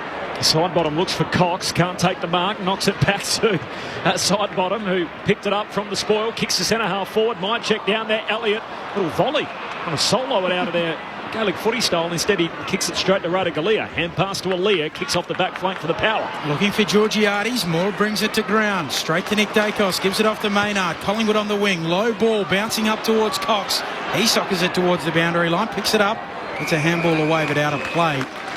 Throwing between wing and half forward. The Butters is just at half forward at the moment. He's got John Noble as his direct opponent. Not looking like he wants to get up around the football. He had it on an absolute string, by the way. String in the first quarter. Yep, had 15 disposals, kicked a goal.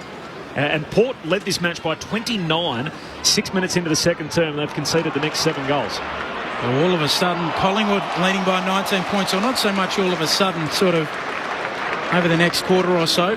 They've just completely controlled this game. All up at half forward here for the Pies. Leading it by 19, as we said. Palming it down beautifully, Cameron, but straight to Mitchell, who's wrapped up.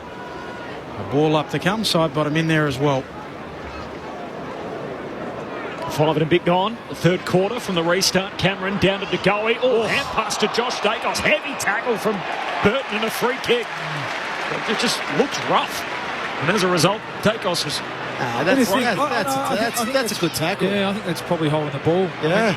At no stage was his head in jeopardy either too. It wasn't a classic sort of dump. It just looked slingy, didn't it? Yeah, Lockie Schultz hurt his jumper nearly ripped off his back as he kicks into the forward pocket. Hands on it from Cameron, no mark. Spills down towards Elliott. He's shoved out of play. So a boundary throw in. Forward pocket for the Pies. Kicking to the punt road end in the third term. Lost the boot, Jamie Elliott.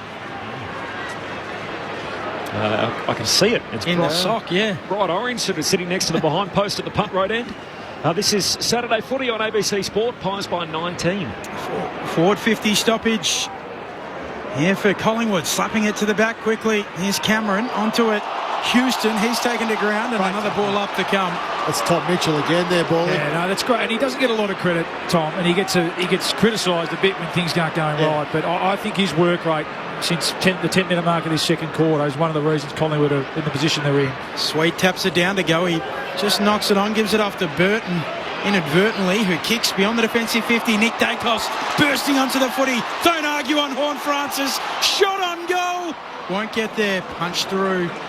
Very nearly for Nick. You're right about him being a bit of a whipping boy. And I know he was subbed out because he had an ankle issue and different stuff at various times. Finished 4th in the BNF in apprenticeship year. But this is the thing, like when Collingwood aren't going well, he looks slow, but the ball's going over his head. So any player looks slow. But it's just, it's Tom Mitchell. It's ridiculous. Burton marks the kick out at half-back, goes long down the wing, but Darcy Moore intercepts among 3 Port Adelaide players. That's what he does so well. Has it on the logo. And Collingwood on top here early in the third term. Kicks a high up and under. Just Mason Cox, who marks at centre half forward. And Zerk Thatcher's left holding his shoulder in that contest. It would have been 5 or 6 players in it. Mason Cox, at 2 metres plus, plucks it. Just looking at this contest here, look, I guess this is the reason why Zerk Thatcher and Ratugolea were traded into this Port Adelaide team for those high balls to spoil, to kill the ball. Mason Cox, right-footed drop punt. It's there. He's got 2.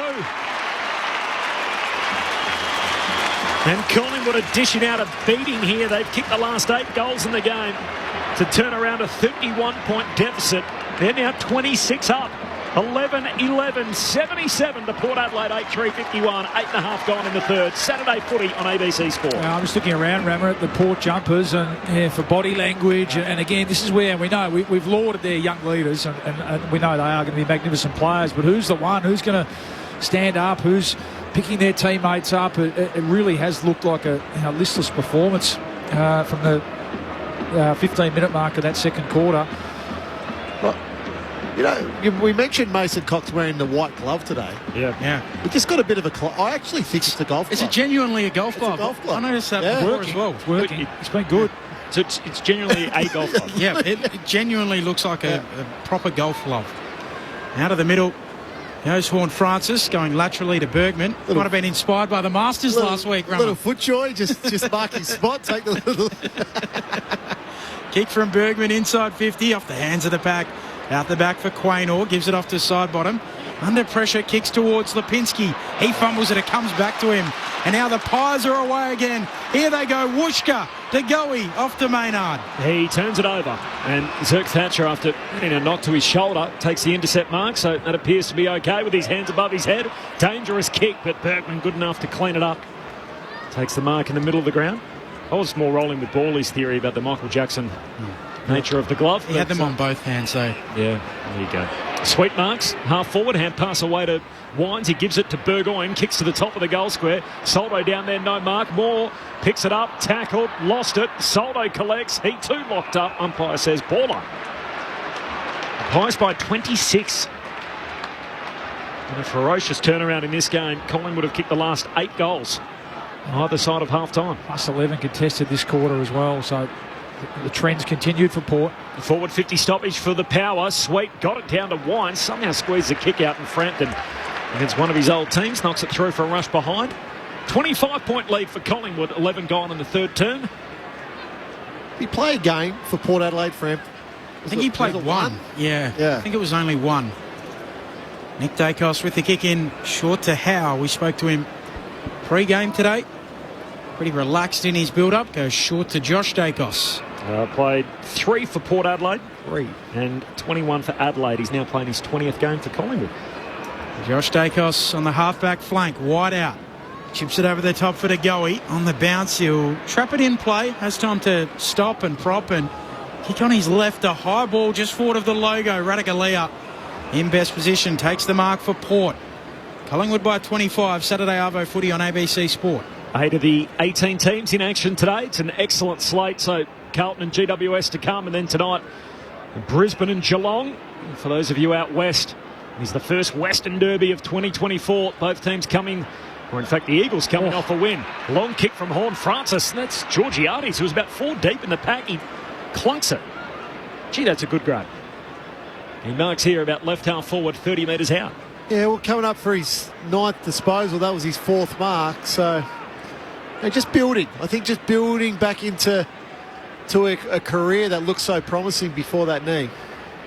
There's a big crowd in, and yet very few of them supporting Port Adelaide when they do something well like they were doing earlier, having kicked 6 of the first 7. The crowd almost falls silent. They find their voice here to try and distract the right-footed drop punt of Mitch Georgiades. He's good enough to deliver against it.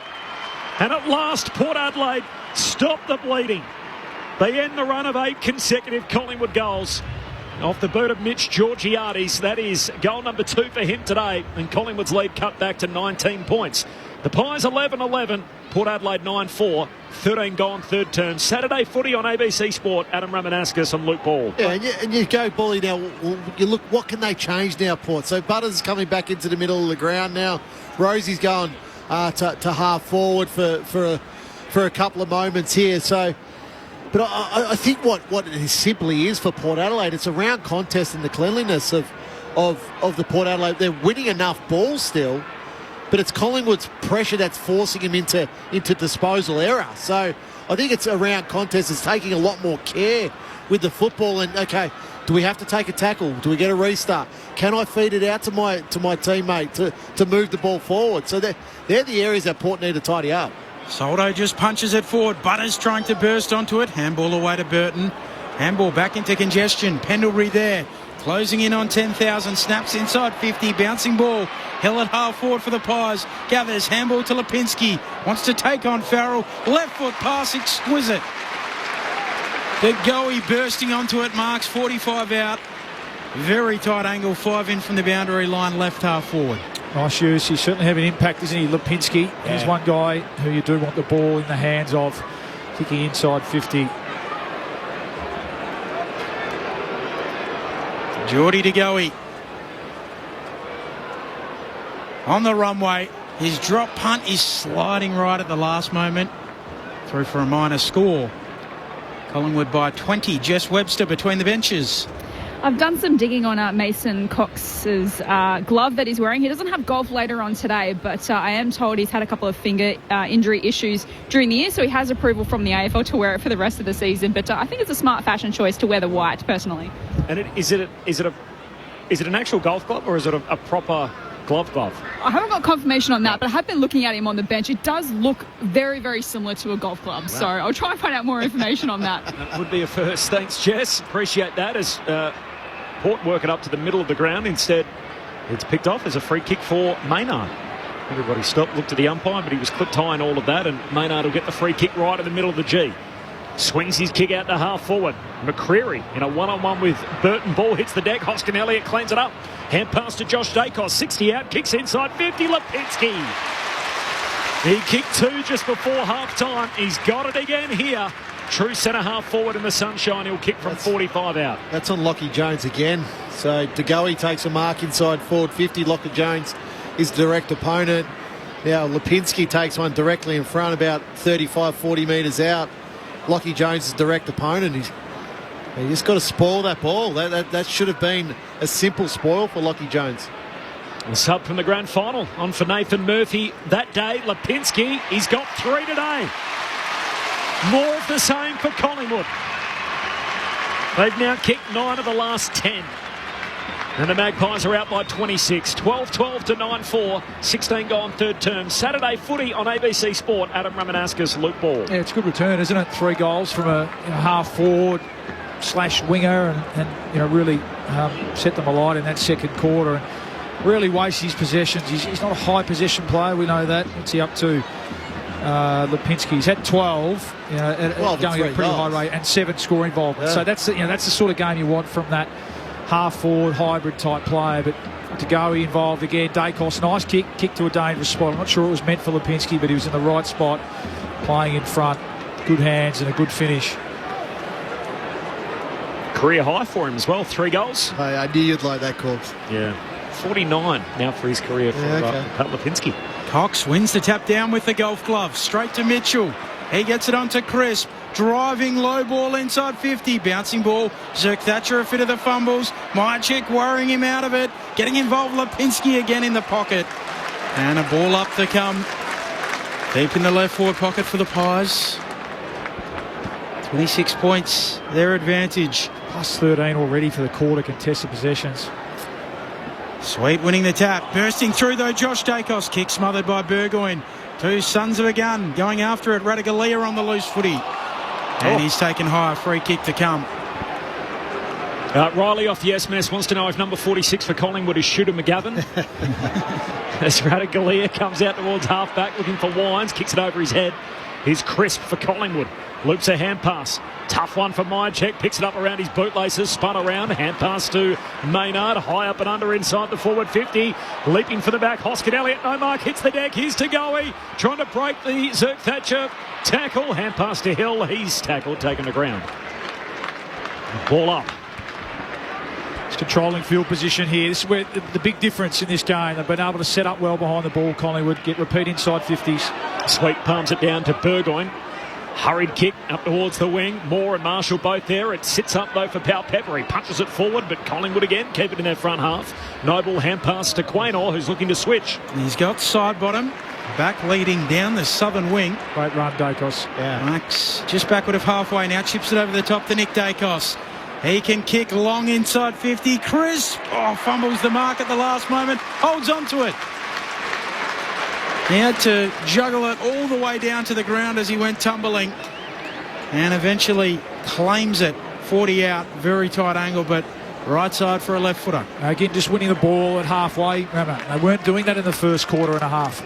Port were able to pick their way through, but they've really set up, and it's been largely the pressure on the ball carrier, so it's forced a dump kick out. Noble in the right spot there. It was a bit of a risky kick from Quaynor, but a terrific run by Nick Dacos to identify the space, and then he hits Crisp inside 50. His 220th consecutive game today. The kick goes to the line, and Ratugolea desperate, knocking it through. What's that record? Consecutive games? He must be pushing that. 244 is Jim Stein, so closing in on it. Corby always calls him the AFL's Iron Man. Alan, in the Albany Highway, or on Albany Highway in WA, you had no pie in your pastry when Collingwood lost in the first quarter. Does that mean in the second term you have no port in your bottle? Like it. We'll play on words. Long kick from Houston out of the defensive arc. Here's Cox. Sorry, Cord, no power on the phone. Yes. Got to be honest, I'm partial to a port. Yeah, I quite like them. Yeah. Yes, Jordan White to Josh Dacos. Between wing and half forward, kicks inside 50. Myercheck crushes the back, spills down to Lipinski. Almost has his strides ripped off in the tackle from Butters, and he upsets holding the ball. Free kick for Zach Butters, who was on fire early and has cooled off since. Just the Penfolds' great-grandfather. Beautiful port. Collingwood by 27. 20 minutes gone in the third term. Kicks down the wing, and Horn Francis up, takes the mark. Can Port come again, having led this game by 31 earlier? Almost a 10-goal turnaround. Links up with Burn-Jones. Cooks Marshall goes longer, and in the end, favours Howe, who takes the mark in front of Rioli in the back pocket for Collingwood. Pies by 27, Saturday footy, ABC Sport. Let's take the easy one, Darcy. Another player who started really well. And they just all drifted out that second half of that second quarter, and then again, we're 20 minutes into this third quarter now, and you sort of can't say there's a true Port Adelaide winner out on the ground right at the minute. Oh, Nick Dacos picks it up, then runs away from the pack, goes with the outside of the boot, cleverly to Hoskin Elliott, half forward, weighted kick. It won't quite get to Bobby Hill. Or will it? Jones leaves it behind, dishes it off to Schultz. Unselfish. Schultz finishes, and Collingwood are going so well they can share them around. 33 points to the good, 13-13-91. Plays 9-4-58, 20 minutes into this third term. Saturday Arvo footy on ABC Sport. Adam Ramanauskas, Luke Ball. Yeah, well, it's Nick Dacos, Paulie. Big quarter. Right in front of us here, there's a big contest. The ball's bobbling. He's had the 8 possessions now.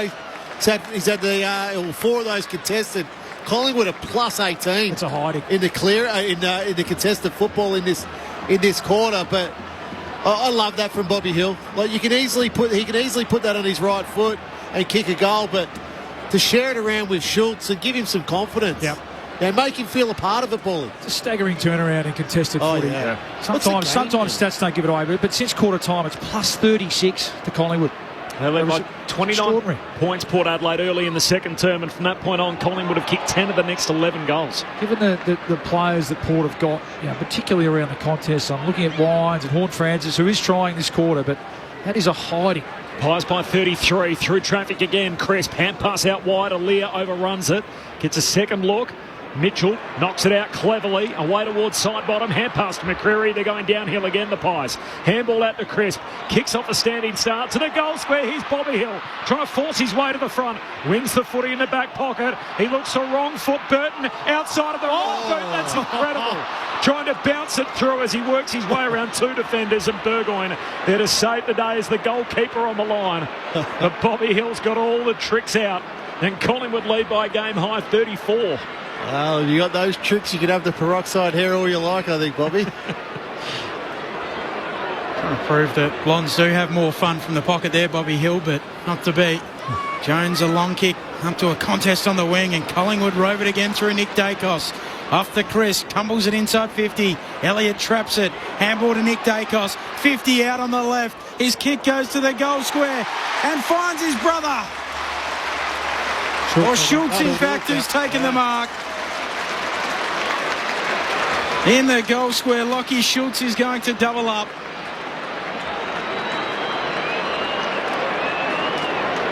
This is very much Collingwood just toying with Port Adelaide. Lockie Schultz taking up all of his time. He'll roll in, plumb in front, top of the goal square, and put it through. It's absolutely the party pies here at the MCG. A couple for Schultz. They're out by 40. 14-14, 98 plays, 9-4-58. 24 minutes into the third. Saturday Arvo footy on ABC Sport. We're talking about it.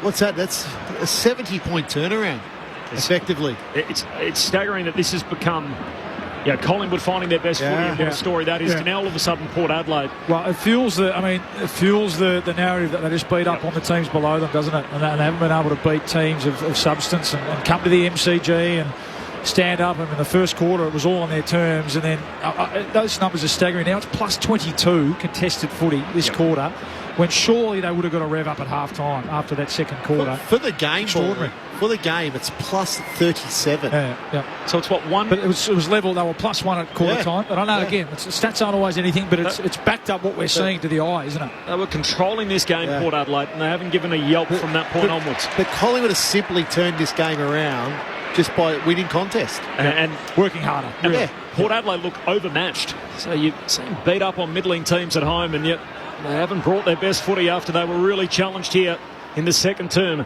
Free kick out of the middle going Collingwood's way again. So Mitchell sends it inside 50. Off hands it spills down to Farrell. Bangs it back into the middle of the G, and here's Mitchell again. Ball's barely been over halfway, and now it's stepping over on the mark. Georgiades, that'll be 50. And Mitchell will be marched inside kicking range. And he'll have a look here from about 40 metres out, true centre half forward. Jess Webster on the boundary. Port Adelaide has activated its sub. Jed McAtee comes into the contest, and it's Jordan Sweet who's been subbed out. No obvious signs of injury, so that one appears to be tactical. Thanks, Jess. A little smaller second ruck out of the game. Gee whiz, there wasn't much in that. But when it rains, it pours, doesn't it? But I mean, he deserves some reward here, Tom Mitchell. I think his performance since halfway through that second quarter has been superb. Tom Mitchell on his way in. Misses. Out to the right. 41 points, Collingwood's lead. They've had 39 more possessions for the quarter, Collingwood. 12-goal swing in the game. 26-minute mark of the third quarter. Saturday footy on ABC Sport. Houston with the kick in. Fair launch up towards the wing as well. Holding free kick. Go the way of Port Adelaide. So Willie Rioli picks it up and puts it on the boot. His kick dropped by Burne-Jones at half forward. Picking it up, Mead. He'll send it into the pocket. Pau Pepper in good position, he marks. Howe trying to close late. Pau Pepper holds on to it. 30 out, 45-degree angle to the left. Well, some transition footy there. That was a bit more of like what we saw in the first quarter. Free kick on the wing, admittedly. Port being the beneficiary of that. Just feel like he just has to kick this just to give them something to hang their head on as we approach three-quarter time here, Port. Sam Powell-Pepper to just keep a little bit of a pulse for Port Adelaide. He drills it through the middle. His second. Chelsea Roffey in game 300 between the sticks. signals the goal. It's back to 35 points. 14-15-99 the Pies. Port 10-4-64. 27 minutes played in the third. I think where Port have really struggled is their smaller defenders. So you look at Bobby Hill's game, you look at Lipinski's game, Hoskin Elliott's game. That's where the game really changed in that second quarter. So it's about tightening up. Like, Jamie Elliott hasn't had a big game, and Lear's actually done a reasonable job on Jamie Elliott. So it's those other three, and now Schultz with the 2 goals in this quarter also, that it probably is where the damage has been caused. 35 points, Collingwood's lead. Still a couple of minutes to play in this third term. Back in the middle, Darcy Cameron wins it down. His opposing ruckman Soldo runs out after it. He's tackled by the goalie, and the ump says free kick taken high. So a break for Port Adelaide here. Can they try and string a couple together? They haven't kicked back-to-back goals since the start of the second term. We're now late in the third. Goes straight down the pipe. Hands on it from Cameron. No mark. Spills to Maynard. Hand pass to Mitchell under pressure. He coughs it up. Drew shoots goalward. It's across the face and in the back pocket. Darcy Moore takes the mark. The premiership skipper. Yeah, he's been good, Moore, since quarter time. Looked a lot more like the Darcy Moore, the All-Australian version of Darcy Moore. Very assertive, supportive in the air. Kicks around the boundary to a contest on the wing. Hoskin Elliott got a little shove, or Cameron did in fact, so Hoskin Elliott got one as well, but take your pick. Cameron will get the free kick. Been great, Cameron, hasn't he? Yep, really. He was one of the only winners in that first quarter and a half. Kept them in it. Saturday footy on ABC Sport. Luke Ball and Hannah Romanascus, our experts. Back to Quaynor. Back to Howe, and the switch is on. He's kicked to Maynard, who juggles it. Might have marked it off his bonce in the end and stabs it short to Noble. Round the members' wing they go, having started on the southern side of the ground. Collingwood by 35 points, close to three-quarter time. Noble kicks around the members' wing. Big pack forms. Up goes Zerk Thatcher. Mychek too. Horn Francis roving the pack and dumping it on his boot. Kicks Port to half forward. Moore in best position. Takes the defensive mark at centre half back for the Pies. Collingwood by 55. We've seen an 11-goal swing in the game here from 31 points down in the opening term. They still led Port Adelaide by 29, 6 minutes into the second. And from that point on, it's been an absolute avalanche. It's been all Collingwood. And they're on top by 35 points and have led by as many as 41 themselves. Up to the wing it goes. Port Adelaide win it back. Houston hand pass to Bergman. Miscues the kick out to half forward. McEntee the target. Tough one sat on his head, and Noble floats across, knocks it out of play. Coming up next, Carlton and GWS. Huge Saturday slate, and then later tonight, Geelong is in Brisbane to take on the Lions. It's the Western Derby over in Perth. Fremantle and the resurgent West Coast Eagles. We're both from WA Corp. How did we end up in the West calling it the Derby when everyone else calls it a Derby? Butters tracking after it from the throw-in.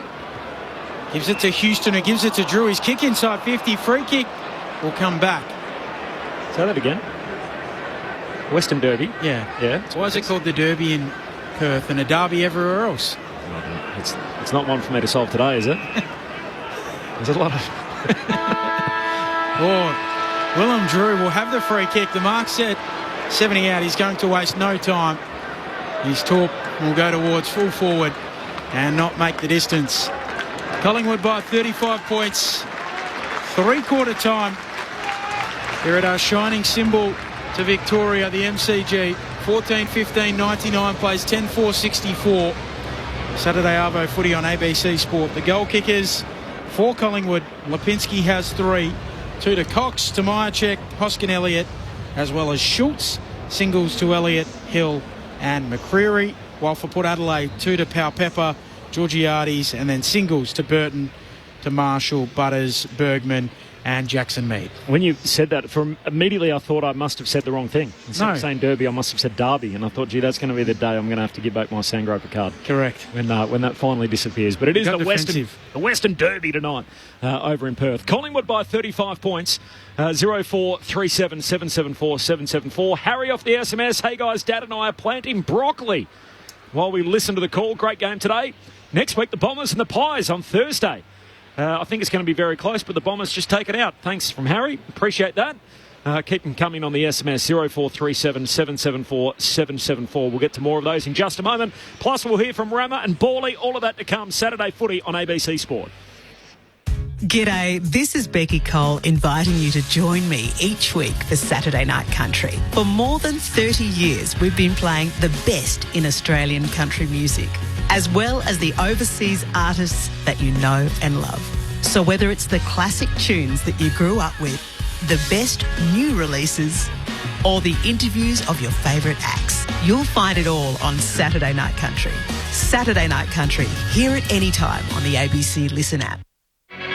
This is ABC Sports coverage of the 2024 AFL season. Every match on the ABC Listen app. Look for the AFL button. Free kick going to Mitchell, feeds it up for the go, he kicks smothered. Ricochets inside 50 to full forward. Elliott wants to get on his left and snap on goal. Brilliant from Jamie Elliott. Collingwood in control. McCreary in a one-on-one with Burton. Ball hits the deck. Hoskin Elliott cleans it up. Hand pass to Josh Dacos. 60 out. Kicks inside 50. Lipinski. Sub from the grand final on for Nathan Murphy that day. Lipinski, he's got 3 today. More of the same for Collingwood. Oh, Nick Dacos picks it up, then runs away from the pack, goes with the outside of the boot, cleverly to Hoskin Elliott, half forward, way to kick. It won't quite get to Bobby Hill, or will it? Jones leaves it behind, dishes it off to Schultz, unselfish. Schultz finishes, and Collingwood are going so well they can share them around. The 2024 AFL Premiership season. On your radio. ABC Sport Digital. And on the ABC Listen app. Pies by 35 at three-quarter time. It's a fun Saturday slate in round 6 tonight. Brisbane and Geelong and the Western Derby out in Perth. But up next, it is Carlton and GWS. Matt Clinch heading up the call. Clinchy. Corby, the next instalment of Super Saturday. The Giants take their unbeaten run onto the road as they face the Blues, having only suffered their first loss last week as their luck ran out. 2-point losers against Adelaide in a thriller. Both sides are missing some personnel. Sam Taylor concussion, Steve Cornelio knee. They're out for the Giants, while the Blues add another 2, Mitch McGovern and Adam Sard, to the growing list of soft tissue injuries. So can the Giants defence of Iden, Buckley and fifth gamer Likalia restrict Charlie Curnow and Harry Mackay? One of the toughest tasks in footy, in the battle of the Bulls in the middle of the ground, Patrick Cripps and Tom Green. There's no late changes for either side, so Jack Carroll and James Peatley are the subs. Looking forward to calling the action alongside Joel Peterson and Cohen down the boundary. Nathan Burke and Kez Peterson will bring it all to you. We'll take the baton after you at the MCG from Docklands. It's the Blues and GWS. Thanks, Clenchy. Look forward to listening on the way home. So Carlton and GWS, our next stop. What a game that's going to be across town. Under the lid. Reigning premiers by 35 as we turn for home. Premiership players Luke Ball, Adam Ramanauskas on ABC Sport. Well, we sort of harpy on it a bit, aren't we, Rama? But it's been an extraordinary turnaround since quarter time. And really, it's a combination of the Pies rolling their sleeves up and getting to work, which they needed to do. And look, they've come off a bye, so maybe you could excuse a bit of malaise early in that first quarter. But they did that. And Port, when you're looking for the response, it just never came. And it hasn't come. And minus 35, I think it was, since quarter time contested footy. Sometimes, as we say, the stats don't tell a story, but that's it in a nutshell there. And it's been led by Mitchell and DeGoey, and then what it's allowed then is Nick Dacos to go on the ball and start to look like the Nick Dacos of last year. That quarter, he was terrific. That quarter, 10 possessions and some inside 50s, and those small forwards, as you mentioned, from Collingwood have looked really lively because they've been able to set up their defence behind the ball, control field position, and it doesn't matter how good your defence is. I mean, we patted the Port defence around Alir and Radigalia in that first quarter for looking really sound behind the ball. Under pressure, under repeat entry, they've looked shaky. And the ball's hit the ground, and the Pies have been back to their best. And you talk about Collingwood's defence. So that second quarter, Moore comes into the game. Jeremy Howe comes into the game. Quaynor comes into the game. Maynard comes into the game. And they start defending like we're so used to seeing. They used to swarm as a defence, but I just think it's been Bobby Hill, Hoskin Elliott, Lipinski, then Schultz in that third quarter. They've caused Port Adelaide all sorts of trouble. All have hit the scoreboard multiple times. We got a lot of Derby feedback coming through on the SMS. We'll get to some of that for you, Ben. It's three-quarter time here. It is a 35-point lead for Collingwood. And Port Adelaide, what are we going to get from them? A match in which they led by as many as 31 haven't really given much thereafter. There's a free in the middle here as in the ruck contest. Cameron's taken high and he's going to be rewarded. Been terrific, Darcy Cameron. He certainly won this battle today. One against Soldo and Sweet throughout the day. Sweet since been subbed out. Collingwood yet to use theirs. A long kick straight to centre half forward. Offhand spills to Mead. Took on the tackler. He's caught. Locked up by Lockie Schultz. And a ball up centre half forward for the Pies. Does Pendlebury get the 7 possessions this quarter, Benny?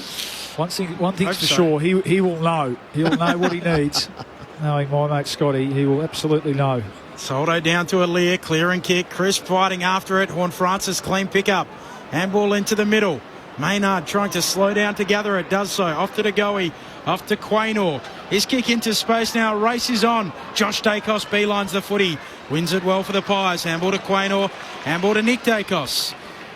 He's corralled up around the boundary line. Will dribble it. Here is Pendlebury trying to keep it in. And out of play it goes for a throw-in. As the great Kevin Bloody Wilson said, it's pronounced Derby because that's how it's spelt. Great call, fellas, from Jono. Stuart from Mandurah. I'm not sure about this one, but I'll take it. Sounds good anyway. Back in the day, there was a game between East and South Freo, and it was sponsored by Derby Cigarettes. They did it as long as the name got changed for the weekend, and it stuck. So in WA, it's Derby. Throw it in again, says Brett. Oh, it didn't go the 18 metres in the air or in. No, it actually hit. There's a lesson there. Always watch the footy, even as a mid. Actually hit Jack Crisp on the head, the back of the head. There's proof of my rule. Didn't go the 18 up and 18 6 in. metres. So that was like, the little kid that does it at the local footy. You give him $10 and a pie and a Coke after the game. Jess would have done it better than that. Yeah. Bobby Hill winning the footy. Handball back to Josh Dacos. Handball errant. Now Butters just doing a little slalom run through a few of them and taking a few bounces off on an adventure. He's now done 4 bounces. Myjet almost got to him. Affects the kick. Turnover. Quaynor for Collingwood in the front half. Gives it to Nick Dacos. Darting around himself and then just drives it deep into the forward pocket. Aaliyah looking to spoil. Can't kill it. Hill knocks it down. A hand pass to Schultz. And Schultz, has he missed here? From close range, he turns and apologised to Hill. Trying to knock it through from in line with the behind post. Have a little look, I think. They didn't celebrate it, and I don't think he's got this there. Oh, Chelsea. Don't tell me on anything. Chelsea Roffey's you know having what, a chat with... maybe she's thinking, with 300th game, maybe I'll get a bit of screen time. Bit of screen time, fair enough. Gorman, the soft calls are behind here. Luke Ball had a locked in for no reviews today. Yeah, I'll have to tear up my ticket there. It's one in game 300. He's missed near side, so it's a behind for Schultz. More off the SMS. L says it's Derby, not the Derby. It's always been the Derby in WA. Get used to it. Just because the Eastern Staters can't pronounce it correctly doesn't mean we in the West have to change it as well. G'day, boys. Listening from Horsham, Victoria. Love Bally. Forever Collingwood legend. Go the Pies. From Macca. Heading to York with my dog Otis. We're both loving the call. Loving the amazing turnaround by the mighty Pies. Cheers, boys. All that off the SMS here on ABC Sport. Houston's kick virtually gets up to the wing off the hands of the pack. Drew after it. Handball out towards Burgoyne. Gets it onto McEntee. Back to Drew, who gives it on to Horne-Francis. Now on to Rosie, working it down the southern wing. Port. Off to Burn. Jones delivers to Powpepper. 48 out, wide out at half forward. Chips into the pocket. And Marshall marks. Tumbles to ground, but he'll go back and kick for goal from deep in the right forward pocket. Probably their best passage of play since the first quarter. He had Todd Marshall. This will be his only 6th possession. Kicked the goal early. 4 marks. He kicked the goal early. He seems to have got a lot of his footy wide today, or nearly all of it. He's had a couple of shots from this pocket. So you'd have to say that with Dixon out, the key forwards. Georgiades had his moments, hasn't he? But no real impact for the key forwards from Port. Tight in the pocket. Marshall's drop punt looks pretty good, but drifts across the face. Minor score. Collingwood by 35. I can hear Corbin chuckling. This is the best one so far. Mikko in Geraldton. Hi, gents. It's called Derby because it's held in Perth and not Perth. As a result, it's not Derby. It's Derby. I don't even mind that from Mikko. Appreciate that off the SMS. Collingwood by 35. As you can tell, this game's pretty lopsided. We're waiting for Port just to give a little bit more here. They led by 31 earlier, and it's been completely lopsided Collingwood's way thereafter. Big test for Port's legitimacy today. They've been beating up on teams at home and 4-1 to start the season, but how do they go against the reigning premiers? They started well. Really, from the first moments they were significantly challenged. They haven't been able to come again. Collingwood by 35. Boundary throwing on the wing. Here's Pendlebury. Grabs the footy. He's tackled. We'll have a ball up. Pendlebury chasing 22 touches to give him 10,000 all time. He's got 15 today. Still yet to add to his tally in this final term. Maybe leave a couple for Anzac Day. That'd be a nice time to do it. Darcy Cameron wins the hit out. Down to Drew of Port Adelaide. Got a hand pass out as he falls to ground. Horn Francis links up with Butters. Great kick. Takes a bit off it and links up with Rosie, who marks it left half forward. The Port skipper, Jess Webster, on the boundary. Unfortunate news for Port Adelaide. Lockie Jones out of the game with a right hamstring injury. He's got ice on his hammy on the bench as we speak. Of course, they already used their sub late in that last quarter, so Port Adelaide to play down. Thanks, Jess. Just to catch you up if you're listening before, Ben Cameron says the boundary umpires are told they must throw the ball in 18 metres deep and 18 metres high. As Rosie arcs out to the right-footed drop punt hits the post. 3/4 of the way up. It was a good effort. 10-6 to 14-6. And Jess Webster told us she was a former boundary umpire as well. So we've learned a bit today. 6 minutes into the final term. Collingwood by 34. ABC Sport. I said that's the parabola they're looking for. Yep. As Quaynor hooks it with a snap up to the wing. Horn Francis clotheslined by Myercheck. Get a free kick. Did the players just call that free kick themselves? Yeah. Everyone knew. It's the most obvious free kick for the year. Horn Francis goes into the pocket. Marshall launching. Comes down with the footy. 40 out, slight angle to the left-hand side. So they all stopped to look to the umpire, and then the umpire blew his whistle and said, no, it's a high tackle. What was that word that you used just before there, Benny? It's a parabola. Parabola. Interesting. Another Latin term. Yeah. Benny, you've had the Latin dictionary out this weekend. What did you get in English in your VCE? Were you high? Yeah, quite high. Yeah. What'd you get in Latin? Here comes Marshall. Maybe to just give Port a glimmer of hope. Yep. He sneaks it through. They're not done with yet. Back to 28 points. 14-16, 100, plays 11-6, 72. Marshall's second. 7 minutes into the fourth. Saturday Arvo footy on ABC Sport. Well, it was just sort of pushing here, ball. Yeah, they are. It was just a contested footy win. And Jason Horn Francis we know he's a contested beast, and at times today he's really tried to stand up and make a stand there from Port's point of view. So he wins the hard ball here, gets the free kick and pumps it forward. And then Billy Frampton, who's been pretty good today, he's done his job, just switching off for a little bit and allowing Todd Marshall an easy run and jump at that, thinking that he had support from the ruckman, Billy Frampton. So, I agree. I reckon the message would go out to Collingwood players, hey, boys, hang on a sec. We're in no position to be taking the foot off the gas here. I feel a bit self-conscious for saying hi. What I was trying to say was that it was my best subject, Rama. Right.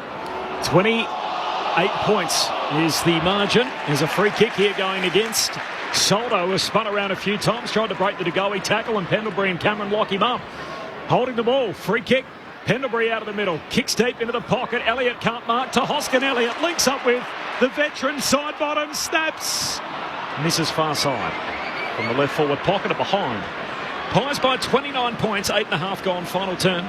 Saturday footy on ABC Sport. We're just getting going. Up next, Carlton GWS. And then tonight, different directions. Geelong are in Brisbane to play the Lions, or the Western Derby for those of you out west. Paulie, weren't you renowned when you were drafted quite high that you'd got a ridiculously high VCE score? I was a Latin scholar in Year 12, the beneficiary of a generous soul. Let's get back to the footy. Yeah, up goes McEntee, wins the footy for Port, gives it off to Pau Pepper. High ball inside, attacking 50. Up goes Howe, drops the mark. Willie Rioli bursting onto it. Has a man on. He burns him. Willie. He was Darcy Burnt Jones. Willie could have handballed it to him. He would have run into an open goal. He dribbled it and missed. That's a really bad one from Willie Rioli. No doubt he saw Darcy Burnt-Jones there. That's a simple handball. That's inexcusable, isn't it? It's a goal that goes begging. 28 points, Collingwood's lead. 9.5 gone, final term.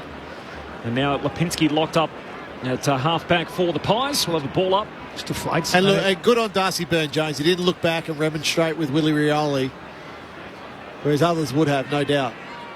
What would you have done, Ram? Remonstrator. Yeah. From the stoppage, Drew kicks inside. I would have given the handball. Kicked inside 50 from Port as Noble goes long up to the wing, and Aaliyah just shoves aside. Hoskin Elliott takes the mark. In fact, it was Jamie Elliott. He pushed out of the way. Just having a good little patch here, Port. I need everything to go right, though. Really. No margin for error from 28 down. Shares it with Radicalier. Now to Wines in the middle of the G. Kicks long inside the forward 50. Soldo in the pack. Horn Francis up in front of it. Neither can rip it down. Pack forms at the drop. Throw a blanket over around 8 players. And in the end, the umpire says, I'll have it. And a ball up. Centre half forward for Port Adelaide coming home to the punt road end.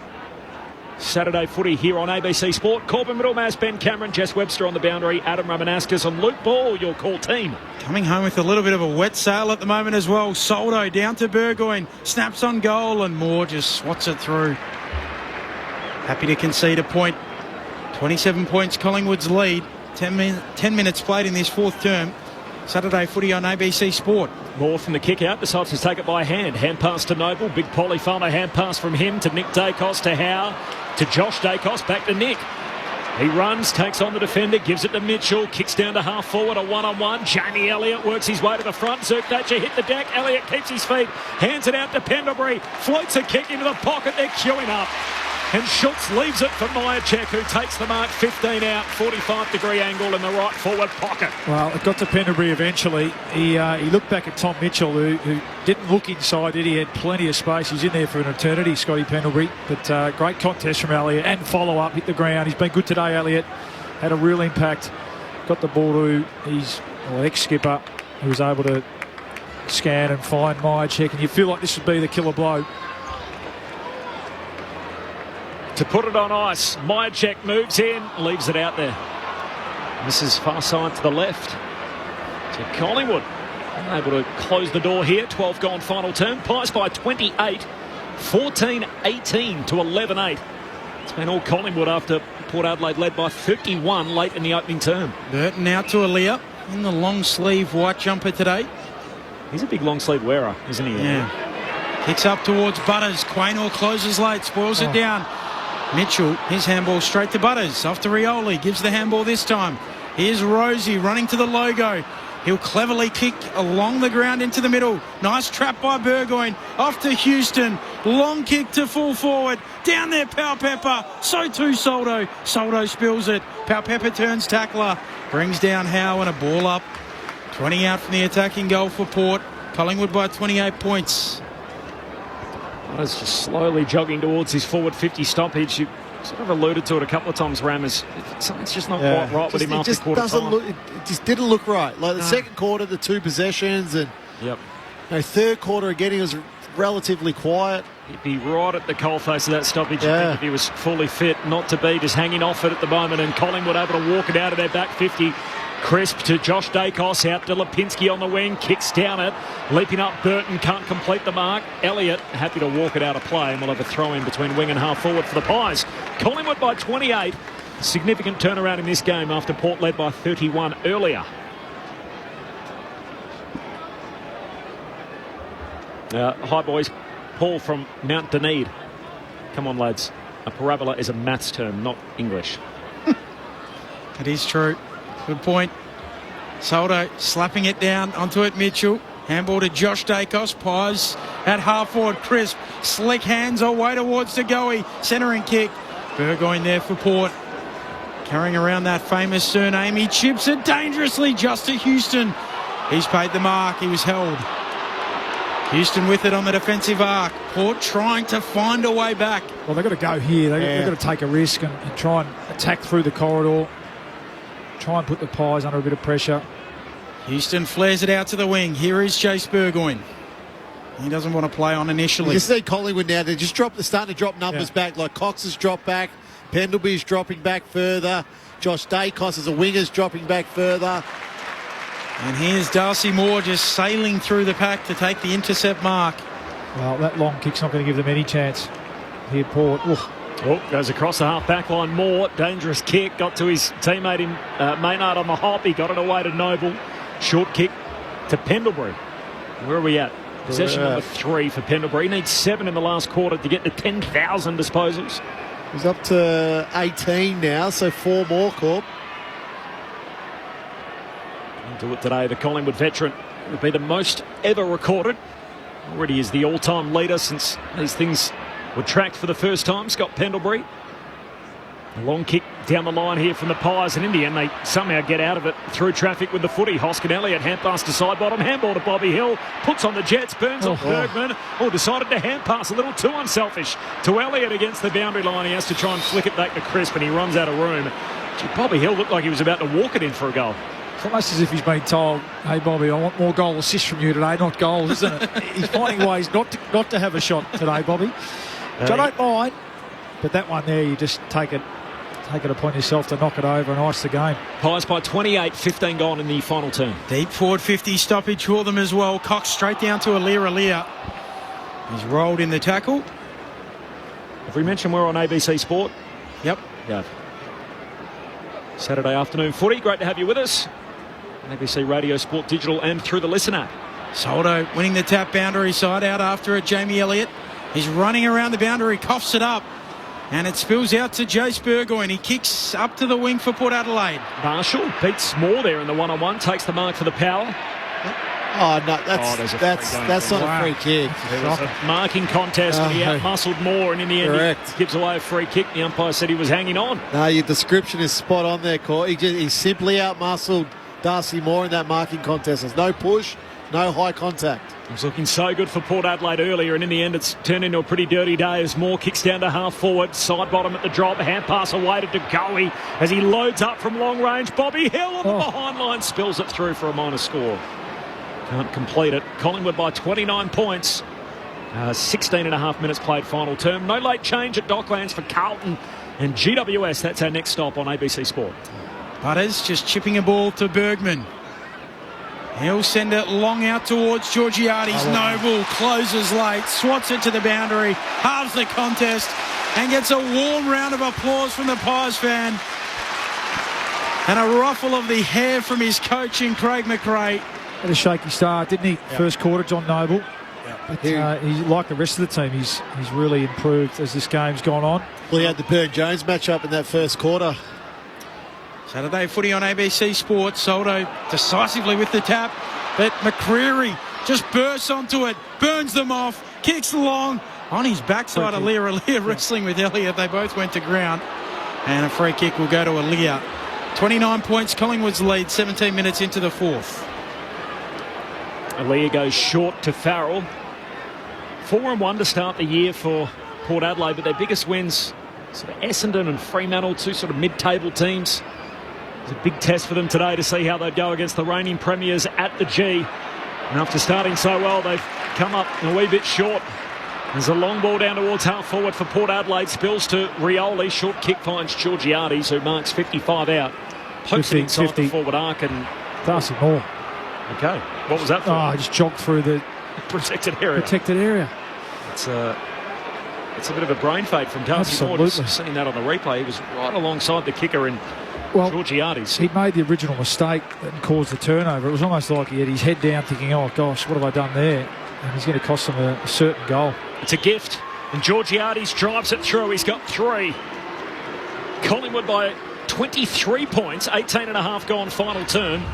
Port Adelaide running out of time, and they need something dramatic even from here. So Collingwood 14-19-103. Port Adelaide 12-8-80. 23-point lead for the Pies. Saturday footy on ABC Sport. Jess Webster on the boundary. Collingwood's now made it sub. Reef McGuinness comes into the game. Looks like Pendles is going to take a seat in the back of the bench. Unfortunately, obviously came into the game with that concern around his ribs. It does appear he's wearing a bit of a guard under his Guernsey as well, but just putting him on ice and saving him for a big Anzac Day clash, boys. Fly is better than that. 9,996 disposals. Fly has a sense of theatre. So now he's going to save it for Anzac Day, of course. 4 short of 10. At least get him 3, and then his first touch on Anzac Day becomes the milestone. I don't mind it. It's kind of like Warney's 700th at Boxing Day here at the G. Put Adelaide out of the middle. Butters! McCreary got him! By McCreary. He was second for Pies tackles coming into this game today, and that is what he does. Holding the ball, kicks out wide, Quaynor marks. It's terrific. Not many catch. Zach Butters just hunted McCreary there. Quaynor with a shallow inside 50 in the Cox direction. Hands to it, coming through Hoskin Elliott. Shovels out a handball. Radagalia trying to burst through. Swats it on to Horn Francis. He'll arc back into his back pocket. Kicks to half-back. Butters the target. Not a great kick for him. Spoiling over the back. Crisp. Down towards Mitchell. Hand pass back to Crisp. Runs, carries, draws a defender. Gives it to McCreary. High up and under to the behind line. It's through for a minor score. Off the boot of McCreary. So Collingwood by 4 goals as we tick into time on in the final term. Up next, Carlton and GWS for most of the network here on ABC Sport. If you are in Canberra or listening throughout the ACT, you are getting the game between Penrith, the 3-time defending champs there, and the West Tigers. Surely this one's going straight down the middle. That's exactly where it goes. Farrell up the middle, unable to mark Marshall. Now he has to follow up at ground level and apply the tackle. All up the come. There's no reason to go anywhere from Saturday footy here on ABC Sport all afternoon and evening. What a day of footy. Soldo laying it down, picking it up quickly, shoveling out a handball Mead. Now Butters trying to zig and zag. Handball to Burton, puts him under pressure. Back to Butters, wrenched off it. Nick Dacos picks it up. He'll fire on goal and miss. Skids it through for a behind. Again, it's just around that contest, Bally. Just pressure. They forced the turnover there with Zach Butters. Nick Dacos probably should have finished that one. Collingwood by 25 points, 21 minutes into the fourth. They're a fascinating watch, Port. So top 4 last year, go out in straight sets. So the criticism of them is how do they measure up against the really top-tier teams? So they played Melbourne at home, failed that test, and their next big assignment, Collingwood, who haven't been in great nick to start the season here at the G. They come up short again today. That's a really poor decision as Wines hand passes to Horne-Francis under pressure. They've lost it. Turnover. McCreary hand pass to Nick Dacos. Trickles a kick down to Hoskin Elliott. Wide out. Half forward. Straightens up. Big Mason Cox marks. Plays on by hand to Schultz. To Bobby Hill. He's going to give it off again to McInnes. Straight on the ground and he can walk it in. Pumps it up into the second deck from a metre out. And Collingwood put it all on ice. 22 gone final term. The Magpies by 31. 15-21, 111. Port Adelaide 12-8-80. Saturday Arvo footy on ABC Sport. Luke Ball, Adam Ramanauskas. Well, it's really the poor decision of Ollie Wines. He takes a really good mark, centre wing, and you want him to get the ball going forward, but for whatever reason, there's a forward handball into all this traffic with Collingwood players there. The ball turns over. Goes back Collingwood's way. Good mark by Mason Cox inside forward 50 again. Gives a little handball. And look, just the unselfishness of Bobby Hill today. I've loved it. I've absolutely loved it. It's how you. I'm a big believer in how you make your teammates feel, and he's made his teammates feel really good today, Bobby Hill. Can you show some of that love to me, Rama? No. Restart in the middle. Butters coming away with the footy. He's retreating though. Gives it back to Burton. He'll get a handball into the middle.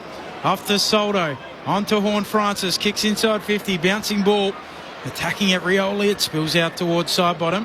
Handball out to Quaynor. He knocks it on. Now tracking at Burgoyne. He'll snap around the corner. In the direction of Mead in the pocket. He takes the basket catch. 25 metres out. Deep in the right forward pocket. Took that brilliant goal in the first quarter, didn't he? Yeah. Young Mead. Hasn't had much of an impact since. Hasn't been alone there. Comes around on the left and misses narrow. Minor score, and it's been that kind of afternoon for Port Adelaide. Collingwood by 30 points, 23 minutes into the fourth. So this will get the Pies to 3-3. Wins in Brisbane against the Lions, in Adelaide against the Hawks.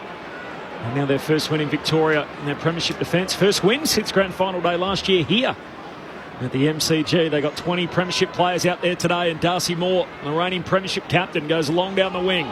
They all compete for it. Horne-Francis crashes into traffic. Wines attacks it like a bull. Got a hand pass out. Horne-Francis release, chucks it on the left peg, but turns it over. And Noble the intercept mark. Short week for Collingwood. They play Thursday, which is Anzac Day, of course, the traditional blockbuster here at the G against Essendon. The Bombers riding a 2-game win streak up against the Pies, who'll be here on the back of 3 in a row. Short to Nick Dacos, goes long down the wing. Mason Cox stands in front of the pack, no mark.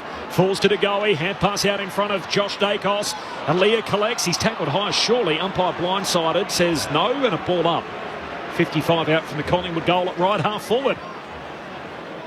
Just 2 days out of 11 without footy, so no footy Monday, Tuesday, but outside of that, from Thursday this week through to Sunday next week. Footy feast. Cameron taking it out of the ruck. Manages to get a handball away to Schultz. Trying to get past his man. Handball to Lipinski. Floats a kick. Bobby Hill goes up. Through his hands it goes. Out the back. Bursting onto it. McInnes. Handball away. He is too late holding the ball. So Farrell with the free kick here for Port Adelaide and stabs it low and short to Burgoyne. Son of the two-time Port Adelaide premiership player, Jace Burgoyne, a sequence of hand passes, ends up with Butters, chips it to Powell Pepper, who marks 70 out, high half forward, kicks inside the forward pocket, Rioli lost it, ball pitches, runs back towards Darcy Moore of the Magpies. Hand pass to Crisp, he's tackled, dispossessed, ball rolls out of play. The boundary throwing 52 out from the Port goal. So Friday night footy for Port Adelaide, they play St Kilda. That too an interesting game.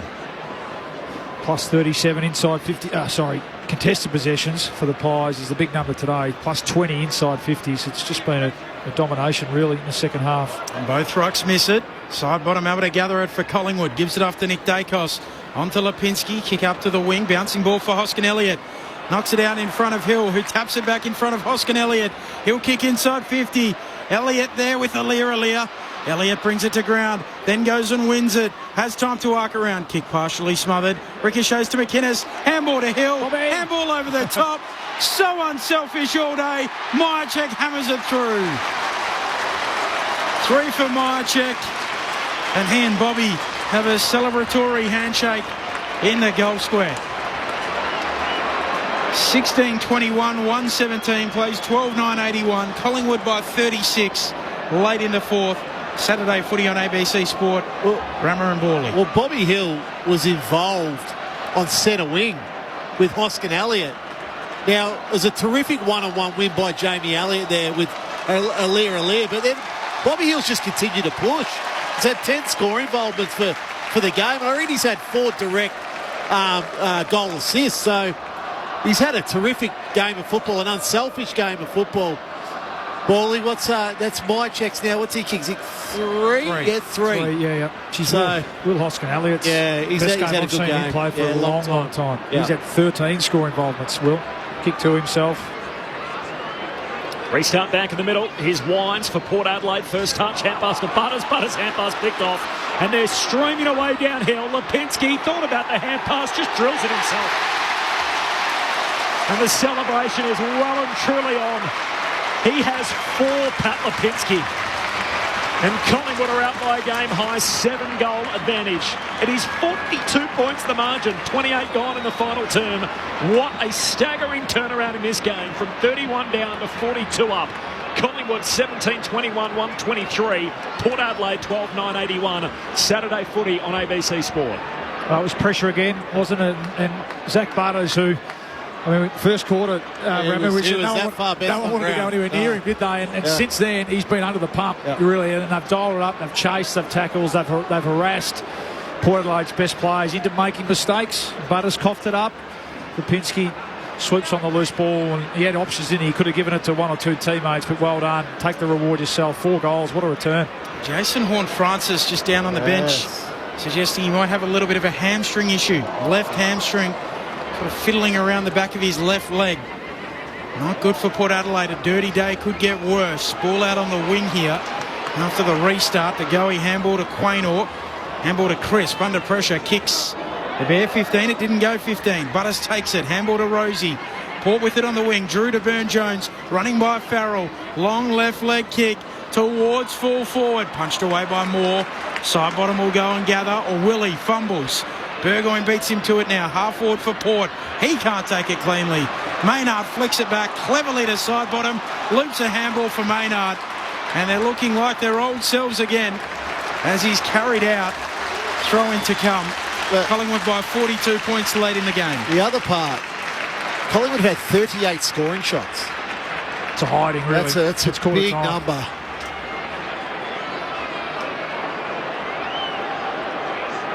We've learned a fair bit about both these teams this afternoon from the boundary throw-in. Soldo knocks it forward. Burgoyne out after it.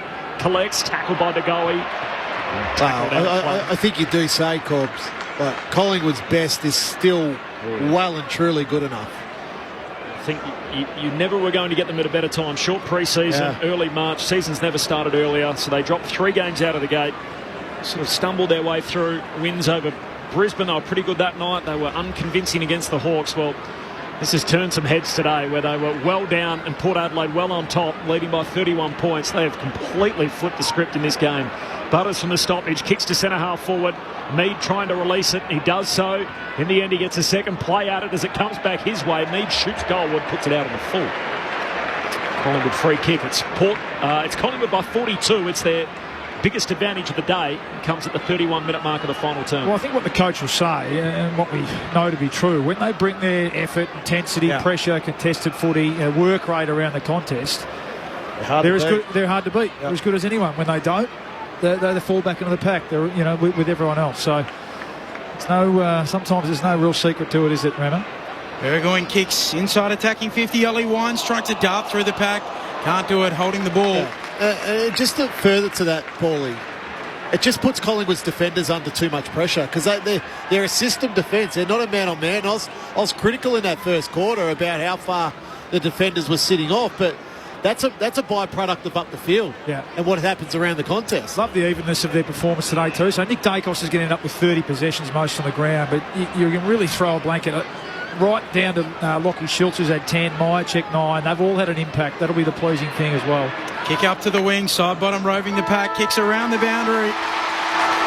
Collingwood back looking like the premiership pies. While for Port Adelaide, it's all there in black and white. They're not quite good enough. They know how to play the game. Side by side they stick together to uphold the Magpies' name. See the barricades are shouting as all barricades should. Oh, the premiership's a cakewalk for the good old Collingwood.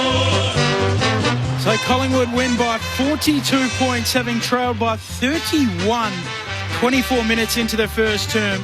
They turn it around with a run of what was 8 consecutive goals.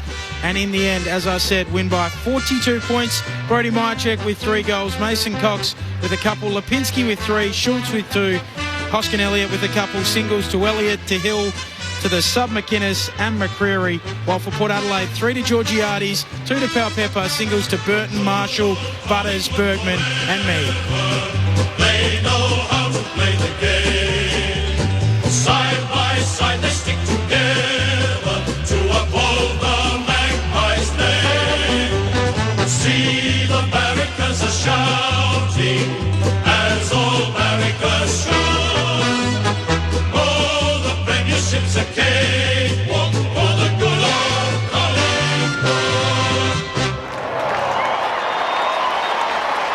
Sets it up beautifully for Anzac Day back here on Thursday at the G. So it'll be Collingwood and Essendon. The Pies on a 3-game win streak, and Essendon having won a couple on the bounce. Collingwood 17-21, 123. Port Adelaide 12-9-81. As good as it was for the Pies to rediscover their best footy, there are concerns again for Port Adelaide when it comes to challenging the very best in this competition. 65,834 in to see it. Gee, we got a hot exit. We're out in about 2 minutes. We'll get the votes in the ABC Footballer of the Year, but some initial thoughts. Well, look, I think Paulie and I have harped on it since halfway through the second quarter. Once Collingwood dialed the pressure up around contest and started to win that, they've ended up plus 41 in contested possessions, which is, we lauded Port Adelaide's midfield to start this game and what they could be and what they could become in. So a hiding's usually about 20 odd. Oh yeah, they've won plus 40 odd. That's what comes after hiding. It's what Port Adelaide did to Essendon. Yep. That's I think how you look at it in the end around contests. They were just absolutely terrific. Plus 19 inside 50s. Collingwood's small forwards, I thought, just was simply terrific today. Hill, Hoskin Elliott, Lipinski, Schultz. Jamie Elliott, I thought, in the end, his role on Aliir was really important. Aliir was good early, then Elliott was able to sort of blunt that and have a terrific game. But I love the game of Darcy Cameron. When the chips were down for Collingwood, he worked extremely hard And then you look at the defence. Once Collingwood started to win the contest, the defence started to dictate terms on their direct opponents. So Darcy Moore comes into the game, Maynard comes into the game, John Noble comes into the game. So, look, ultimately it's a disappointing day for Port Adelaide. Disappointing day. It's probably their first failure against the challenger, but we always say, what does it mean? What does it mean? Well, they get another chance next week. That's what it means. 73-point turnaround in the game from 31 on top to lose by 42 for Port Adelaide. Very quickly, the votes in the ABC Footballer of the Year. We got about 35 seconds. One vote, Jordan De Goey, who not on the stat sheet, not his best game, but just thought impact, Rammer, and you're right. When the chips were again, he's the one that started to turn it around that second quarter. Thought he was terrific. Darcy Cameron, 2 votes. We're going a little bit different with the votes here today. Darcy Cameron, clearly the best ruckman, big man on the ground today. 3 votes going to go to Will Hoskin-Elliott. Thought it was the best game he's played for the club in a long time, if not ever. 21 disposals, 13 score involvements, 2 goals. Apologies to Hill, Mitchell and Dacos. Thanks, Paulie. Thanks, Rammer. Thanks to Stu Baker, to Jess Webster downstairs, to Craig back in the studio, to Ben. I'm Corbin Middlemass signing off. Either the NRL and the ACT or the footy for everyone else. Here's my top footy tip for the season. You can get your games live and ad-free on the ABC Listen app. I know, right? AFL, NRL, men's, women's. Whatever footy you're after, we've got you covered. Every goal, try, mark and tackle. Called by ABC Sport's expert commentary team. Game, set, bingo. This season on the home of 100% pure footy, the ABC Listen app.